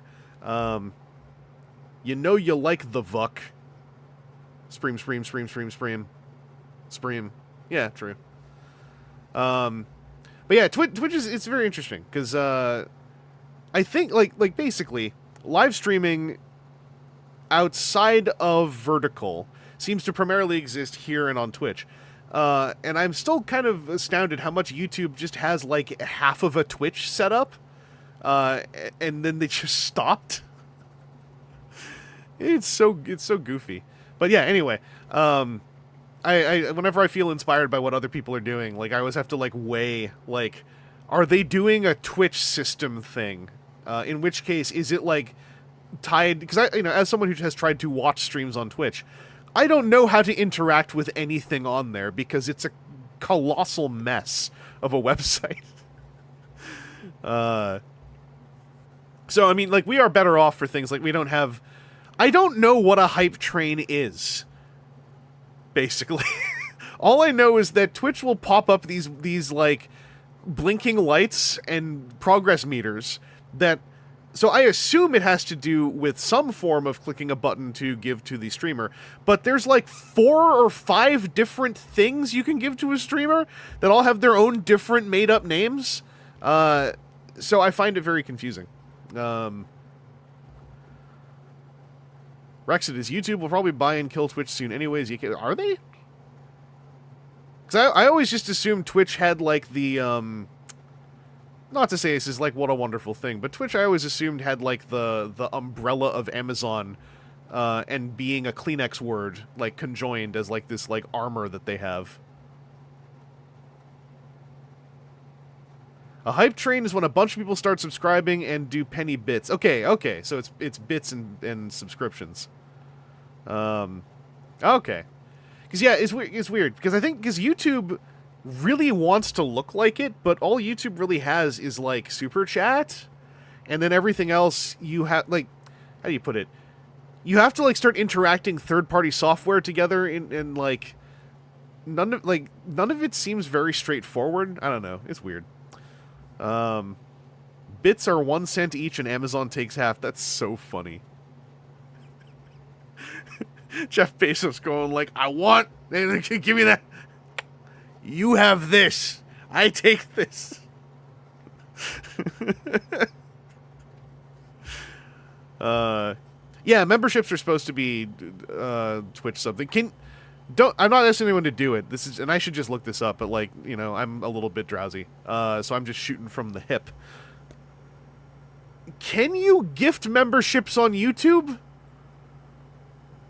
Because basically, here's how my brain works every time I think about a YouTube streaming thing. I would say, can you gift memberships on YouTube? My assumption would be yes.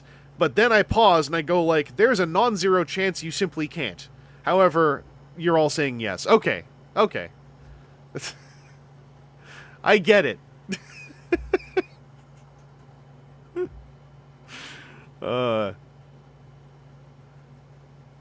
Anyway, yeah, interesting stuff. I am enjoying my streaming time, regardless. Hopefully, y'all are having a good time too, at least to some degree. I'm gonna end my tangent now, and open this up. What? Wait! I gotta put the other track in. I gotta change the volume. Hold your horses.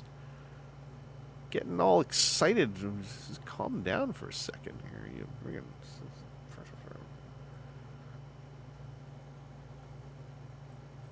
Oh, hey, this is the thing. Okay, so, Chris, allow me to sound like the oldest man on YouTube for a second. Is that a super chat?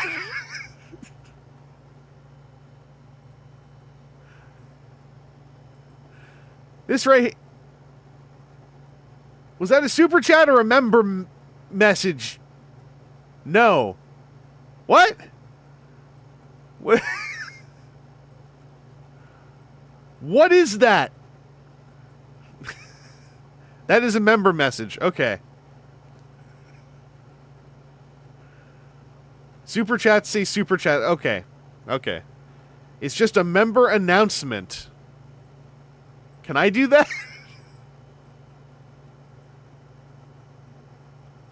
It's gonna go off screen soon. Aaron's not on the line anymore. What the f... Don't do that to me. I'm embarrassing.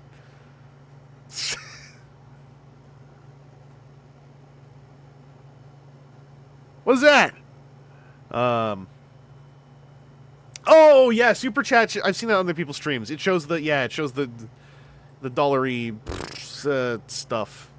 Because I did see... You can't see this. They added a button which is goal. So they added like the sub goal button. Let's click on this. But it's a super chat goal button, which like feels less cool, unless there's subs in here. No, it's just super chats. Yeah, I don't know, because for a second I was like, Chris, thank you for the super chat. But like, I was like, dang, goals would be fun if they were like community building, but when it's like a super chat goal, it's just like, I don't know, who wants to scream loud to fill the meter? And then what happens when the meter gets filled? I guess there was a thing in here where it's like, when it happens, share and how I'll host a Q&A. Yeah, okay. Let's get inspired with examples. Your celebration shouldn't include anything of monetary value, huh? Alright, here's some...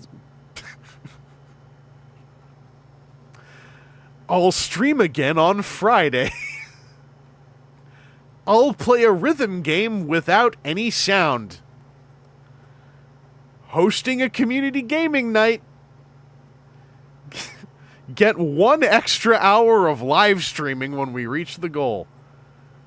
I'll do a stream where we explore more indie games.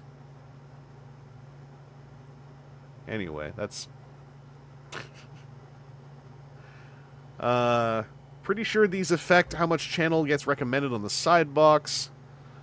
Valkais is gifted. Oh, this shows on the screen. Is that... Okay, here's my next... Number 1, thank you for that, Valkaisis. But number 2, is it poor form that I have displayed over here that stuff? Because that's the other thing I've always been curious about. Like, is it bad that I'm showing so much? Is that, like, bad etiquette? Does it make audience uncomfortable? I don't know. Is that a threat? Rhythm game with no sound is a genuinely awful idea. That's what I thought when I saw it. I was like, what? Who would like that?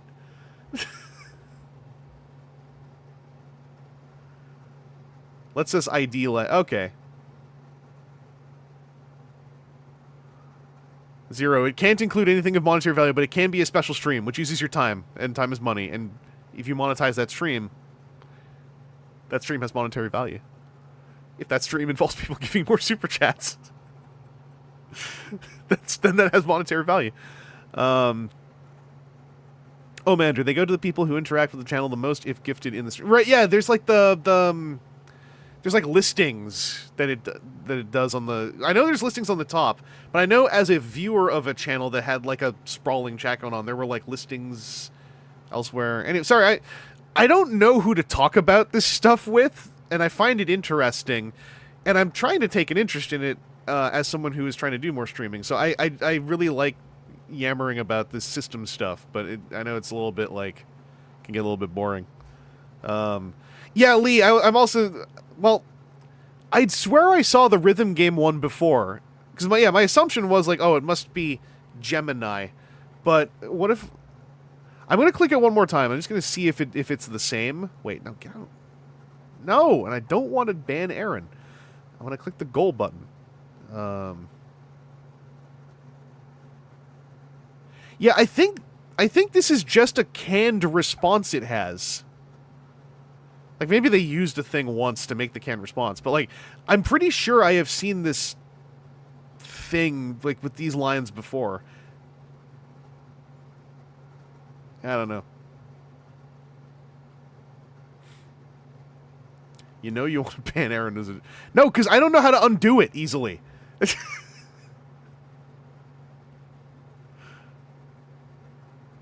Oh, yeah, Chris, you recently and you recently monetized. That's the other thing. I monetized in, like, 2009. And when I talk to, people who are trying to monetize now, I don't entirely know what they're talking about most of the time. Did you know watch time with a progress bar is a thing? Oh, you must know, because you all probably have, like, glanced at it, right? But, like, there's, like, watch time with a progress bar now, which, like, seems a little, like, that's... asking you to game it and thus have just sort of like bad habits. I don't know.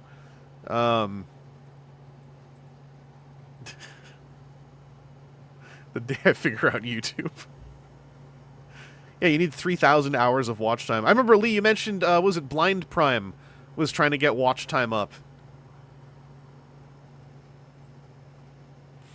Oh yeah, you just said it. That's what I can't read.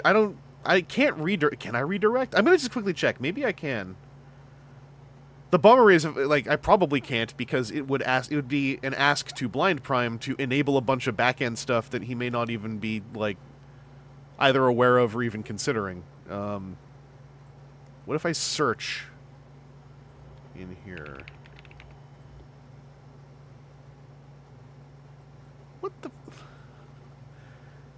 I searched Blind Prime in the little search box, and it's there's an upcoming stream from a channel called Trending Content 28. I don't even know. Anyway, I'll just put the URL in. Hang on. I'll put it in the chat.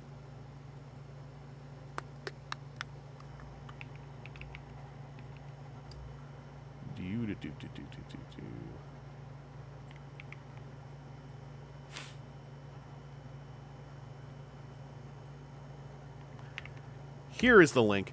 Yeah, Lee had linked this in the Discord. Blind Prime is a genuinely blind person who is usually like 3-part reviews on Transformers from the perspective of someone who is using them as like a, what was the phrasing? It was like as both a tactile experience, but also as like a sort of like brain to hand coordination tool. Yeah, totally blind. Okay, because I know that, like, blindness is a spectrum. Because a friend of mine from the YouTube space days is legally blind. Technically can see like shapes, sort of, but like that is basically legal blindness. Yeah, hand-mind coordination. But no, it was interesting. Because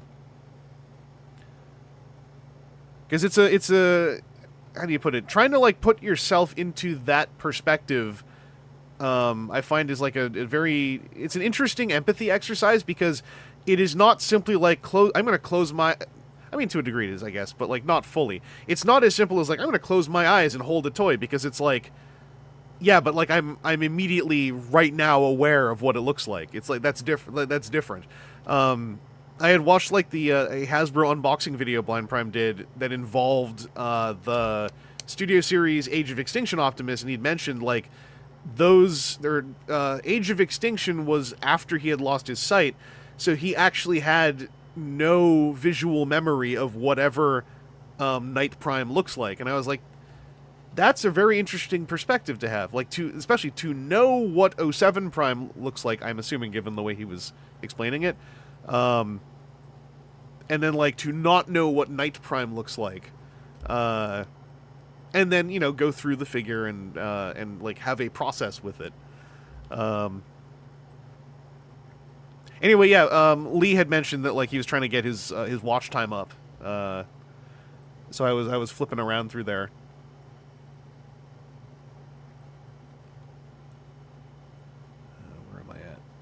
Where am I at? I'm in Facecam feature. Okay. Yeah, well, I didn't like look through the entire channel. I was just scrubbing a lot of it, just like taking a look at what he's talking about. And for example, there are alternators in here. The new Triptychon was in the Hasbro box. So there is some complex stuff in here. MP44 is interesting because it's like you would know the end result shape you are aiming for. But yeah, there are like some engineering tricks that are very visual cue based, and I am curious, like, yeah, how does that process on the first go round?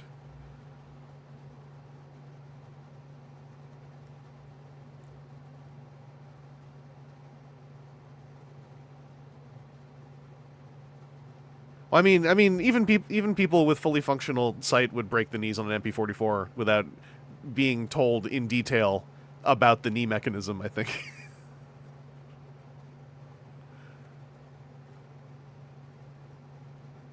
Okay, you haven't seen him do a masterpiece.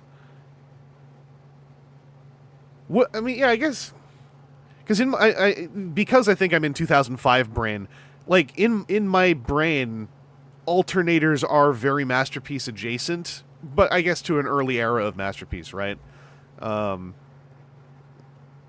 a lot of their tricks ended up getting like trickled into deluxes as of like the turn of the 2010s. So yeah, I guess they are more like large mainline toys.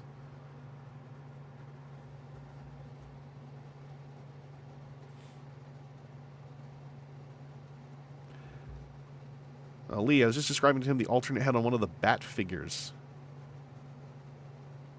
Oh, like the classified Bat, you mean? I'm assuming. Yeah, specifically MPO1 era.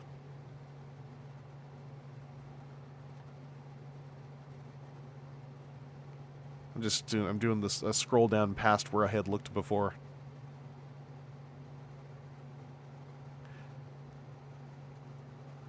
Chris, did you have a chance to watch my last couple videos? I haven't yet. That was like Skybite and etc., right? Because I've been racking them up, but I haven't had a sit down sesh yet. But for those who don't know, Chris Carnage Creations is in Australia and was able to get at some of the Wave 2 Voyagers and has some solid, like, if it is anything like your existing stuff, it's solid coverage pieces. Oh yeah. Because I remember, because you were in one of the discords we're in. We were talking about the Superion thumbnail. I was thinking about the thumbnail.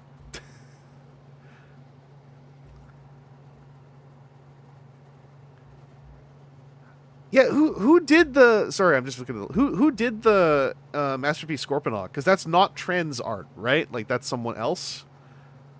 I've ended up this isn't even by intent. I've ended up becoming very not tangential. I've become very like in a parallel track to all the third-party Beast Wars stuff going on. And I have completely lost track of all of it. All I know is TransArt Toys did very good stuff and have shut down. Robot Toys. Okay. Oh no, Volkaisis, my understanding from apparently from their Weibo blog, I haven't looked into this. I'm kind of taking people for their word on it, but my understanding is TransArt got a ton of bad feedback in the Chinese marketplace to the point of shutting down. Is what I heard, at least.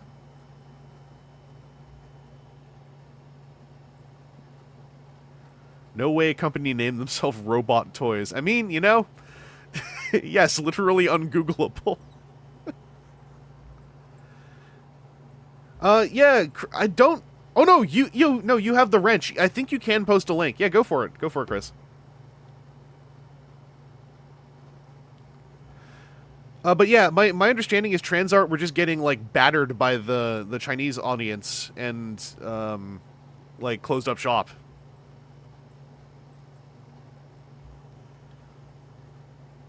Yeah, it's a bummer because like I've heard basically very good things about their stuff. The worst thing I've heard about their stuff, broadly speaking, is like they were very Yamato in that if a second version of one of their pieces came out, it was usually categorically better physically than the first release, and that their Quick Strike has the very silly decision of a bendy wire for the snake, which bummed me out. I remember there were people in the Discord who had got it and mentioned it, and I was like, yeah, that's extremely anathema to my taste.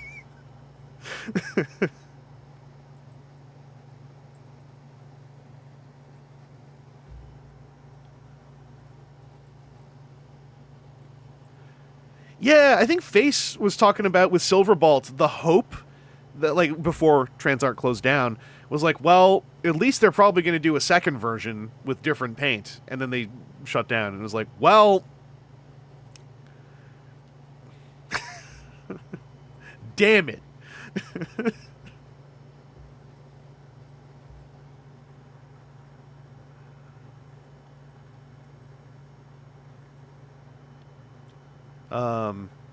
That being, by the way, Beast Wars Silverbolt, the TransArt one we're talking about.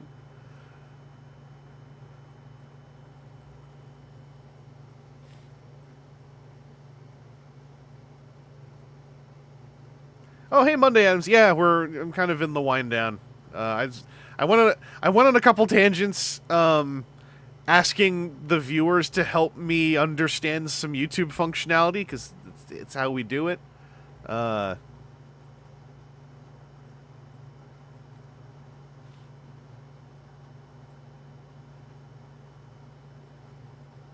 also So did Transart have a Tigerhawk in the works? Because I know that Craftsman Toys has had a Tigerhawk pre-order up for like 1,000 years, and I don't think that's ever coming out personally. Oh, they did. Okay. Huh. I would assume it would be an extremely large figure, given like the stuff they were doing.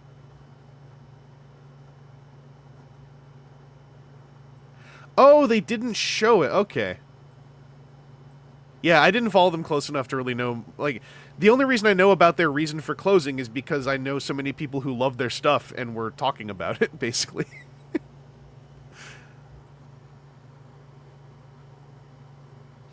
Oh yeah, Monday. I like Battle. I mean, I got Battle Trap, not for the cost of like real money, but in that context. I kind of dug Battle Trap.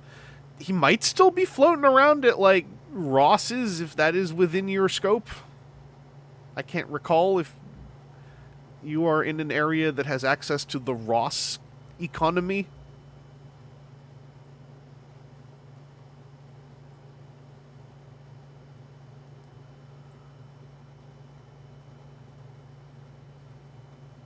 Lee, I can't remember if I have a link handy in my history to your stuff. Wait, no, wait, you sent me, wait, hang on. Didn't you send me a Blue Sky message with it?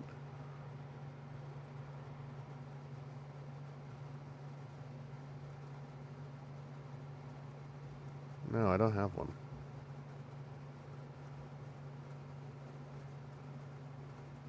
Oh, wait, I found it. Never mind.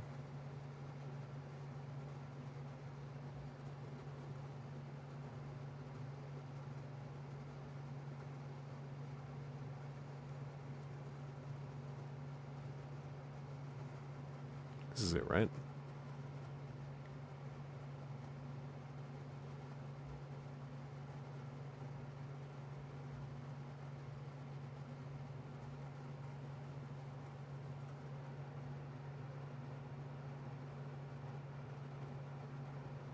Oh, wait, no, you have two. It's easier if I post the Blue Sky profile. I'll just do that. This is Lee on Blue Sky. Lee's got an itch.io and a Patreon, and does some pretty cool artwork. So, like, shouts out, check it out if you're interested. Because there is an itch.io in their bio, and then the pinned post is the Patreon link. So that's two birds, one stone, baby.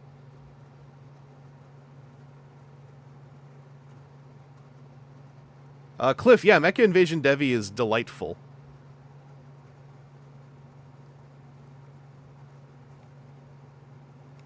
People were finding him and Cheetos at the Macy Toys R Us things. Weird. Because I was able to... the Battle Trap was one of the 2024 Ross regulars, is my understanding. We just had a baby, so I'm currently banned from going to... Oh, yeah, that'll happen.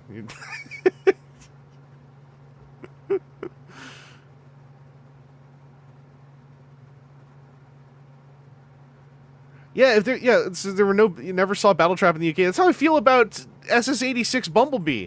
I went on about that in the last... the Box Shred stream, but, like... I have never seen an A-level on a shelf in Canada. I don't know. Maybe I'm just looking at the wrong ones. I figured Walmart would be one of the right ones, but, hey, what do I know, right?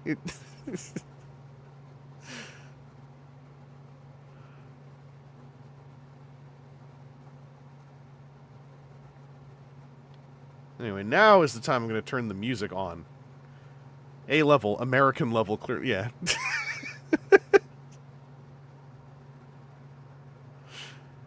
Alexis Silver can confirm no A-levels in Central Alberta. Yeah, I don't... Like, I got an A-level TF1 Optimus that I pre-ordered on GameStop, that came in. But as far as like finding one on the shelf, never. In my experience. A for anus, true.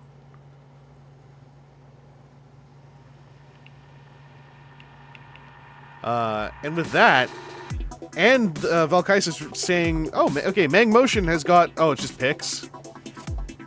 Yeah, there's a third-party small version of Classics Optimus that comes with the fancy sword from the blue one. I thought you meant Mang Motion posted an animation. I would want to go look at that on my own time.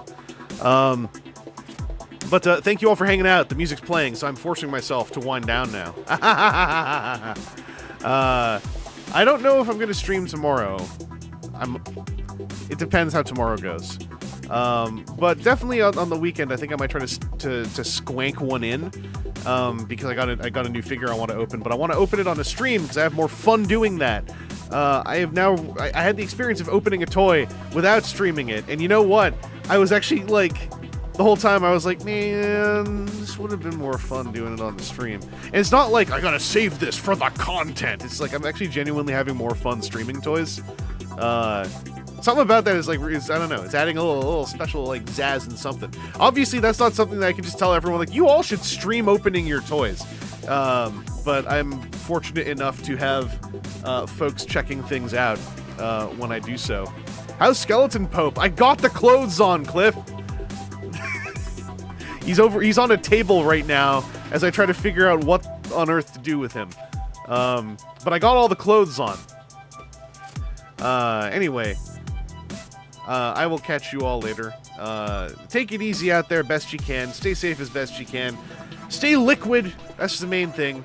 Gotta stay goopy. Gotta stay flexible. Be able to fit into both a cube and a cylinder. And I will catch you all later on. Ha!